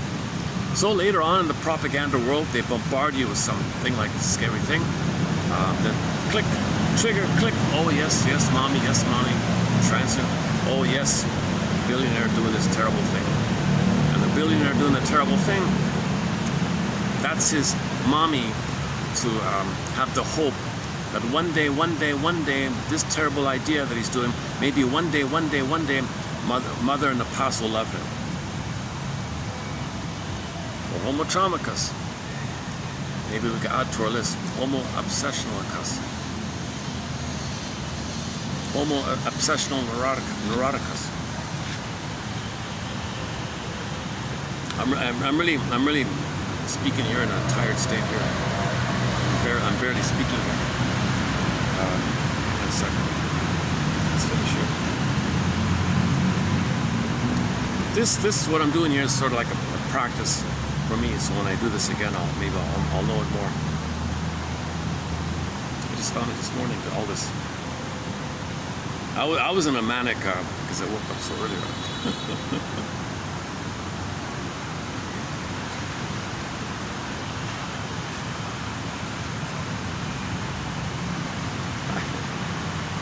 Oh, the exercise crowd is coming in. Oh, I didn't know people did their exercises here. Oh, I see.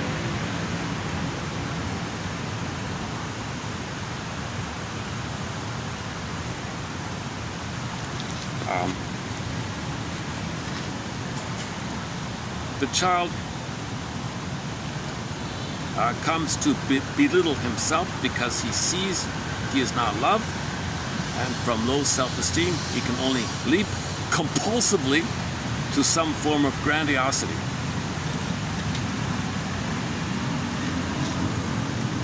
Fantasies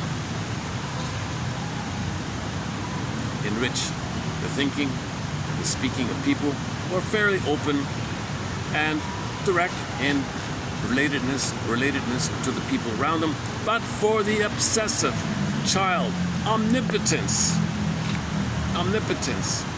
and omniscience become the goal of thinking. Yeah, that fits in with the thing I saw. The obsessional is rarely able to proceed beyond his mastery of reality in thought to a mastery in fact.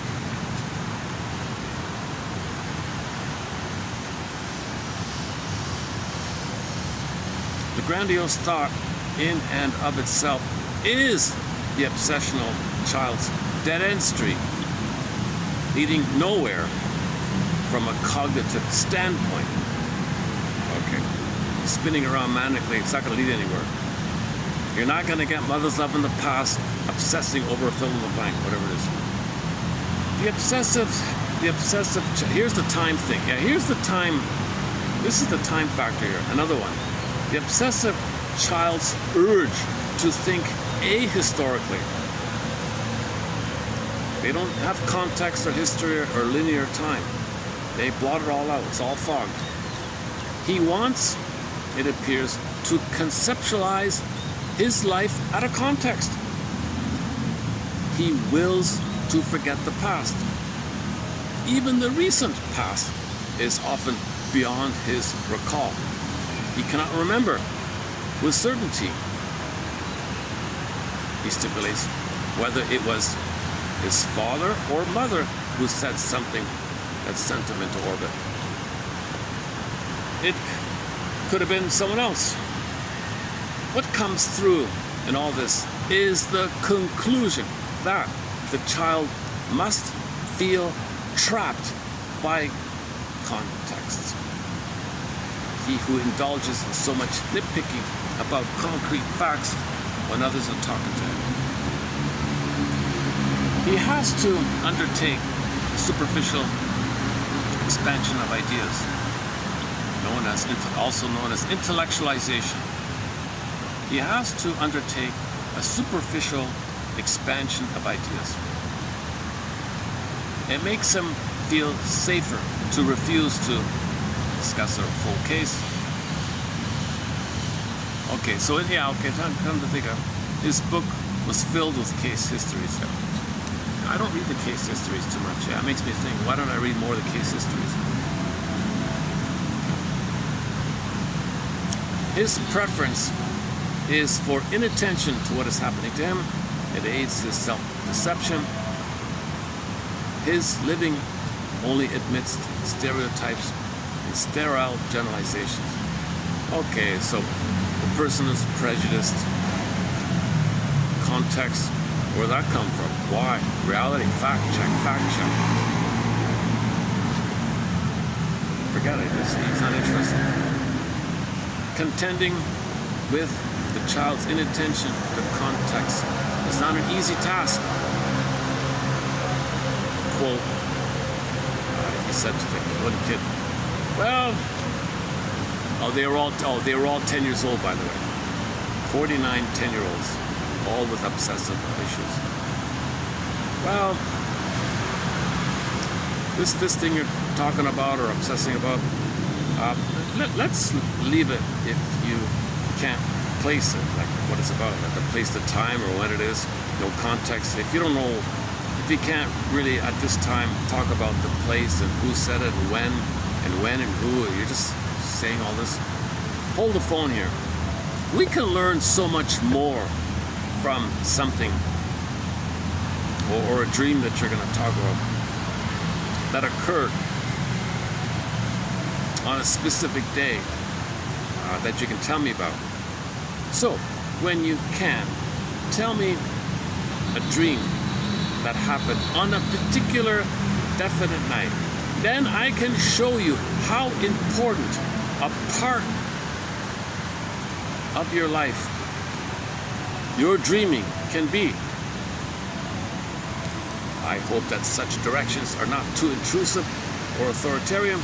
I believe that in the long run, they are warranted interferences. They certainly promote clear thought and focused therapeutic work, and in this way are helpful to the obsessive child.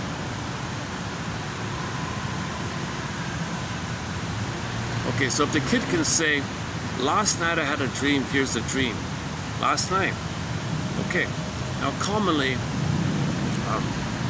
when you report a dream, it brings up a theme in your life, triggered by something maybe the day before.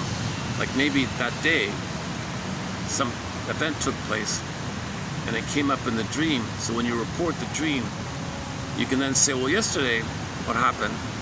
And it's an example of a recurring pattern. So now you're getting some kind of context, like some kind of linear time like that.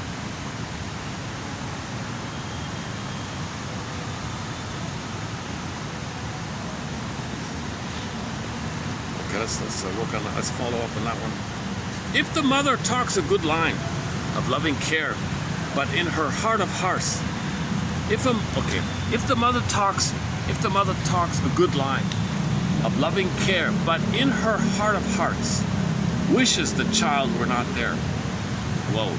The setup for construction of an obsessional negative self-concept is clear. This appeared to be the situation with almost every one of the 49 obsessional children studied.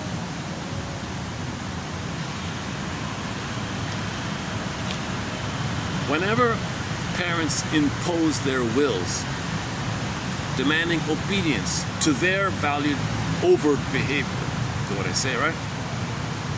The children learn to obey compulsively the letter of the law and to obsess about the spirit. They obey the letter of the law. Mother says, do this. Okay, do this. Obsess. The spirit, the real meaning. What's really going on? Right? So later on, the obsessiveness is about what was the inference here? What was the covert thing with the mother? She didn't want me around? I can't know that. Obsess is related to this emotionality of mother not wanting the kid. So you obey the superficiality, you cling to that, and obsess to maintain that.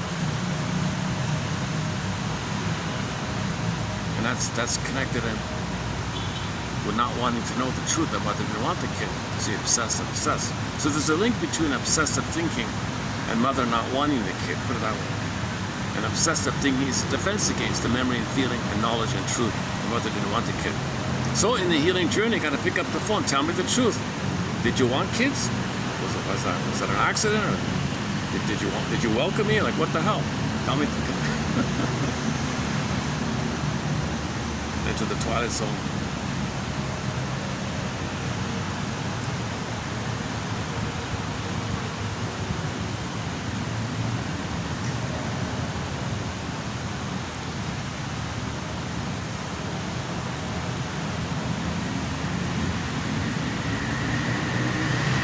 Whenever in early childhood the parents require rectitude at all costs, failing in empathy, the child's nature, and especially where defiance and rage are disvalued or tabooed. Yeah, the mother says, you can't be angry at me. Who do you think you are? It's all about me. Your anger means you're criticizing me, and I know best, so you can't be angry. Tabooed. The incidence of childhood obsession can be expected to rise. And here we go. In whatever society the child is made to feel ashamed of his natural feelings and needs, their obsessive disorders will increase. Whenever parents hate their children to such an extent that they wish the kid wasn't there, but deceitfully speak of their love, their obsession will be on the upswing. In short, in any culture area, there will be an increase in childhood obsessive disorder if the parents engage in these 4 categories of behavior toward the child. Number 1, attempts toward over-enculturation. Number 2, lack of empathy. Number 3, disapproval of spontaneous free-field behavior, curiosity, interest. Number 4, masking hate with loving exterior. Jürgen Roesch, 57, wrote of how obsessive. This name came up in the, what's that show called again? Gidget, the TV series Gidget. The young lady who played Valentine, Karen Valentine, the young lady who played in Room 222. Room 222. Is that the same one? An earlier, before Room 222, that actress, the student teacher, she played, is that right? The Gidget character. Or Bridget, I forgot, one of those names. And in that show, there was reference to this guy here, Jürgen Roesch, wrote, R-U-E-S-C-H, this guy. Okay, Mr. Roesch, 57, wrote of how obsessives are trained in childhood. See pages 129 to 130. Quote, the events that force children at an early age to make logical statements are related to premature demands on the part of the parents, activities that cannot be mastered, and things which are not meaningful to the child, cannot be integrated, are isolated, and escape future modification.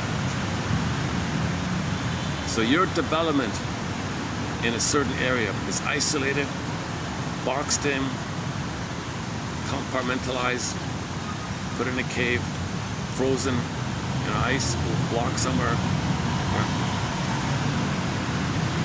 Under such circumstances, the child cannot cope with the situation in any other way but memorizing some external criteria by forsaking opportunities for experimentation,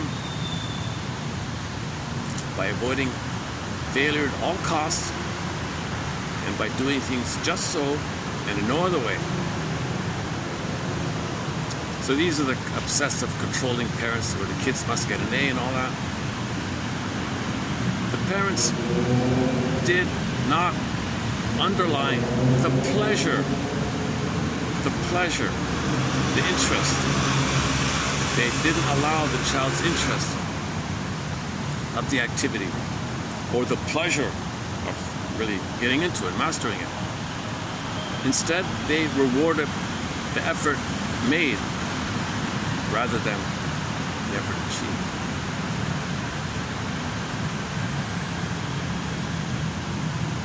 And the inherent frustration that the child sensed in his premature attempts was rewarded with a show of affection. Okay, so the kid's not ready to do something.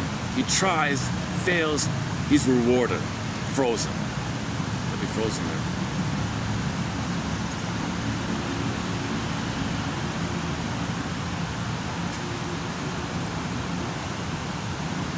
Yeah, I wouldn't be a very good marathon runner myself, right? So maybe I was prematurely expected to walk and run before I was ready. So that's kind of limited me, right? I'm just guessing around here. I could sprint, but I couldn't do I couldn't do those marathons. I could sprint for a kilometer or whatever, but I was do okay there. But beyond sprinting, I couldn't do the marathons. See, the sprint is that's all stress, right? The mastery would be the marathons, right? I guess. Okay, let me think about that one. The time needed for developing analogic understanding was not granted them, nor were they shown how to react to other people in non-verbal terms. Pleasure was thus taken out of the process of communication, save for the critical, biting, and sadistic performances, which usually took place in the family. Yeah, look at that. So these sitcoms, you see, where you don't have a friendly communication, a warm sharing, it's all bitter this and bitter this and sibling fighting all the time. That's what we're talking about here. The pleasure and the analog of the feeling of the communication, the creativity of communication, and the sharing of the communication, and the joy of communicating, the mastery, and the feeling, all that stuff, and doing things with their hobbies, frozen there, okay? The relationship frozen there. So anger, so bitter, all these sitcom, bitter, sarcastic this, sarcastic that, bitter this, bitter banter, non-stop barrage of insults and harsh shouting. All these shows, the Archie Bunker, the Al Bundy, what's the other one? Oh God, the Honeymooner guy. Oh my God. Even ones that are considered not too much, it's still there, lightweight. Just non-stop insults. It's kind of sad. That's the obsessiveness. See, that's a sign of the obsessive. A home culture, a home atmosphere filled with bitter banter and biting, sarcastic, hurtful things non-stop.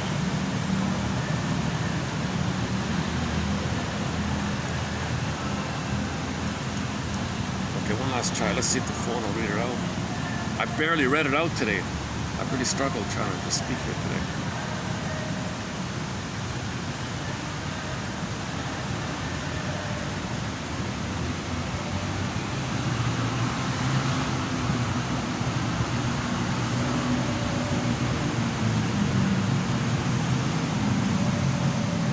Still, as I read.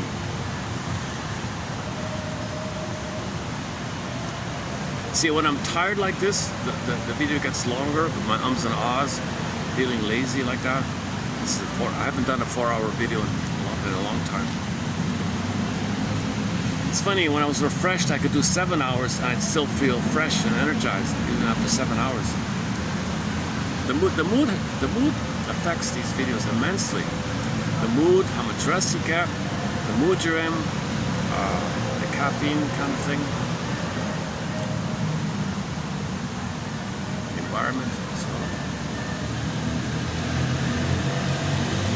not the environment. I can handle a busy park-like environment if I'm feeling good. I can deal with it.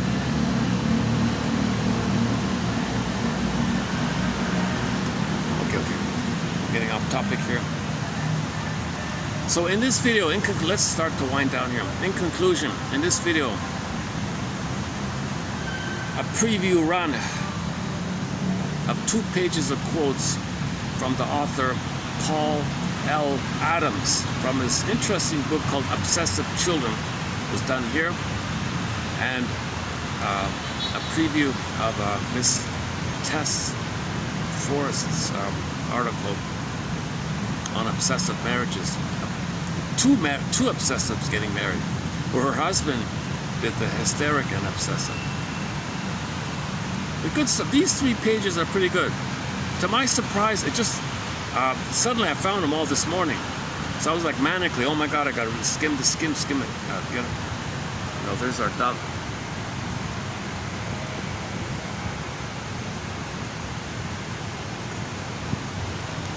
So that's the blessing and curse. If I wake up too early, I might have time to find stuff, but I don't have the energy to present it.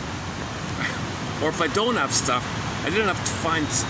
If I didn't have enough time to find some good stuff, I'm energized. Well, what do I talk about that? So I sometimes have to balance these 2 things.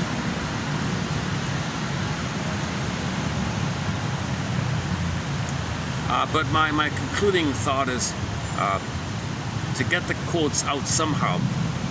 To get them out somehow, you know. So through this channel or through the Patreon website. Oh, that's a funny thought.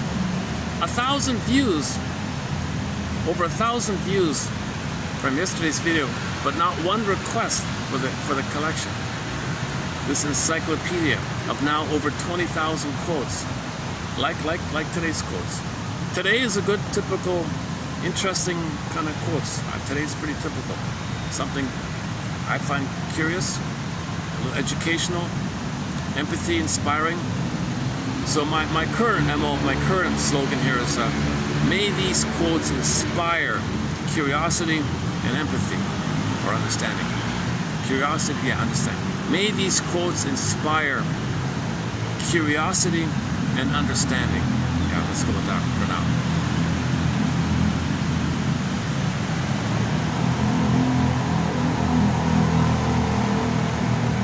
What's the matter? Can I undo it? Look at that, eh? The battery's not really, the battery's barely working on this thing. Is my phone overheating? Yeah, my phone is kind of overheating at the background. Maybe I gotta change the battery. I'm confused about it. Somebody said if your phone is overheating, it might be all that. It might be all the scammers and the hackers. Kind of thing. Well, what do you think? So the book, what's the book called again? Obsessive Children. Let me see if I can dig up the front cover of it. What's that? Obsessive Children.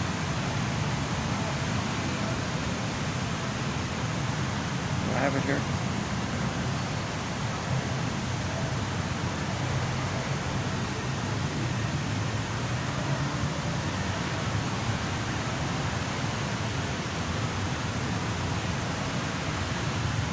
Yeah, okay, here we go. So the last 2 pages of quotes I read came from this book, Obsessive Children, a socio-psychiatric study, Paul L. Adams. A very good publisher, this one here, Ronald Mazel, a lot of good books from them. Professor of psychiatry and director. Oh, he's the director of psychiatric education. Oh, so he's the supervisor guy. So he trains the shrinks. So it's a good book. It's a book. 1973. 1973. Why do I say that? I gotta figure that out, why I repeat sometimes.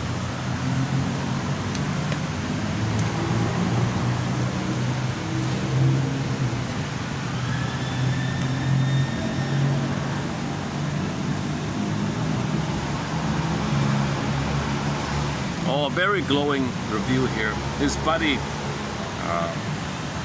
gave a very inspirational kind of review here.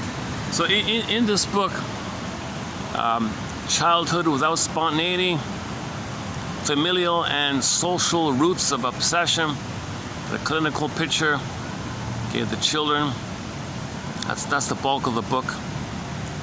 Pathogenesis and etiology, treatment, obsession and society. Oh, obsession and society. I didn't get that far. Should I skim down? Can I skim down here? Yes. I didn't have time to skim the whole book. I just skimmed based on how much time I had. Let's see what he says about society.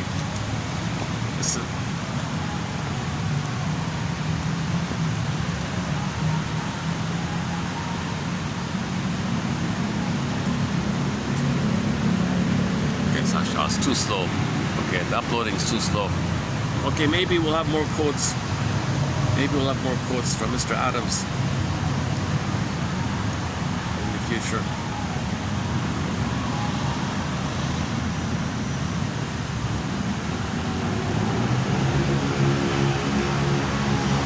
Well, I'm personally feeling a little more empathy for people who are very obsessive.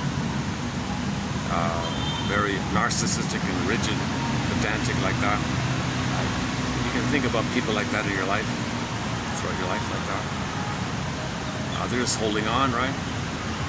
And their narcissism, and their angry, rageful narcissism, and their kind of obscure beliefs and things. That's what's keeping them together, so to speak.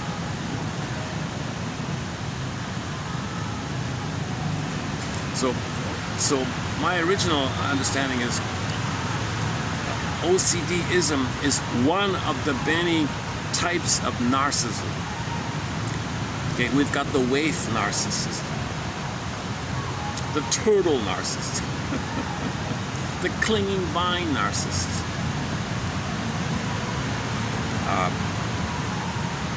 the idealizing other narcissist, where you feel narcissistic when you over-idealize someone, sometimes called the voyeur narcissist, sometimes called the closet narcissist, master sense one, closet. The passive-aggressive narcissist. Now the passive-aggressive narcissist has a lot in common with the OCD, I think. But the OCD probably has more of these Jekyll and Hyde moments, of these overt moments like that.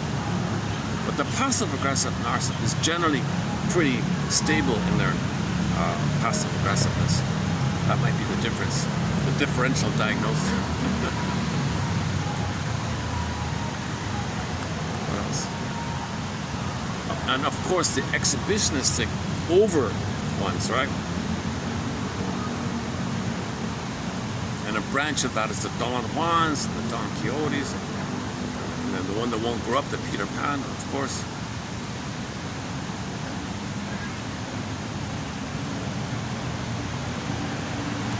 So, unmet fusion, unmet oneness.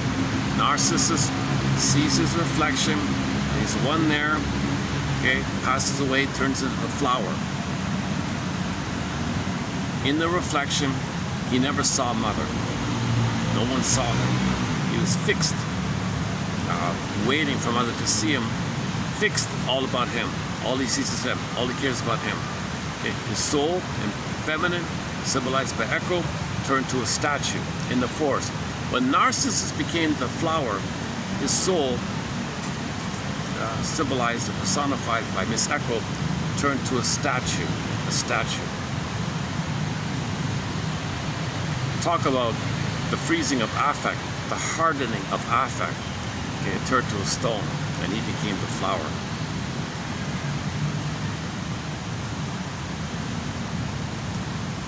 Or commonly you can say Echo is just represents a standard idea of relationships with people. He doesn't listen to her or care about her or leave me alone. Kind of thing. Some people use echo in the relationship idea as the codependent. Please love me, please love me.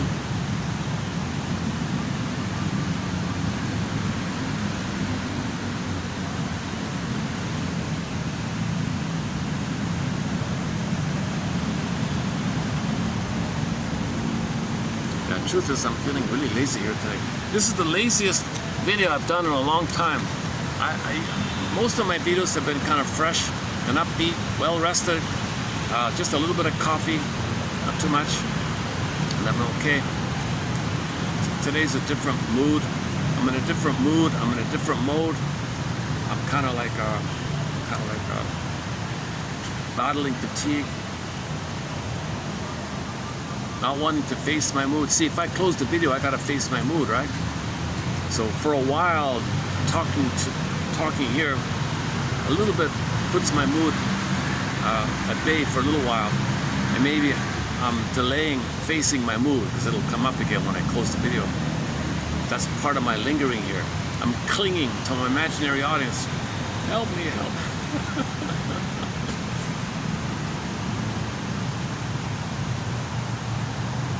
My rationalization, oh, the quotes are good, you gotta read the quotes. That's just an excuse.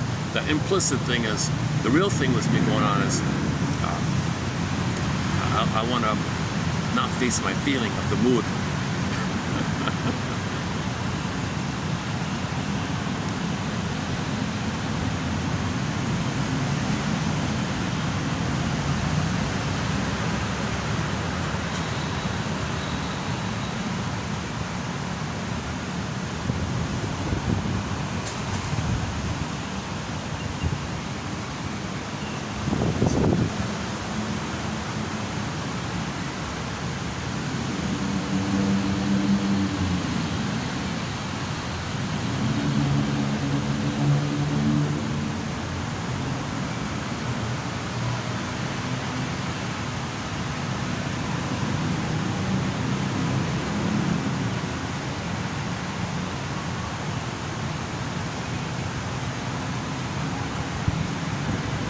Let's pick a song to close up.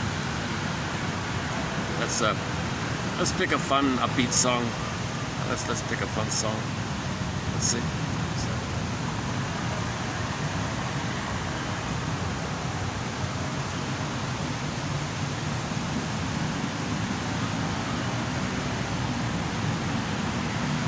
Where There Is Love. What about that one?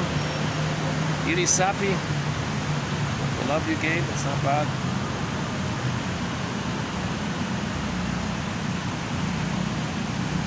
Fanny's fun, right? Fanny, Lured Away. Baron, Santers. Streetheart, what about Streetheart? Harlequin. Beatrice Deer.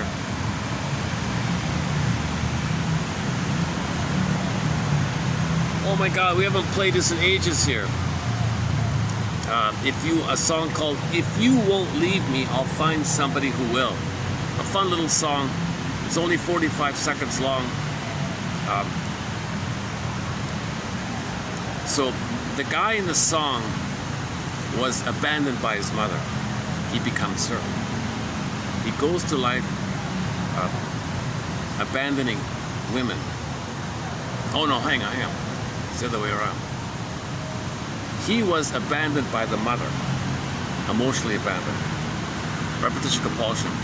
He will only find women who will abandon him, repeating that he was abandoned emotionally by his mother. So when there's pain, you repeat, magically hoping to get a better outcome from your mother, because that part of the brain doesn't know time. So mother abandoned him, mostly speaking. So he will. His antenna, well, who out there is like scanning around to play the role? Who's going to abandon me? Aha, that one will abandon me. So let me be attracted to them and let them abandon me. Aha, that one will abandon me. I know it. So let me draw them into my life and let them abandon me. So he'll only be attracted to women who will abandon him, right? One day, a woman came along and said, No, I'll be here for you. I know what you're going through. I'll be here for you. We'll heal together. We'll face this together. No way. No way. If you won't leave me, I'll find someone who will. So I'll leave you if I have to. I'll regress and identify with the aggressor and be the one and be the rejecter. And you'll be me and I'll reject you. And then I'll find people who will reject me. So if you won't leave me, okay, then I'm going to have to go leave you and find someone who will leave me. Because my MO is mother left me, and I don't want to cross over and leave others. But if you compel me and pressure me, I will temporarily regress to identify with my mother, the aggressor, and cast you into the role of me, and I'll reject you the way my mother rejected me, and then I'll go back to my default where mother rejected me. I don't want to do it this way. I don't want to reject you. So he's angry. If you won't leave me, he's angry that the girl won't leave him. Look at that, eh? So he's obsessive. The guy's obsessive about the idea that women must leave him. Women must leave him. If the woman doesn't, he will prod, coax, entice, induce, arrange, coerce, make it happen somehow, okay, orchestrate, maneuver the girl to leave him. Now one woman said, I'm not going to leave, I'm going to stay for you. Man, oh man, now I'm getting angry. You got to leave me.